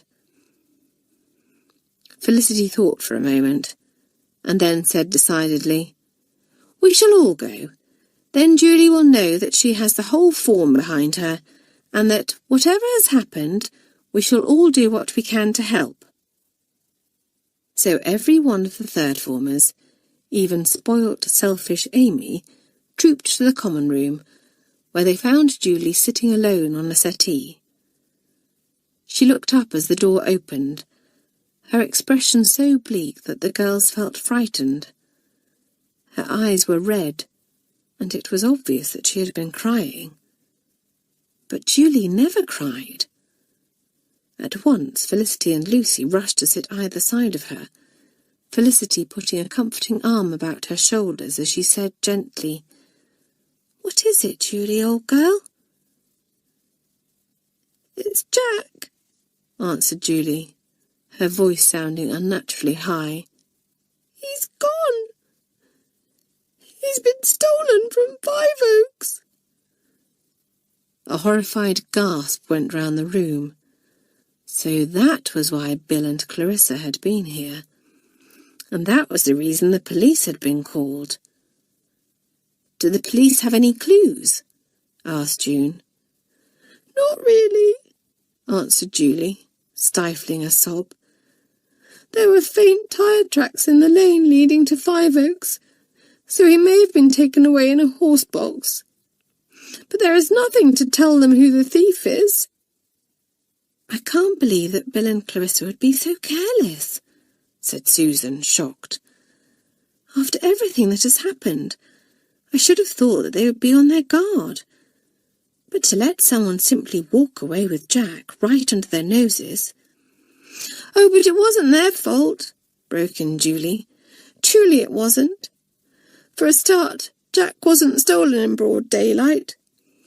It happened last night, but the girls didn't discover that he was gone until this morning, and the thief created a diversion." "A diversion? What do you mean, Julie?" asked Pam. "You see, someone started a fire in the field behind the house late last night," explained Julie. "It was right next to the small barn where the girls store the hay for the horses. Bill said that it was only a small fire, but they were afraid that the barn would catch alight.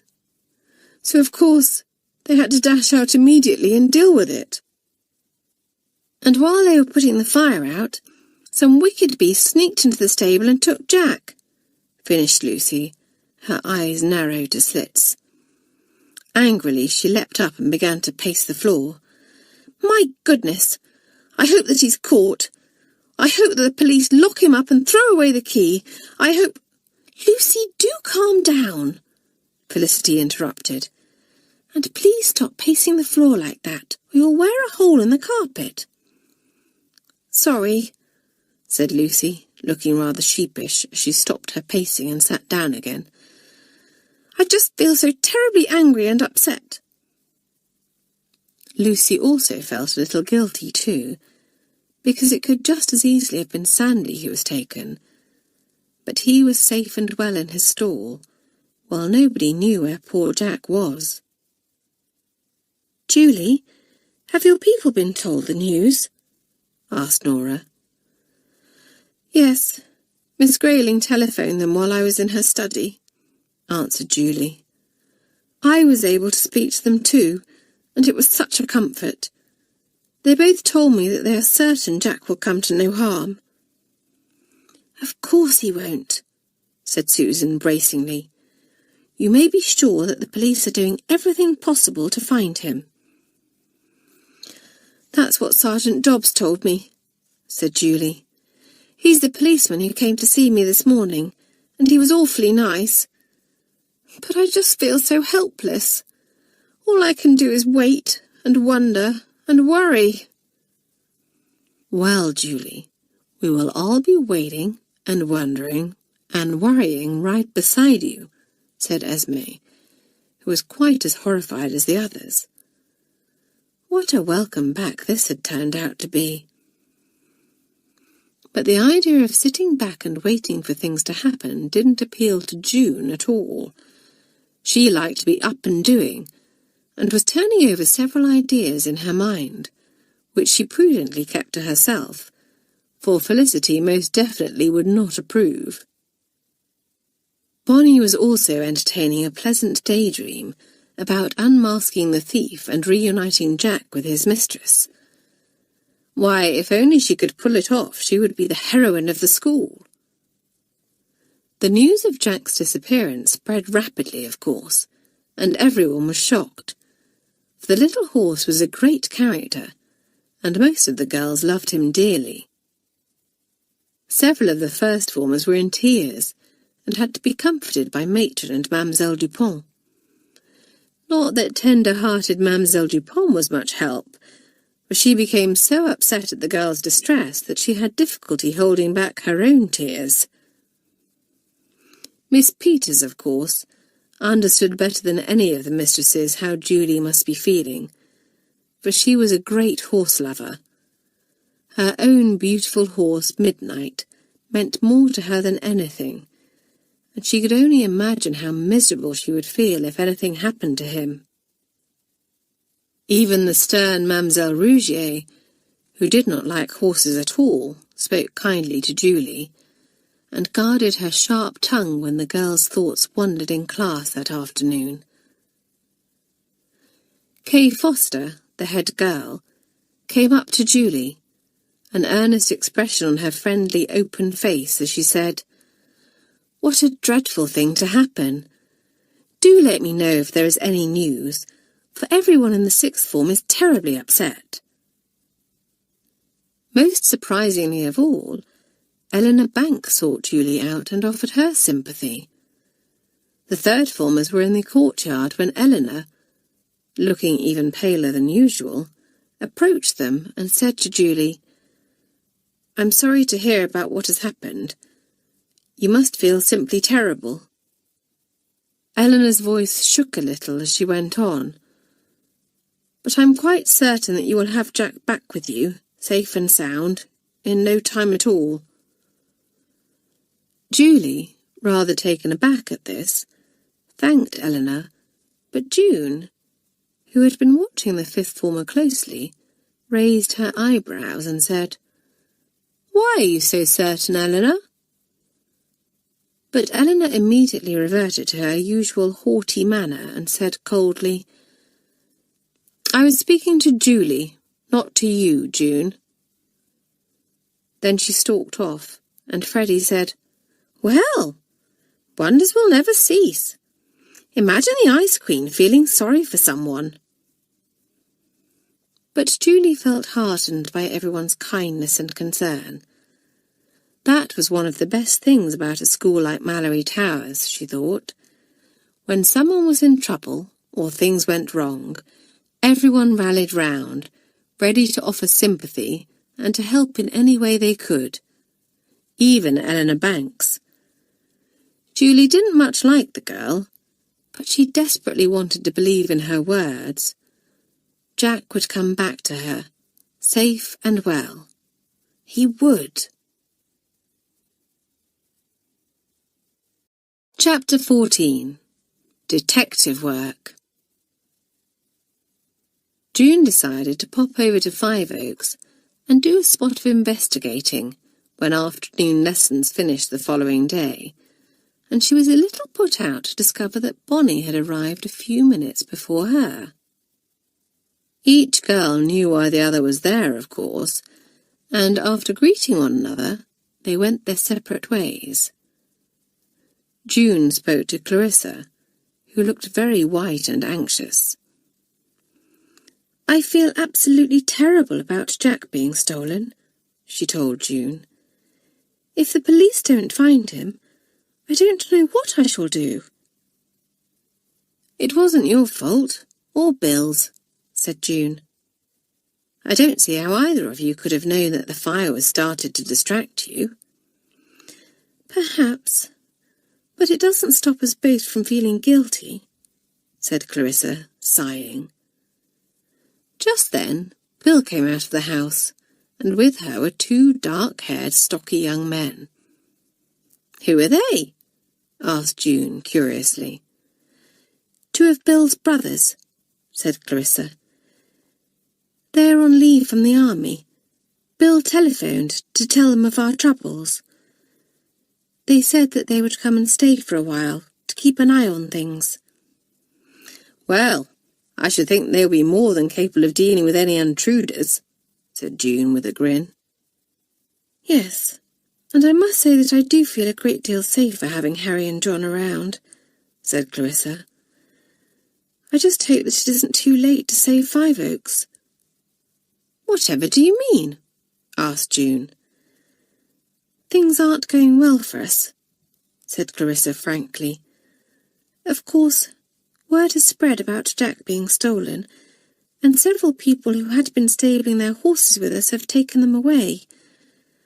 And we aren't getting so many children coming for riding lessons as we used to.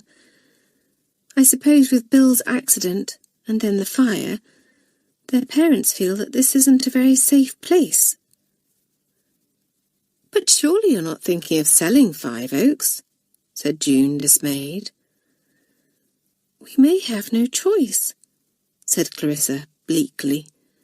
"You see, if we aren't making enough money, we simply can't afford to pay the bills or feed the horses. I know that Mr. Banks would be happy to buy it from us, for he needs more room for his horses, and his land joins ours." "Is that so?" said June, narrowing her eyes thoughtfully. "I say, Clarissa, would you mind if I have a scout round? I'd like to have a look at the place where the fire was started." "Be my guest," said Clarissa. "Though if you're looking for clues you won't find any, for the police have been over everything with a fine-tooth comb." Clarissa was right, for June found nothing that could be of any help at all. Bonnie, however, did find something, though she was quite puzzled by it. The girl decided to take a look in the stable where Jack had been kept, in the hope that the thief might have been careless and dropped something.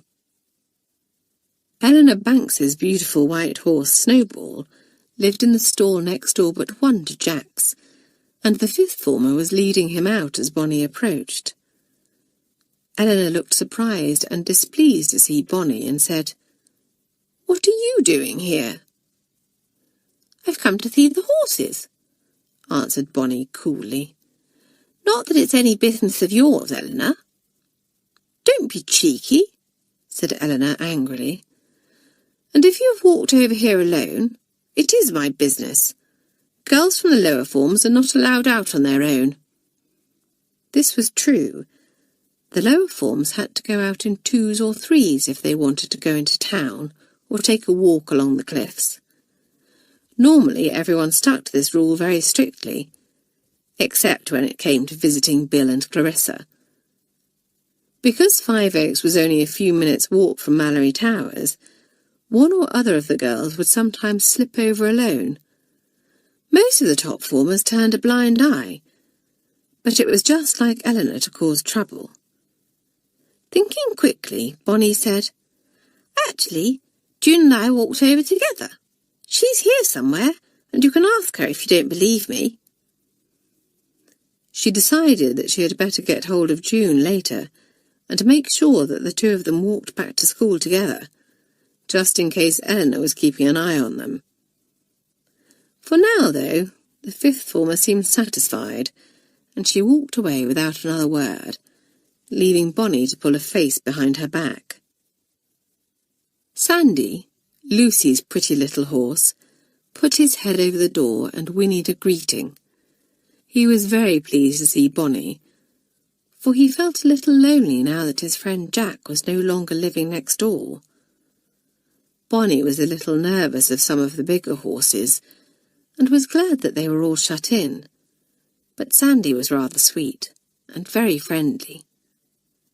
Bonnie patted his head and made a fuss of him, before going into the empty stable that had been Jack's, wrinkling her little nose up at the smell. Pooh! What on earth would Amy think if she could see her now? Just then, something caught Bonnie's eye. A sheet of paper had been nailed to the wall. "Perhaps it's a ransom note," thought the girl excitedly, moving closer. But the sheet of paper was completely blank. How queer! Why on earth would someone nail a clean sheet of writing paper to the wall? Carefully removing it from the nail, Bonnie examined it closely. It couldn't have been there long, for it was clean and uncrumpled, with no signs of yellowing at all. Completely bewildered, the girl folded the paper up and put it in the pocket of her dress. It wasn't much of a clue, but it was all that she had. Shortly afterwards, Bonnie went off to find June. She told the girl about her encounter with Eleanor and said, "If she catches either of us walking back alone, I bet her punishment will be to confine us to the grounds, or something beastly like that." "Yes, that would be just like Eleanor," said June scornfully. "Well, I'm ready to go back to school if you are." As the two girls walked along the lane to Malory Towers, Bonnie asked, "Did you find anything useful?" "Not a thing," said June in disgust. "You?" "Well, I didn't find anything useful, but I did find something rather peculiar," said Bonnie, and she pulled the piece of blank paper from her pocket. "This was nailed to the wall of Jack's stable." "How odd," said June, taking the paper and scrutinizing it carefully, as Bonnie had done earlier. Why on earth would someone want to nail a perfectly plain piece of paper to the stable wall? "I simply can't imagine," said Bonnie, folding the paper up again and putting it back in her pocket. I got quite excited when I spotted it, thinking that it might be a ransom note, but it turned out to be nothing of the sort. Then she sighed and said, I was talking to Bill earlier. Things are looking pretty black for her and Clarissa. They may have to sell Five Oaks. Yes, Clarissa was telling me the same thing, said June. She was silent and thoughtful for a moment.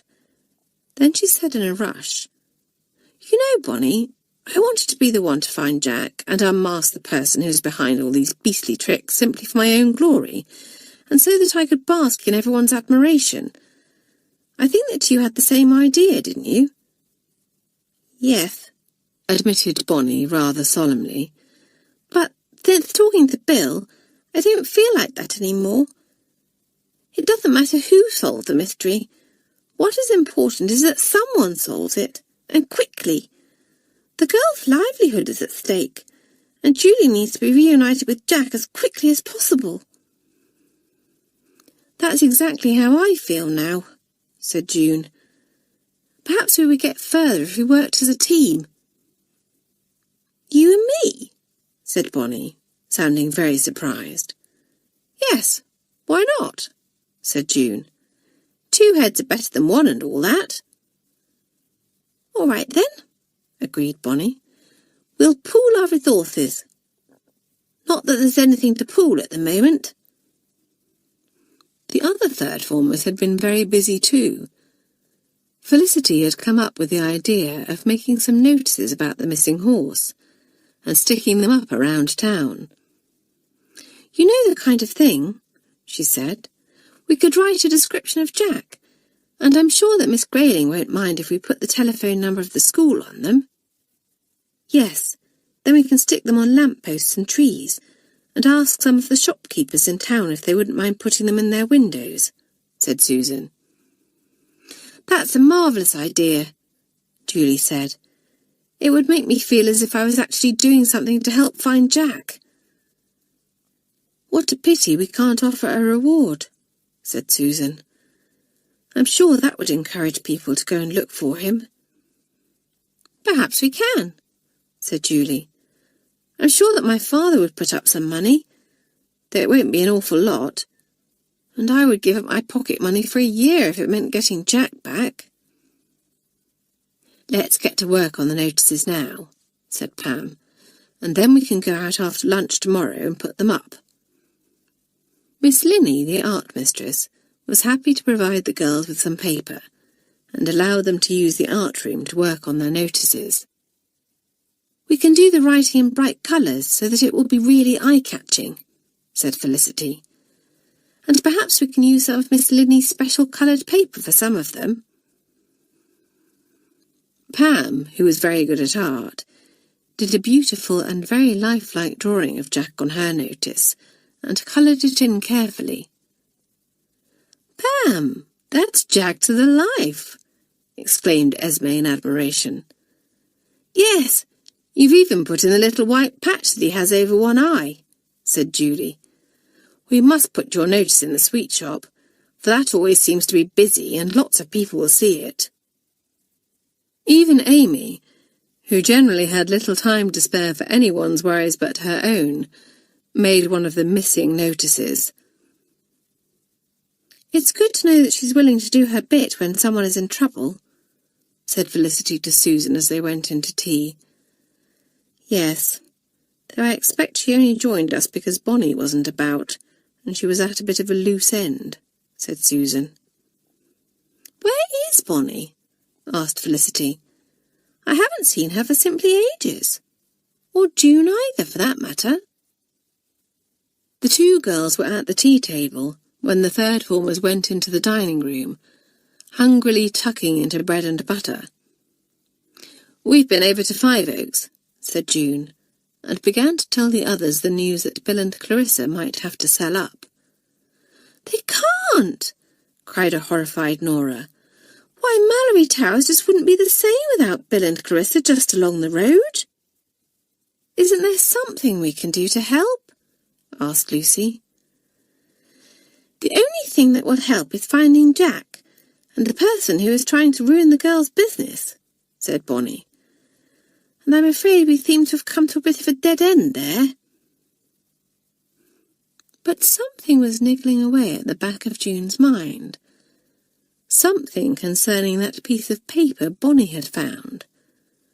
There was something significant about it, she was sure. If only she could think what. The answer came to her in a flash, as she was in the common room that evening. June suddenly sat bolt upright in her chair and looked around for Bonnie. The girl was nowhere to be seen, and June called out, "Amy, where is Bonnie?" "She's gone to fetch something from the dorm," said Amy, and in an instant June was out of the door.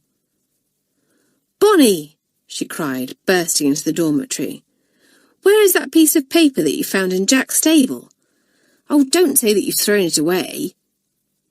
"Of course not," said Bonnie, producing it from her pocket. "What do you want with it, June?" "I think that there might be something written on it after all," June said. "Do you remember a few weeks ago I slipped a bottle of invisible ink into Eleanor's bag?"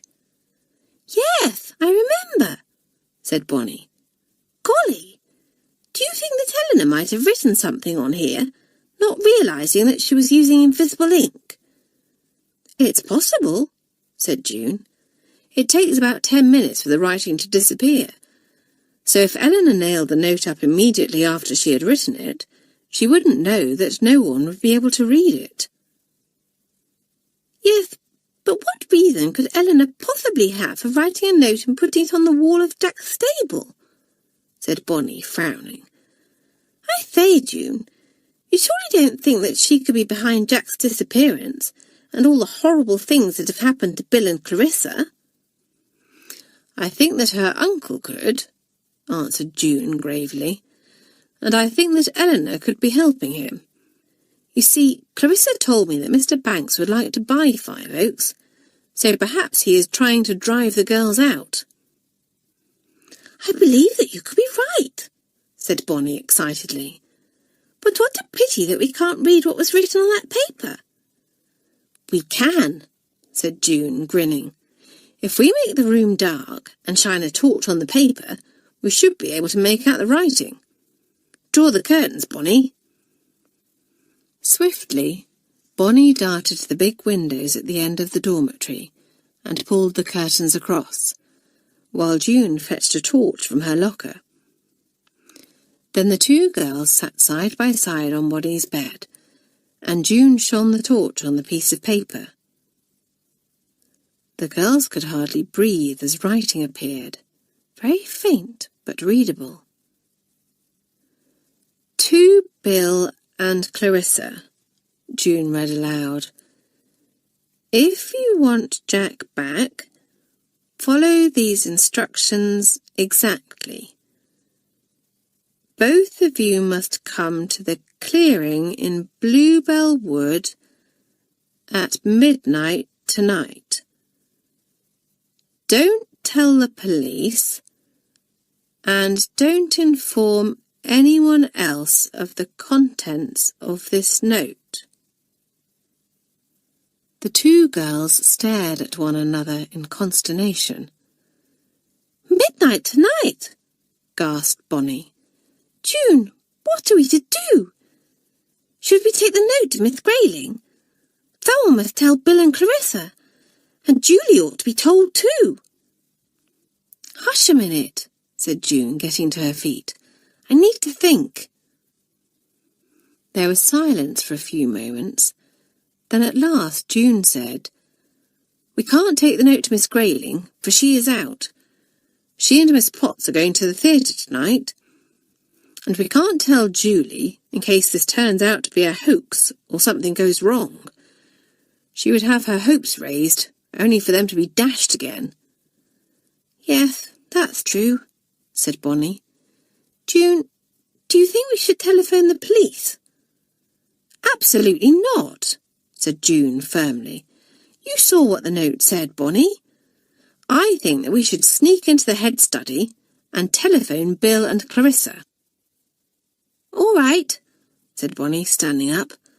"Let's be quick then. You can telephone, and I'll keep watch." So the two girls sped downstairs and made their way to Miss Grayling's study. Fortunately, they didn't meet any mistresses on the way, but both of them felt very nervous as they opened the door to the head's neat, comfortable study. June walked over to the desk and lifted the telephone receiver, while Bonnie stood at the door, looking up and down the corridor. At last Bill answered the telephone, and June poured out her story. The conversation seemed to take simply ages, for, of course, the astonished Bill had a great many questions to ask.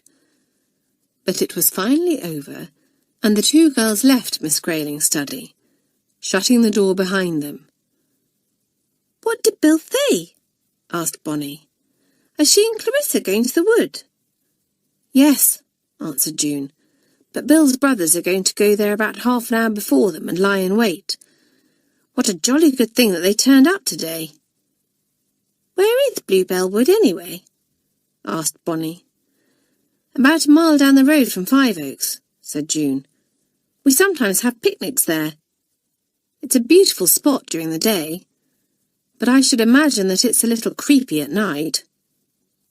Bonnie gave a shudder. "I wonder who will be there to meet Bill and Clarissa," she said. "Eleanor or her uncle?"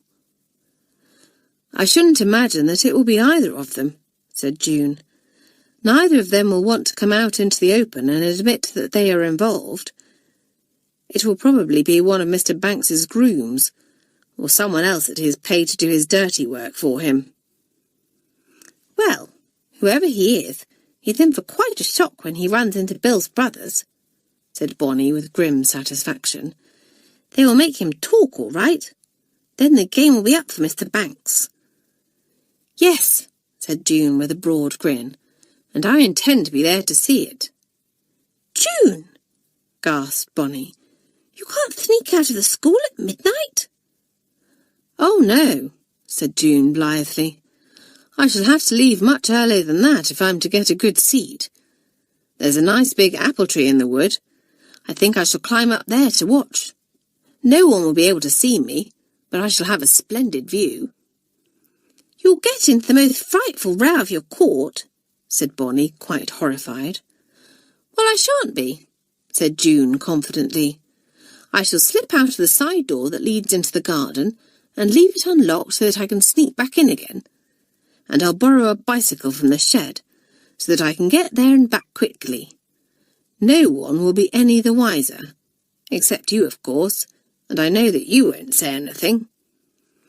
"I shan't, of course, but I do wish that you would change your mind, June," said Bonnie, looking rather unhappy. She couldn't think of anything more frightening than being alone in the wood at midnight, and simply couldn't understand why June was willing to risk a terrible punishment to be there. "I won't change my mind," said June. "I wouldn't miss this for the world." Chapter 15. A Thrilling Night. June didn't dare let herself fall asleep, in case she didn't wake up in time to join the fray at Bluebell Wood. She couldn't set her alarm clock, of course, in case the others heard it. Felicity would have a fit if she knew what June meant to do. Bonnie was awake too, not from choice, but because she felt so uneasy about June's plan that she simply couldn't sleep. The others, however, slept soundly, and when 11 o'clock struck, only Bonnie saw June slip from her bed and quietly get dressed. Then the girl put her bolster and pillow down the middle of the bed, pulling the covers over so that it looked as if someone was asleep there. If Miss Peters should happen to look in, that would fool her nicely. June almost jumped out of her skin when Bonnie whispered her name as she walked past her bed. "What is it?" June whispered back. "Do be careful," said Bonnie in a low voice. "I shan't be able to sleep until I know that you're back safely. "Don't worry about me," said June, smiling into the darkness. "I shall have a fine night's entertainment, and I'll be back before you know it." Miss Peters did look in, about 10 minutes after June had left, but she didn't put the light on and went away again quickly, quite satisfied that nothing was amiss. After she had gone, Bonnie decided that it was pointless even trying to sleep, and sat up in bed, hugging her knees. Perhaps she should borrow June's torch, then she could read her book under the covers. But June had probably taken it with her. What a shame, for a diversion was just what Bonnie needed, to take her mind off things. A diversion? The word seemed to trigger something in Bonnie's head, and suddenly she turned pale as a thought occurred to her. A shocking, horrible thought.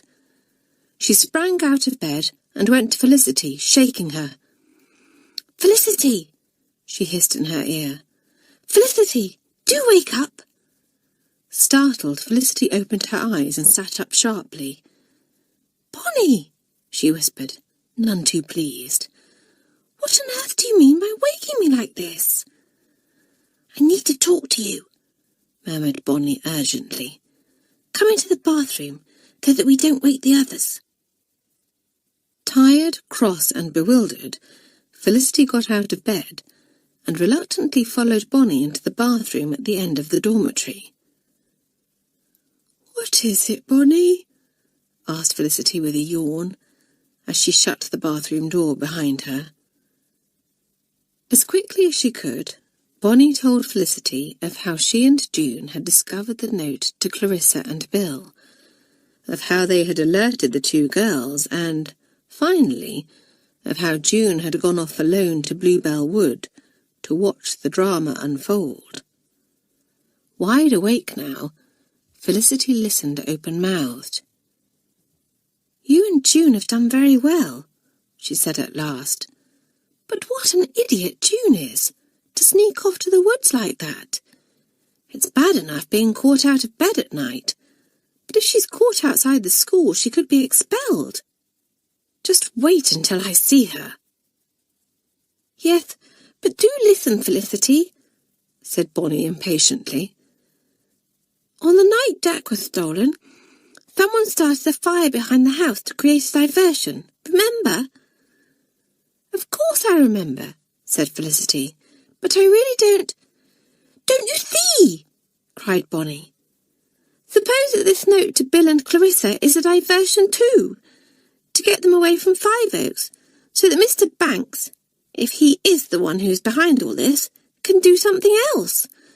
Why, he might be planning on setting fire to the house, or stealing the rest of the horses, or anything." "My goodness!" gasped Felicity, pressing her hands to her cheeks. "You could be right. And if you are right, we must telephone the police at once. There's not a moment to lose." So, for the second time that evening, Bonnie found herself on the way to Miss Grayling's study to use the telephone.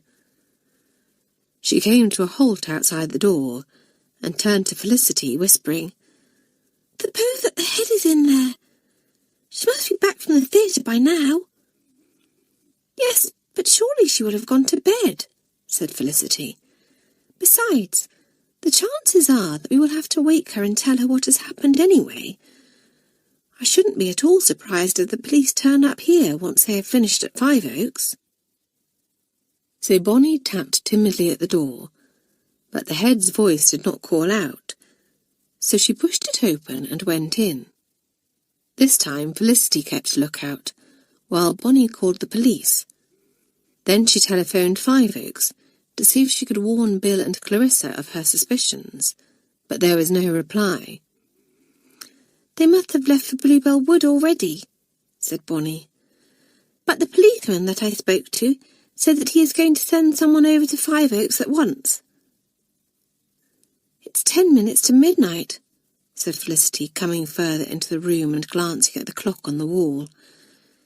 "If Mr. Banks is planning something, he won't act until midnight, when he knows that Bill and Clarissa will be out of the way. Do you think that we ought to go and wake Miss Grayling or Miss Peters? Asked Bonnie. I'd really rather not, but if you think that the police will turn up, perhaps we had better. And then the two girls got the shock of their lives, for a familiar voice spoke behind them. "There is no need to wake me, girls," it said, "for I am already awake."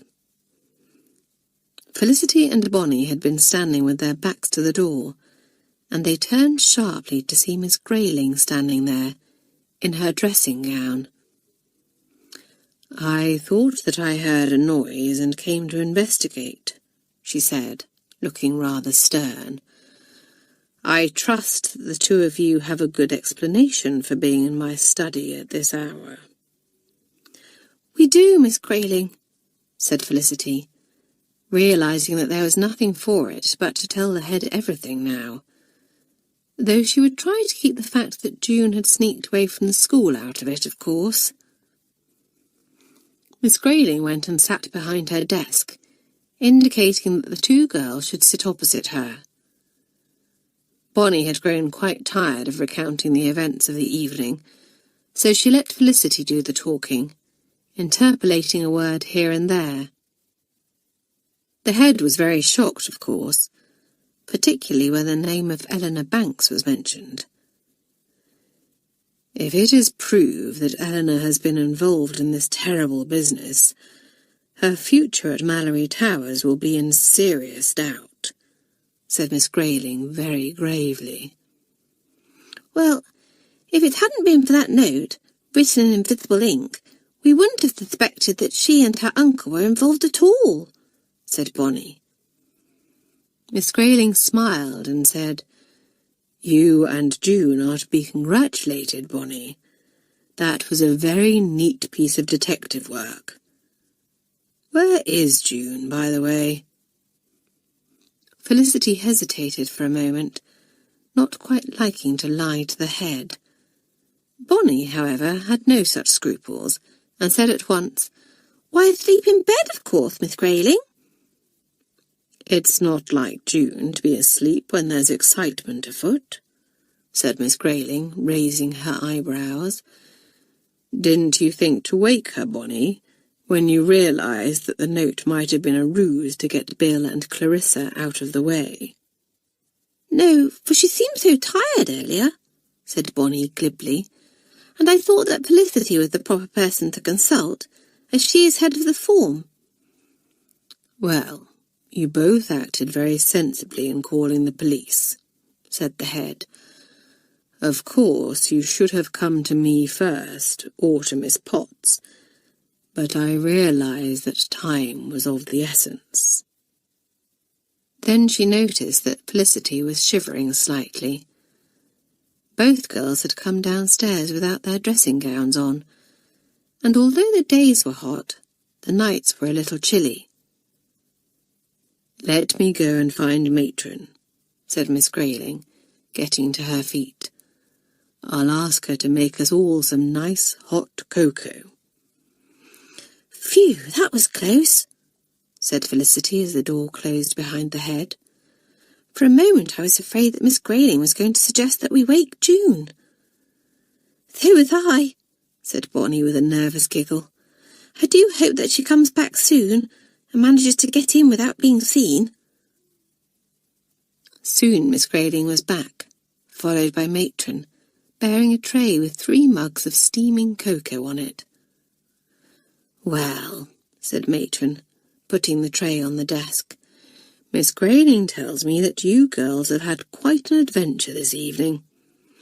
Now you drink this cocoa and it will warm you up. I don't know what you're thinking of, wandering around without your dressing gowns on." The two girls hoped fervently that Matron wouldn't take it into her head to go up to the dormitory and fetch their dressing gowns herself. Her sharp eyes would soon spot that June's bed was empty if she did that.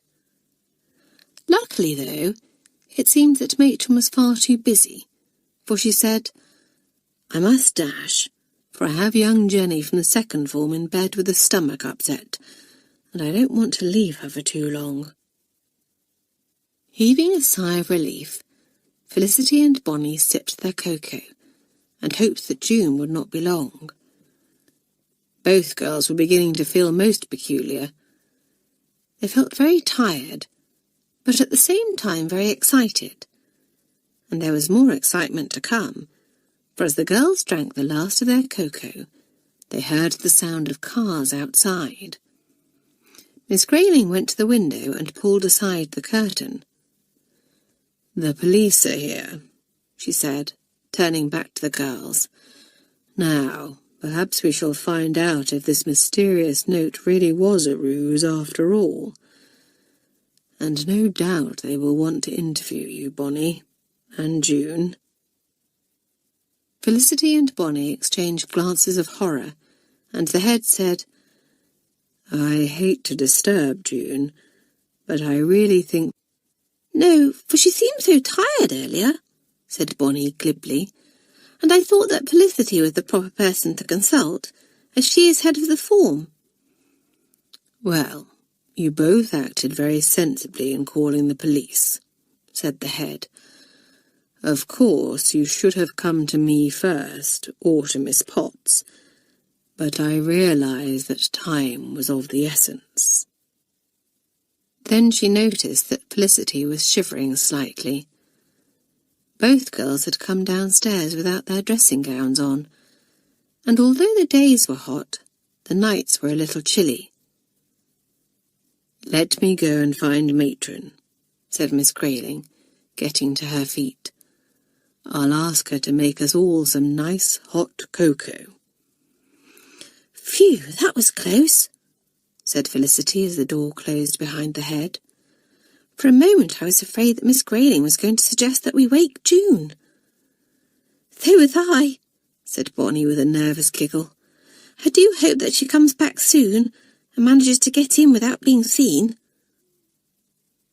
Soon Miss Grayling was back, followed by Matron, bearing a tray with 3 mugs of steaming cocoa on it. "Well," said Matron, putting the tray on the desk, "Miss Grayling tells me that you girls have had quite an adventure this evening. Now you drink this cocoa and it will warm you up. I don't know what you're thinking of, wandering around without your dressing gowns on." The 2 girls hoped fervently that Matron wouldn't take it into her head to go up to the dormitory and fetch their dressing gowns herself. Her sharp eyes would soon spot that June's bed was empty if she did that. Luckily, though, it seemed that Matron was far too busy, for she said, "I must dash, for I have young Jenny from the second form in bed with a stomach upset, and I don't want to leave her for too long." Heaving a sigh of relief, Felicity and Bonnie sipped their cocoa and hoped that June would not be long. Both girls were beginning to feel most peculiar. They felt very tired, but at the same time very excited. And there was more excitement to come, for as the girls drank the last of their cocoa, they heard the sound of cars outside. Miss Grayling went to the window and pulled aside the curtain. "The police are here," she said, turning back to the girls.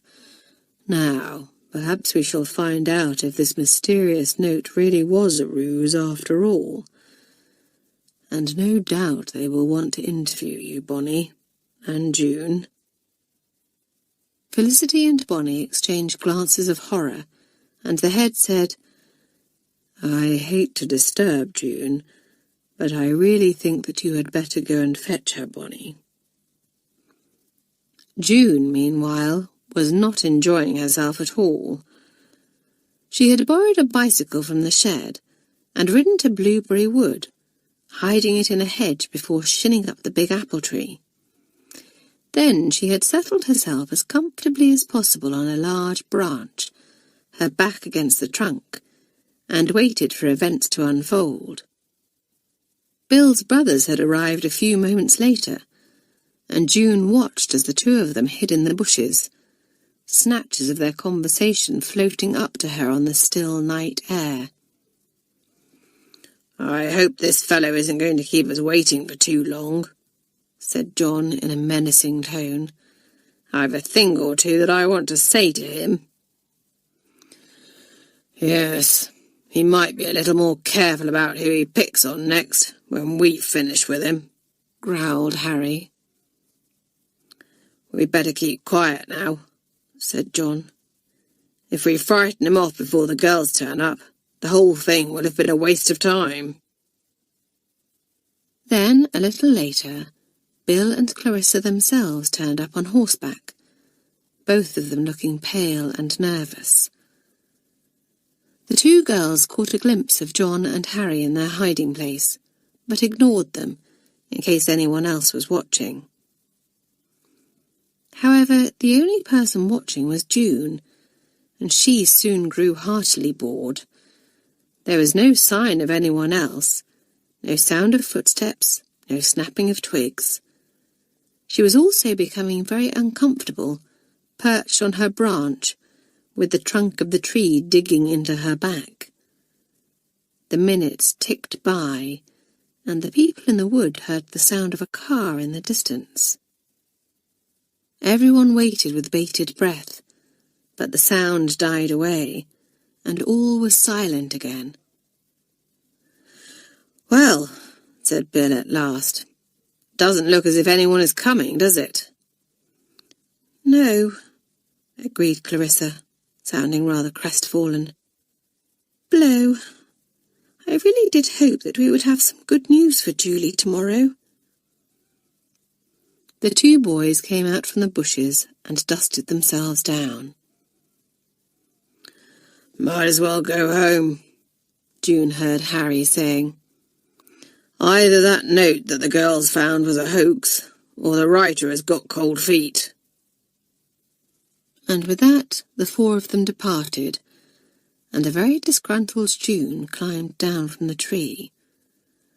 What a waste of a perfectly good night! To think that she could have been tucked up in her cosy bed instead of sitting up a tree. And worst of all, Jack was still missing. Thank goodness that they hadn't let Julie in on the secret and built her hopes up, for her disappointment would have been hard to bear. The thought of her bed was a very welcome one indeed, and June yawned as she mounted her bicycle. Soon she was cycling along the lane towards Malory Towers, but, alas, with the school in sight, she came to grief. A rabbit darted across the lane in front of her, and June swerved to avoid it, falling off the bicycle and landing in an undignified heap. June was more shocked than hurt, or so she thought, until she tried to stand up and discovered that she had painfully twisted her ankle. With a little groan of pain, she righted the bicycle and gingerly climbed back on. But it was far more painful to pedal than to walk, so, clinging to the handlebars for support, the girl hobbled the last few yards to the school and through the gates. And then what a shock she got! 2 police cars were parked on the drive, and lights were blazing all over the school. What was going on? Chapter 16. Heroines and Villains. June looked at the scene before her open-mouthed. Well, really. She had spent the last hour or so waiting for something to happen, and it seemed that all the excitement had been taking place at Malory Towers. Now, if only she could get back in without being spotted. Her ankle was growing more painful now, and June limped slowly across to the shed, where she replaced the bicycle. Then, keeping close to the bushes, she made her way to the little side door, which she had left unlocked. As she was about to turn the handle, the door was suddenly pulled open, and June almost fell inside, very relieved to see that the person standing there wasn't Miss Grayling or Miss Potts, but Bonnie. and the girl was holding June's pyjamas and dressing gown. "Thank heavens," said Bonnie, thrusting the clothes at June. "Get changed quickly. Miss Grayling has sent me to fetch you." "Miss Grayling wants to see me? Why?" "Bonnie, do tell me what's happened," begged June. "There are police cars in the drive, and lights on all over the place, and—" "Never mind that now," said Bonnie impatiently. "Get into your pyjamas, for I've been gone simply ages, and the head will send someone to look for me if I don't take you to her soon. I'll explain everything to you on the way." So June scrambled into her pyjamas, and Bonnie threw her day clothes into a nearby cupboard, saying, "We can collect these later. Now make your hair look tousled, as if you just got out of bed. Yes, that's it." Then she grabbed June's hand and began pulling her along the corridor. "Ow!" groaned June, stumbling, as her ankle began to hurt once more. "Careful, Bonnie. I've twisted my ankle." "Golly," said Bonnie. "How did you do that?" "Fell off my bicycle," said June glumly, "and it was all a waste of time, for no one turned up. But never mind that. I want to know what's been going on here." Bonnie told her as they walked, and June came to a halt suddenly. "So you solved the mystery after all," she said in rather a small voice. "No, I didn't," said Bonnie. "You were the one who worked out that our blank piece of paper wasn't blank, after all. Without knowing that, we wouldn't have got anywhere. I simply guessed that it was the ruse to get Bill and Clarissa out of the way. So you see, June, we both played a part. It was teamwork." "So it was," said June, looking brighter. "Well, I'm beginning to think that there's rather a lot to be said for teamwork." "I'm glad to hear it," said Bonnie with a smile. "Now do come along, or the head will start thinking that we have run away. Oh, and you will have to try and hide your limp. Miss Grayling will never believe that you twisted your ankle lying in bed." "I'll do my best," said June, wincing. They were outside Miss Grayling's door now, and she said to Bonnie, "Is there anything else I should know before we go in?" "Oh, yes," said Bonnie, tapping at the door. "The police are inside, and they want to interview both of us." It was the early hours of the morning by the time Felicity, June and Bonnie got to bed.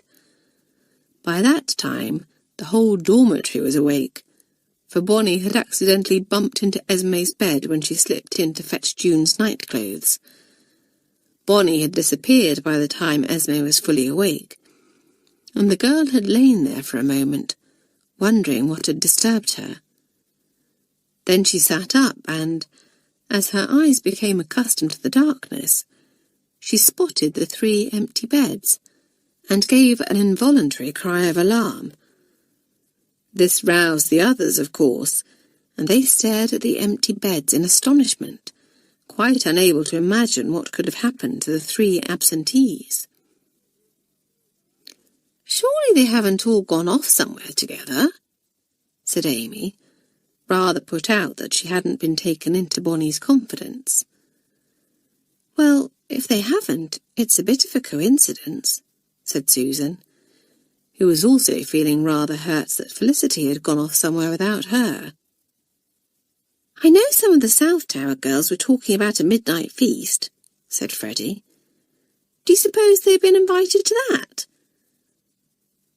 But if that was so, why hadn't June invited her along too, she thought, feeling rather left out.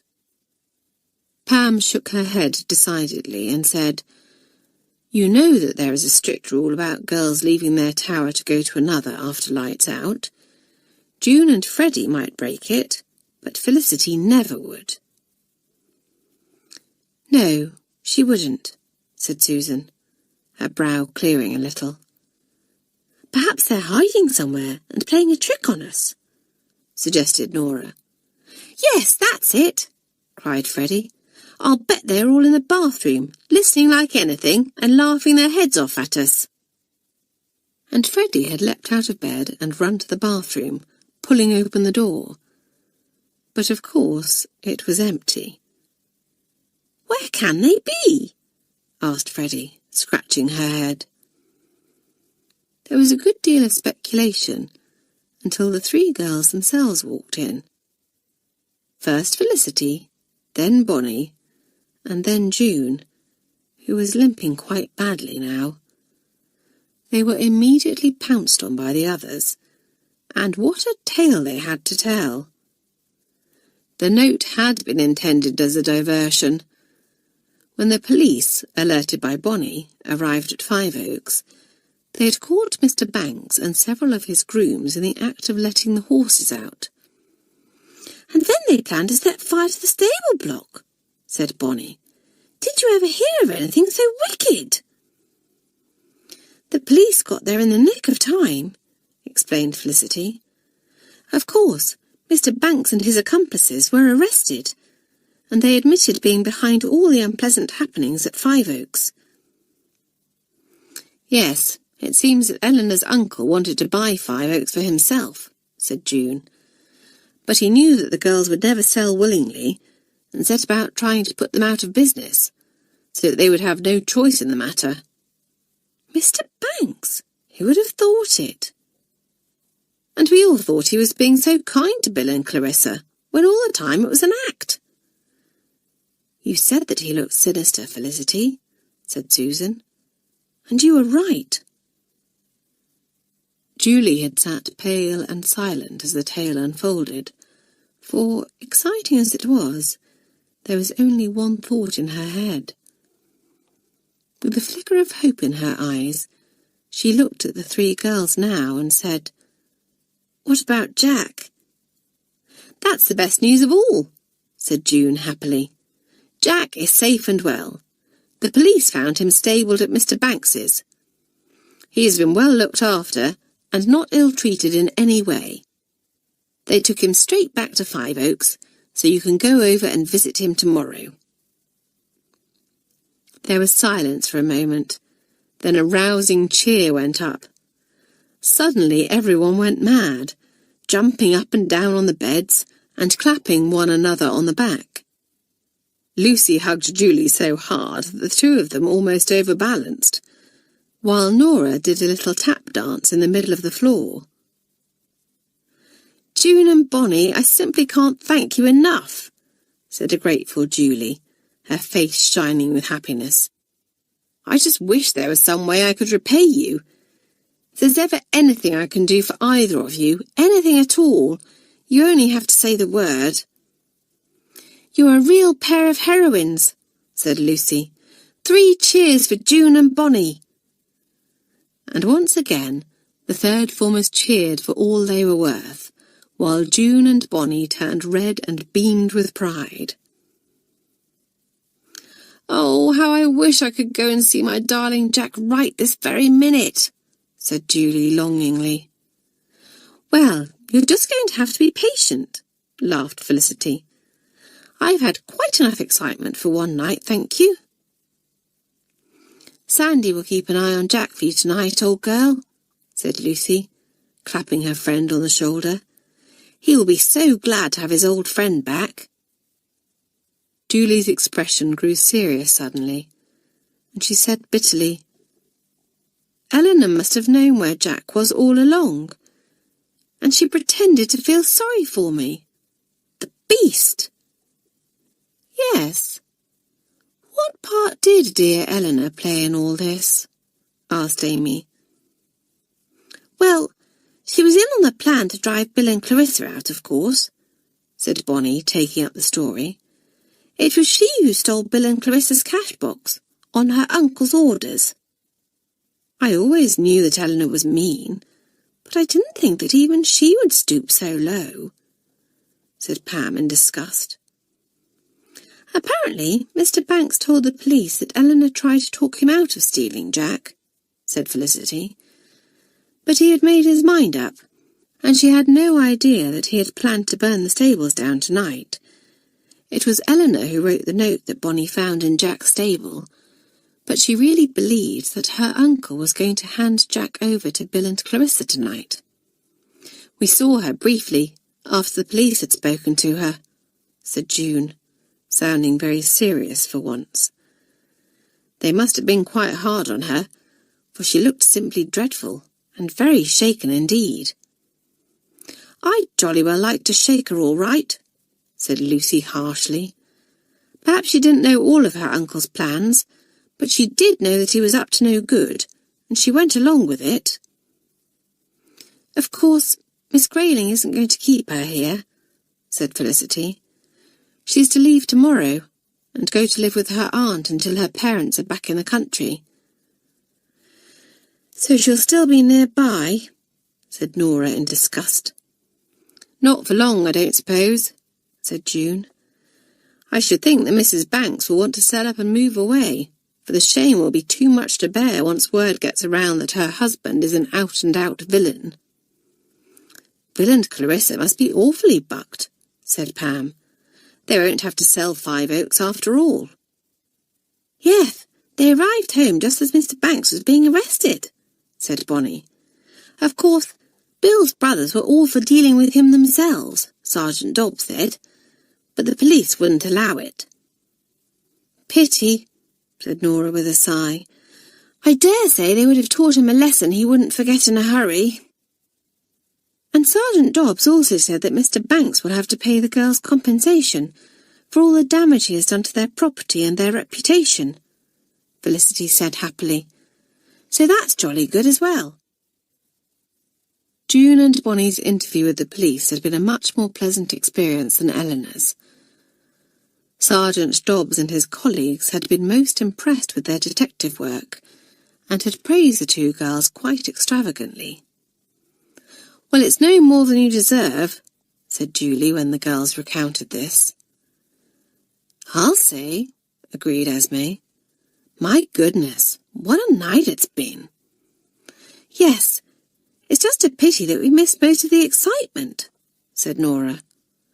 "Well, I missed most of it too, as it turned out," said June with a comical expression.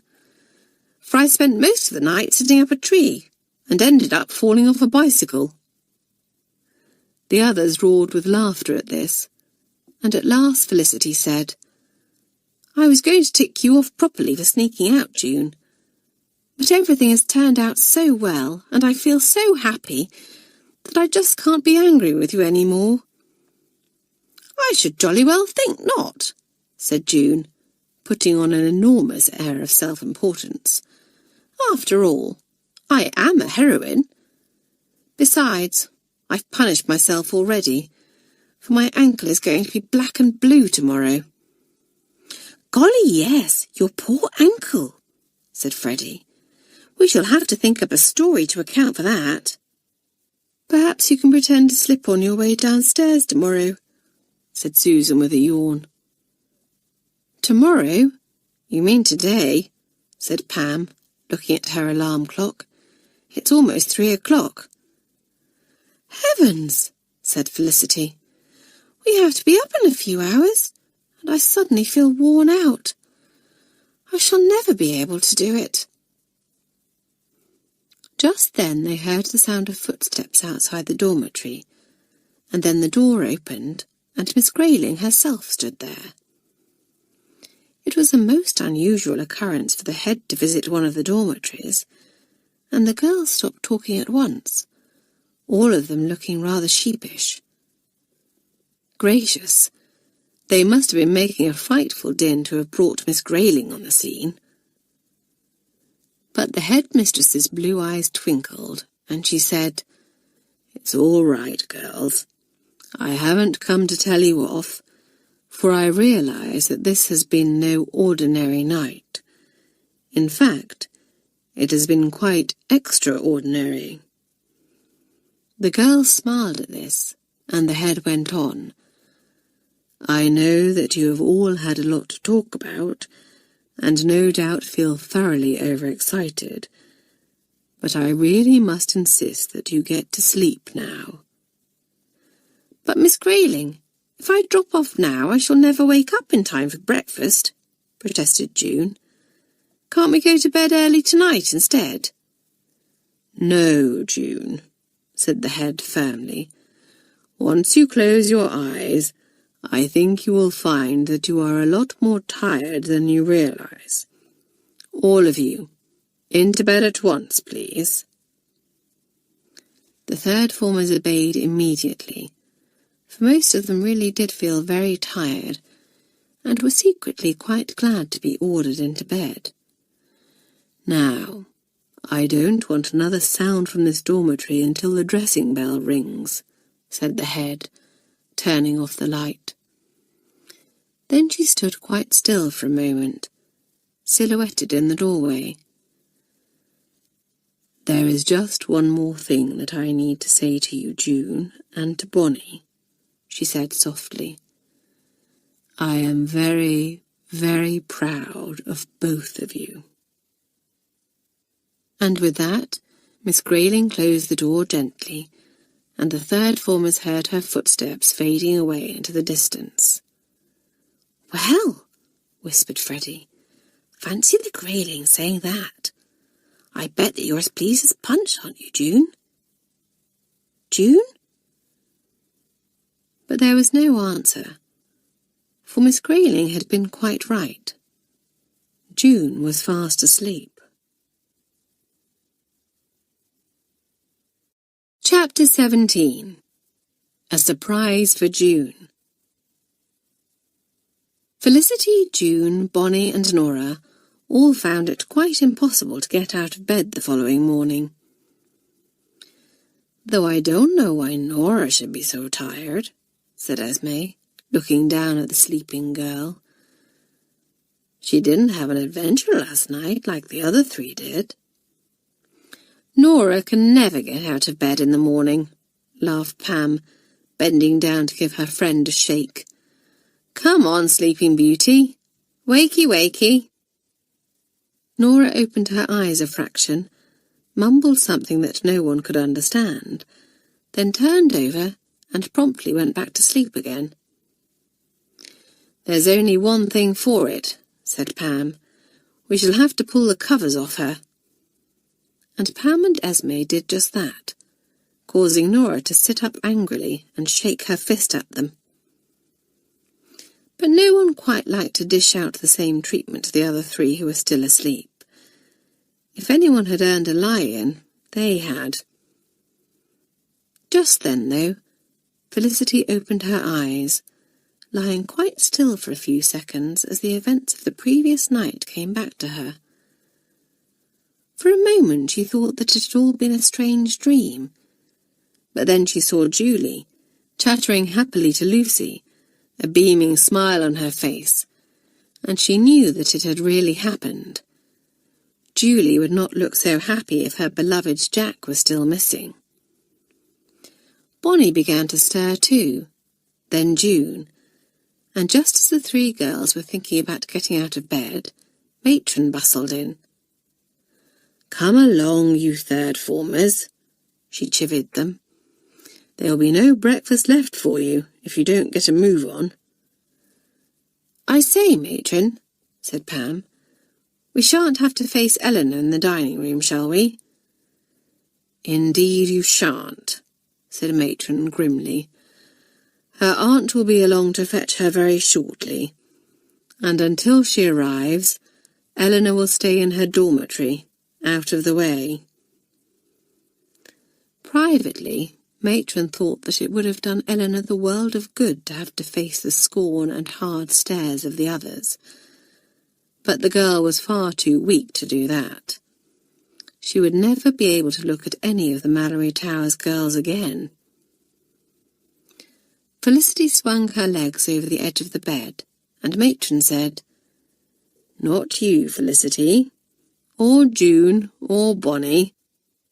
Miss Grayling has given orders that you are to have breakfast in bed today." The three girls looked at one another in delight, and Nora called out hopefully, "Can I have breakfast in bed too, Matron?" "No, you jolly well can't," cried Matron, trying her best to look stern, though her eyes twinkled. "In fact, If you don't finish getting dressed this minute, Nora, you'll be on bread and water." Muttering darkly, Nora quickly dressed and followed the rest of her form downstairs, leaving the other three alone. "Breakfast in bed," sighed June contentedly, propping her pillow up behind her and snuggling into it. "What a treat!" And soon the girls were tucking into big bowls of creamy porridge, followed by fluffy scrambled eggs and buttered toast, all washed down with big mugs of tea. "Yummy," said Felicity, spreading marmalade on a piece of toast. "But my goodness, how these crumbs do you get into the bedclothes?" "The secret is to hold the plate right under your chin," said Bonnie, demonstrating. "Gosh, this marmalade is simply delicious. I don't know why breakfast always tastes so much nicer when it's eaten in bed, but there's no doubt that it does." The girls ate in silence for a few moments. Then June said, "Everything is going to feel a bit flat now, after all the excitement yesterday." "Oh, I don't know," said Felicity.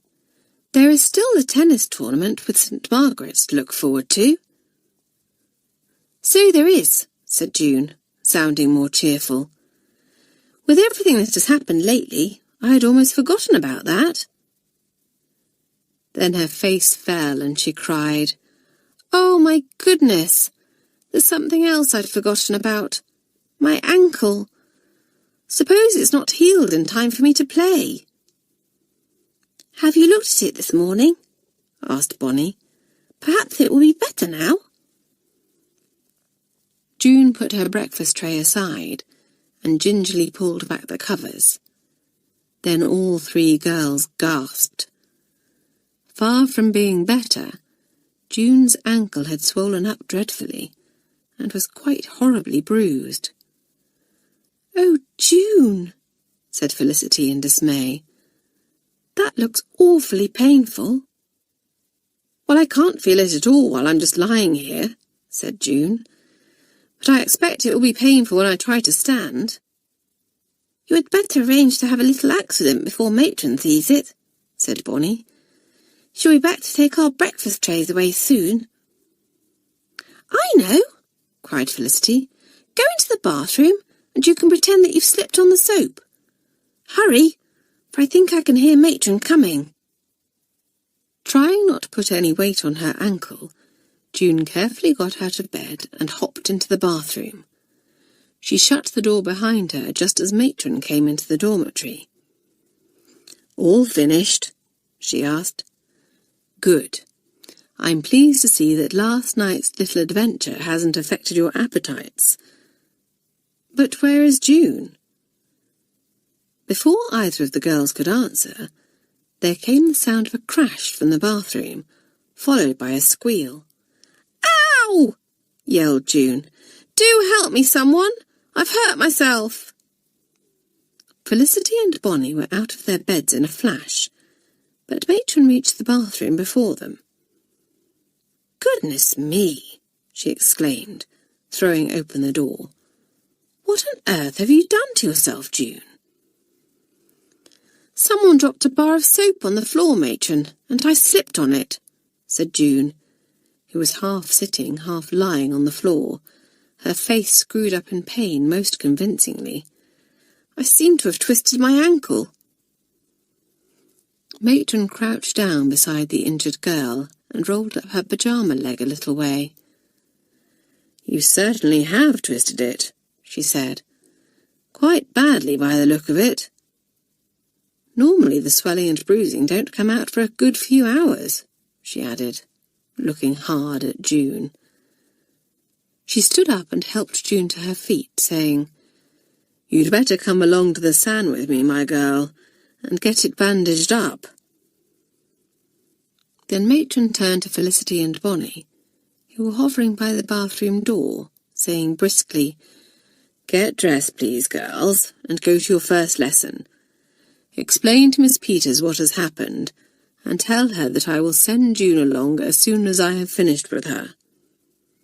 "Yes, Matron," chorused the two girls, trying not to laugh as June winked at them behind Matron's back. Matron helped June to get dressed, then insisted that the girl lean on her on the way to the San. Their progress was impeded as they ran into several girls on the way, all of whom wanted to congratulate June for the part she had played in reuniting Jack with his mistress, putting things right for Bill and Clarissa, and bringing Mr. Banks to justice. "Jolly good show, June. You deserve a medal." "Yes, a lot of people have reason to be grateful to you and Bonnie, June." Matron, knowing that June deserved their congratulations, bore with this patiently. But her patience was at an end when Mademoiselle Dupont suddenly appeared, and spotting June, tottered over on her high heels. "Ah, this brave and clever June," she cried. "Matron, this girl is to be applauded. If it was not for her, and the dear Bonnie, the evil Mr. Banks might have got away with his so wicked plan." "I am well aware of that, mademoiselle," said Matron crisply, "but I really must get June to the San, for she has injured her ankle." "Mon Dieu!" exclaimed mademoiselle, looking shocked. "How did this happen? June, were you injured performing some act of bravery, or bringing some desperate villain to justice?" "No, mademoiselle," said Matron impatiently. "She slipped on the soap." And leaving mademoiselle to gaze after them in astonishment, she bore June off to the San.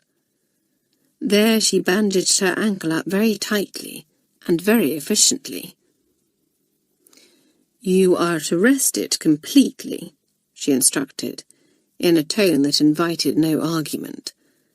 "Keep the foot up as much as possible, and with a bit of luck, you should be as right as rain in a few weeks." A few weeks! The tennis tournament took place in 3 weeks, and June was absolutely determined that her ankle would be healed by then, and she would be able to play. There was another surprise for June and Bonnie when Bill and Clarissa arrived at Malory Towers halfway through the morning. Miss Peters, most surprisingly, allowed them to interrupt her lesson so that they could thank June and Bonnie in front of the whole form. "But for you two, we might have had to sell Five Oaks," said Bill gratefully. "We simply can't thank you enough." "We can't afford to give you a reward," said Clarissa, "but the two of you can have free horse rides whenever you want."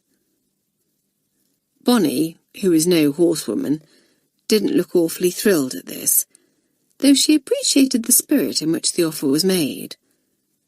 June, though, was quite delighted and cried, "I shall take you up on that, once my beastly ankle is all right." Alas for June, she was not a good invalid. It chafed her to watch the others splashing around in the swimming pool or playing tennis, while she could only sit and watch. It drove her mad when Freddie and Nora had a pillow fight in the dormitory one night and, instead of taking part, she was a mere spectator. And the hardest thing of all to bear was when the third formers decided to have a picnic at the foot of Langley Hill.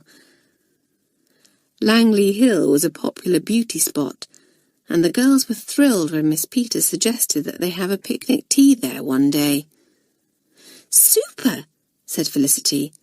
"Cook is going to make us some sandwiches and sausage rolls to take with us. Susan and I are going to provide the ginger beer." "And I have a tin of biscuits in my locker that Mother sent," said Pam. "I'll bring those." All of the girls agreed to bring something along to the picnic, except for June, who remained oddly glum and silent. "Anything up, old girl?" asked Freddie, concerned.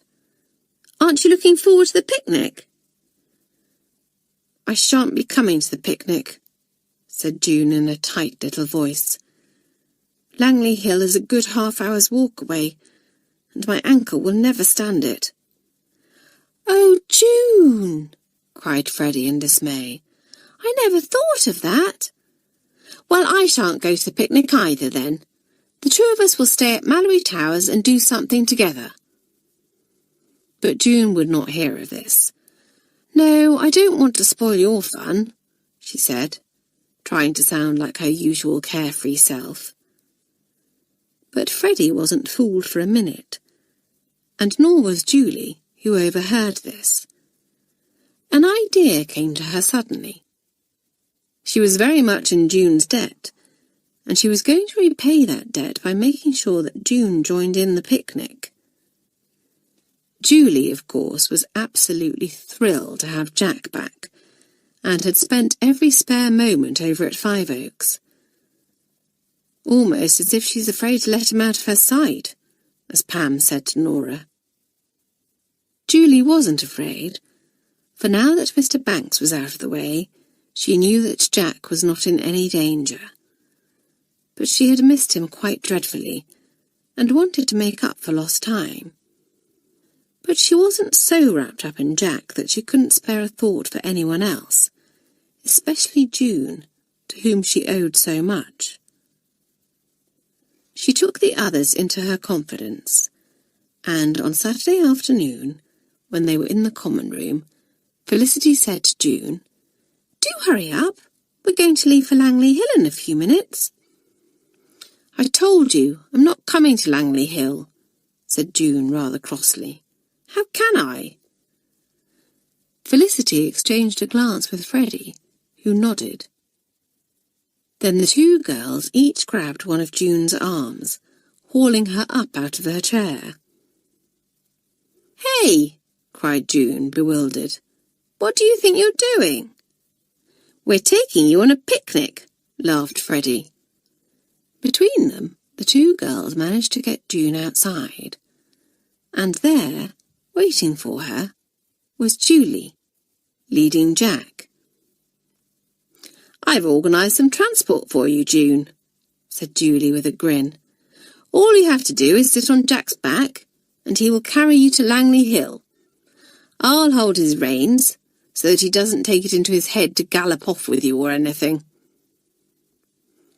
June was speechless for a moment, a most unusual thing for her. Then her face broke into a broad smile, and she cried, "My word, what a picnic this is going to be!" And indeed it was. The girls feasted on sandwiches, sausage rolls, cakes, biscuits, and all kinds of goodies. Then they lazed around drinking ginger beer, chatting and telling jokes. It was a very happy day, but all too soon it was time to clear up and make their way back to school. "Thank you, Julie," said June, as the girl helped her up into the saddle. Then she leaned forward and patted Jack's neck. "And thank you, Jack. I've had a simply marvellous time." "It really has been a nice day," said Felicity to Susan when the girls arrived back at Malory Towers. "No quarrels, no unpleasant shocks, no excitement. Just a lovely, peaceful time. Just what we all needed after everything that has happened lately."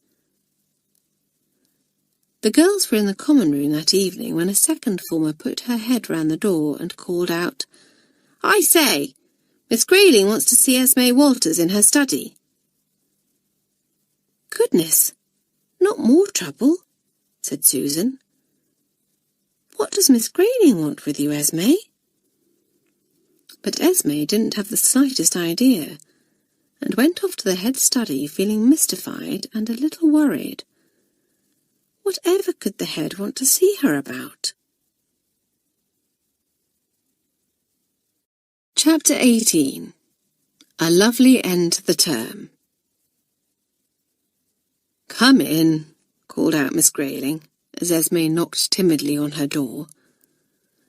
Looking rather scared, Esme went in, but the head was smiling as she invited Esme to sit down.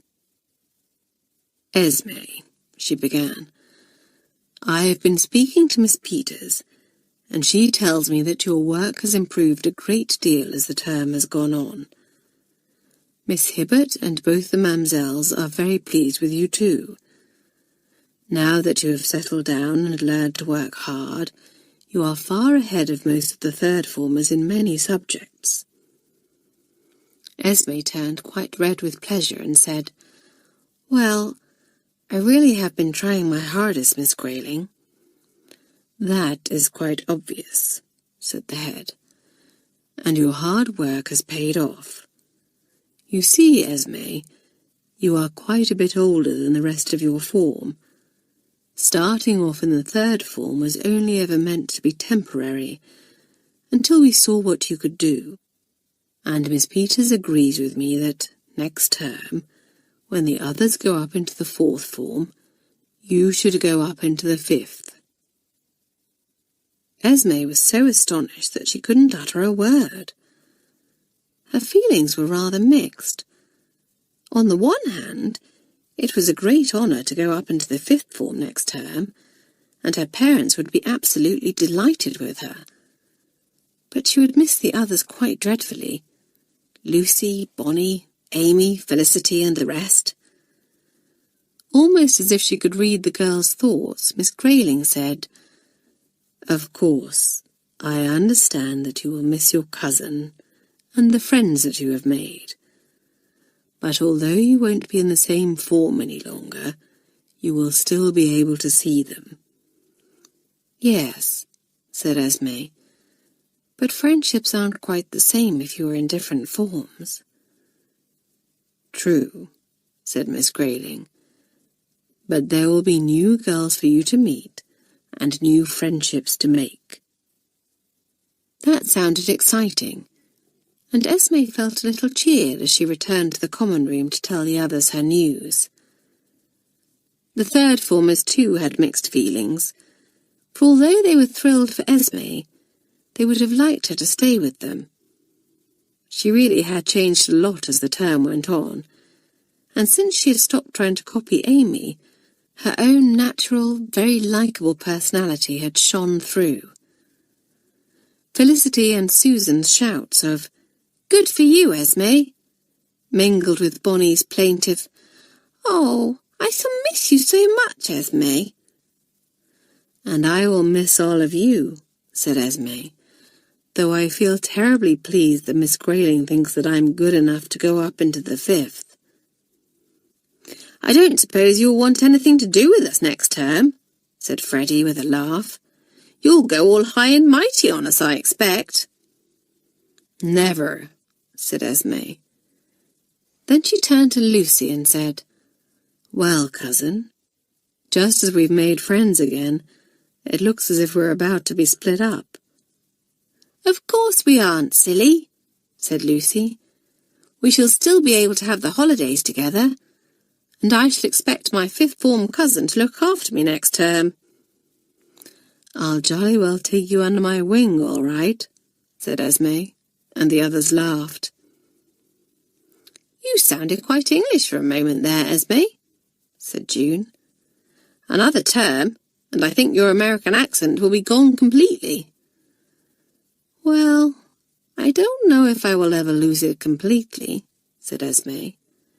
"I quite enjoy being a bit of a mixture, to be honest.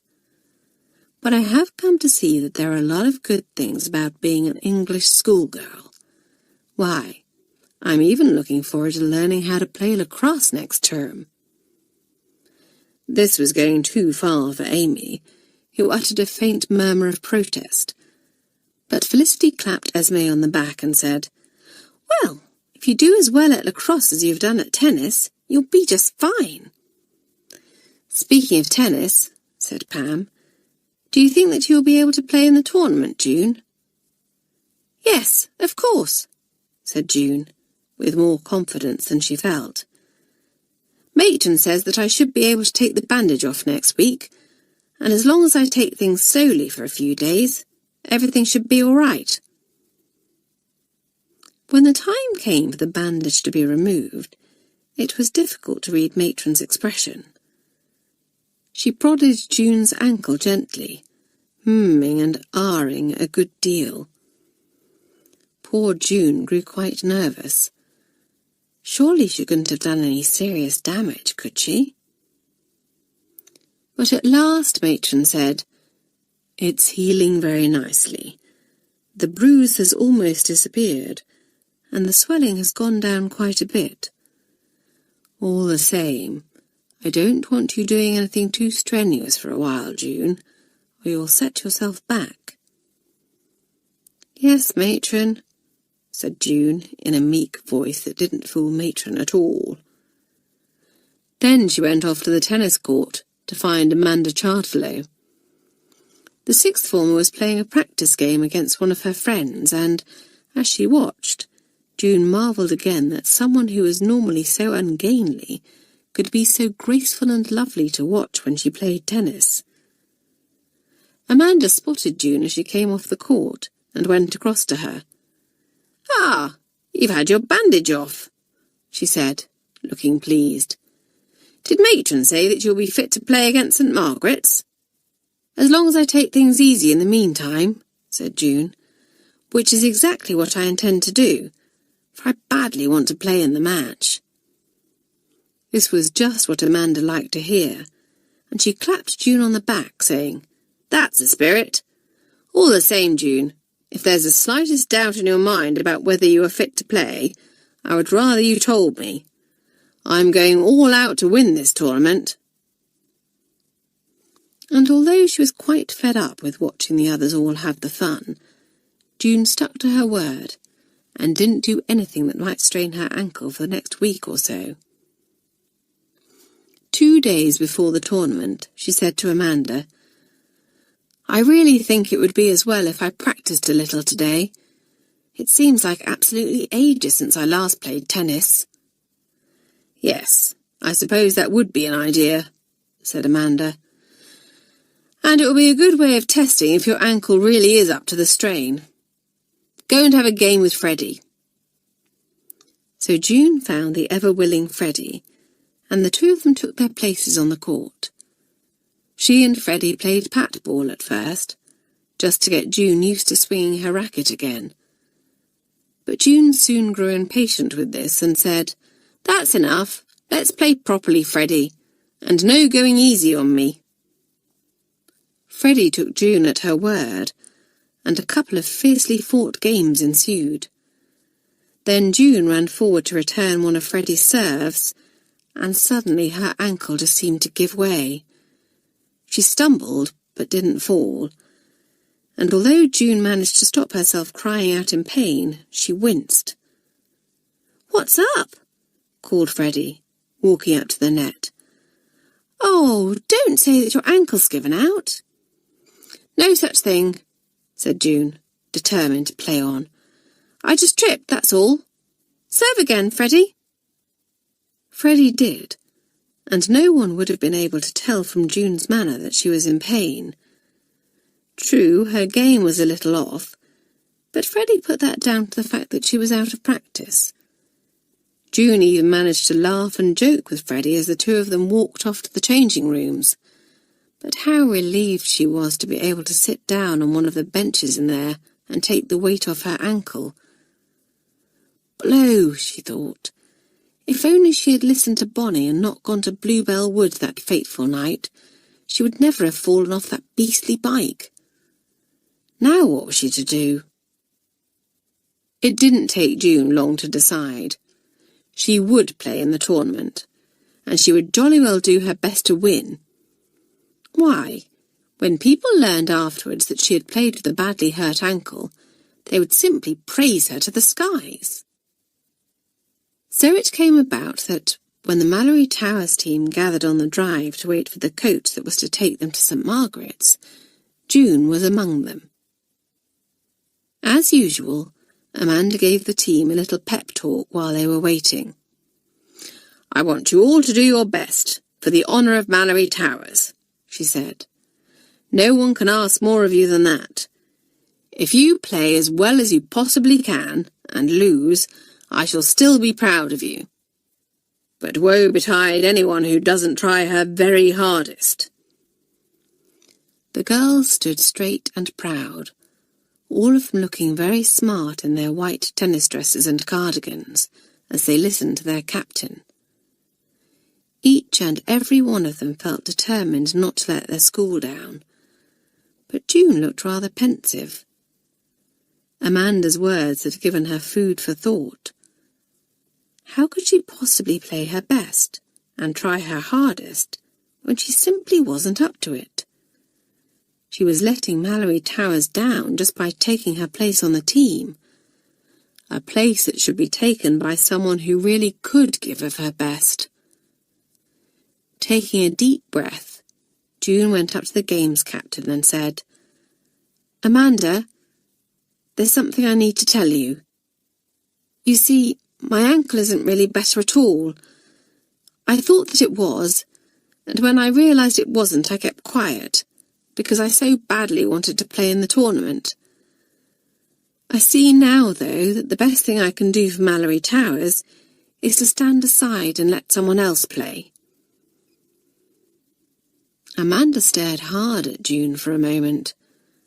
She looked very stern, and June waited for the storm to break over her head. Then Amanda's face broke into a smile, and she said gruffly, "Good kid. I know it must have cost you a great deal to give up your place on the team, but you have done the right thing. I really believe that you are beginning to learn about team spirit." And Amanda was quite right, June suddenly realised. There were times when one had to put one's own desire for personal glory aside, for the good of others. She had first discovered that when she and Bonnie had worked side by side to find Jack, and to get Bill and Clarissa out of trouble. And it had been a lesson well learned, for when Amanda called Esme over and informed the surprised girl that she would be playing after all, June felt no bitterness or jealousy. Instead, she patted Esme on the back and said heartily, "Good luck, Esme. Make sure that you play up." Just then the big coach drew up, and as June began to walk towards the school, Amanda called out, "And just where do you think you're going, June?" "I thought I'd go and sit in the common room for a bit," answered June, surprised. "Well, think again," said Amanda, taking her arm and steering the girl towards the coach. "There are a couple of spare seats, so you can come with us and be our mascot. Just make sure you cheer us on, good and loud." "Oh, I will, Amanda," said June happily.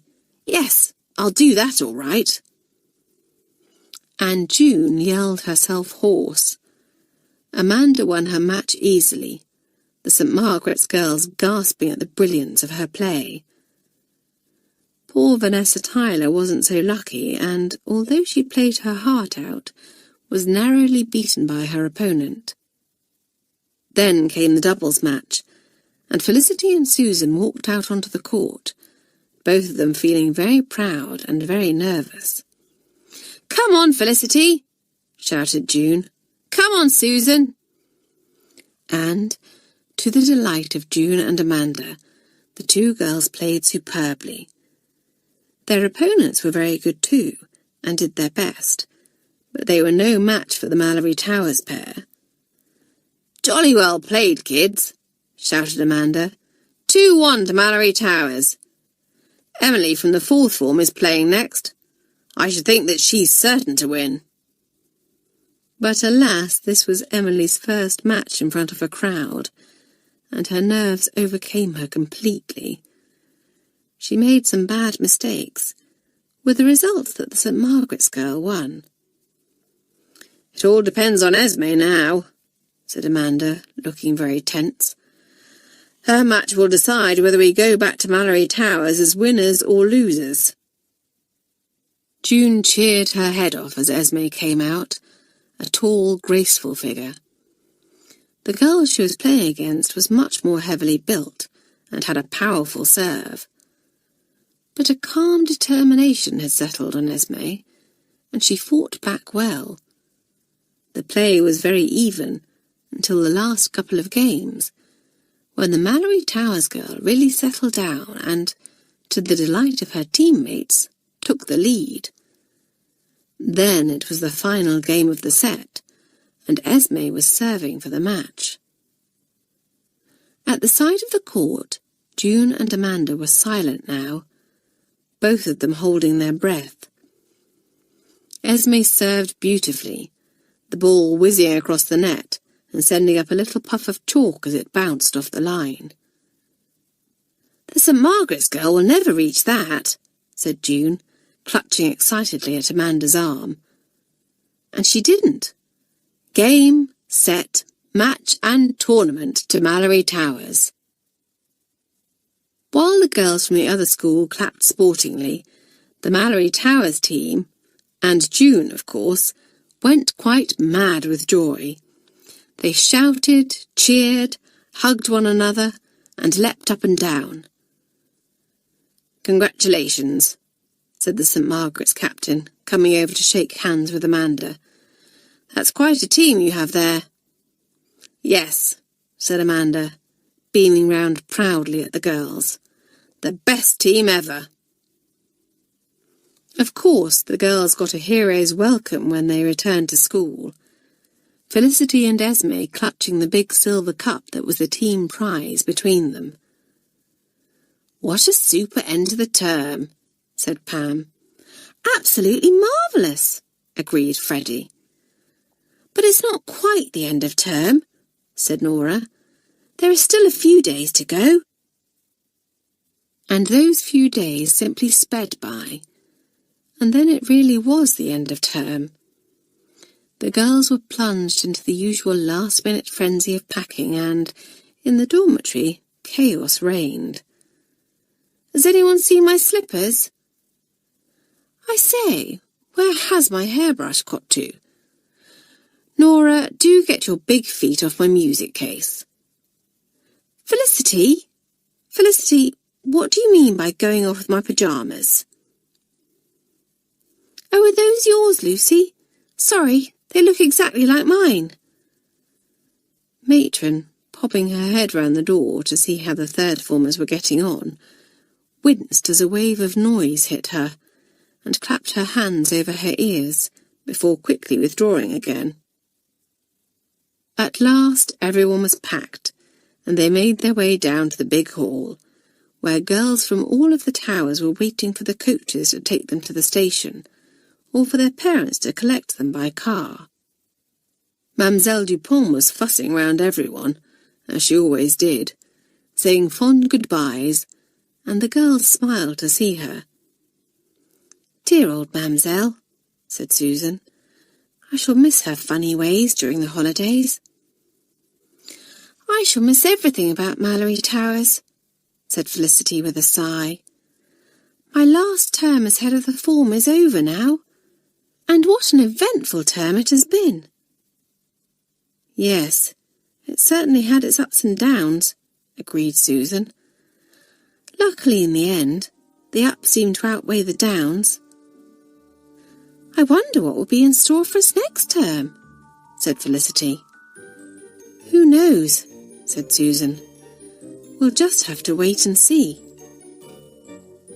And that's what we will have to do as well. Wait and see.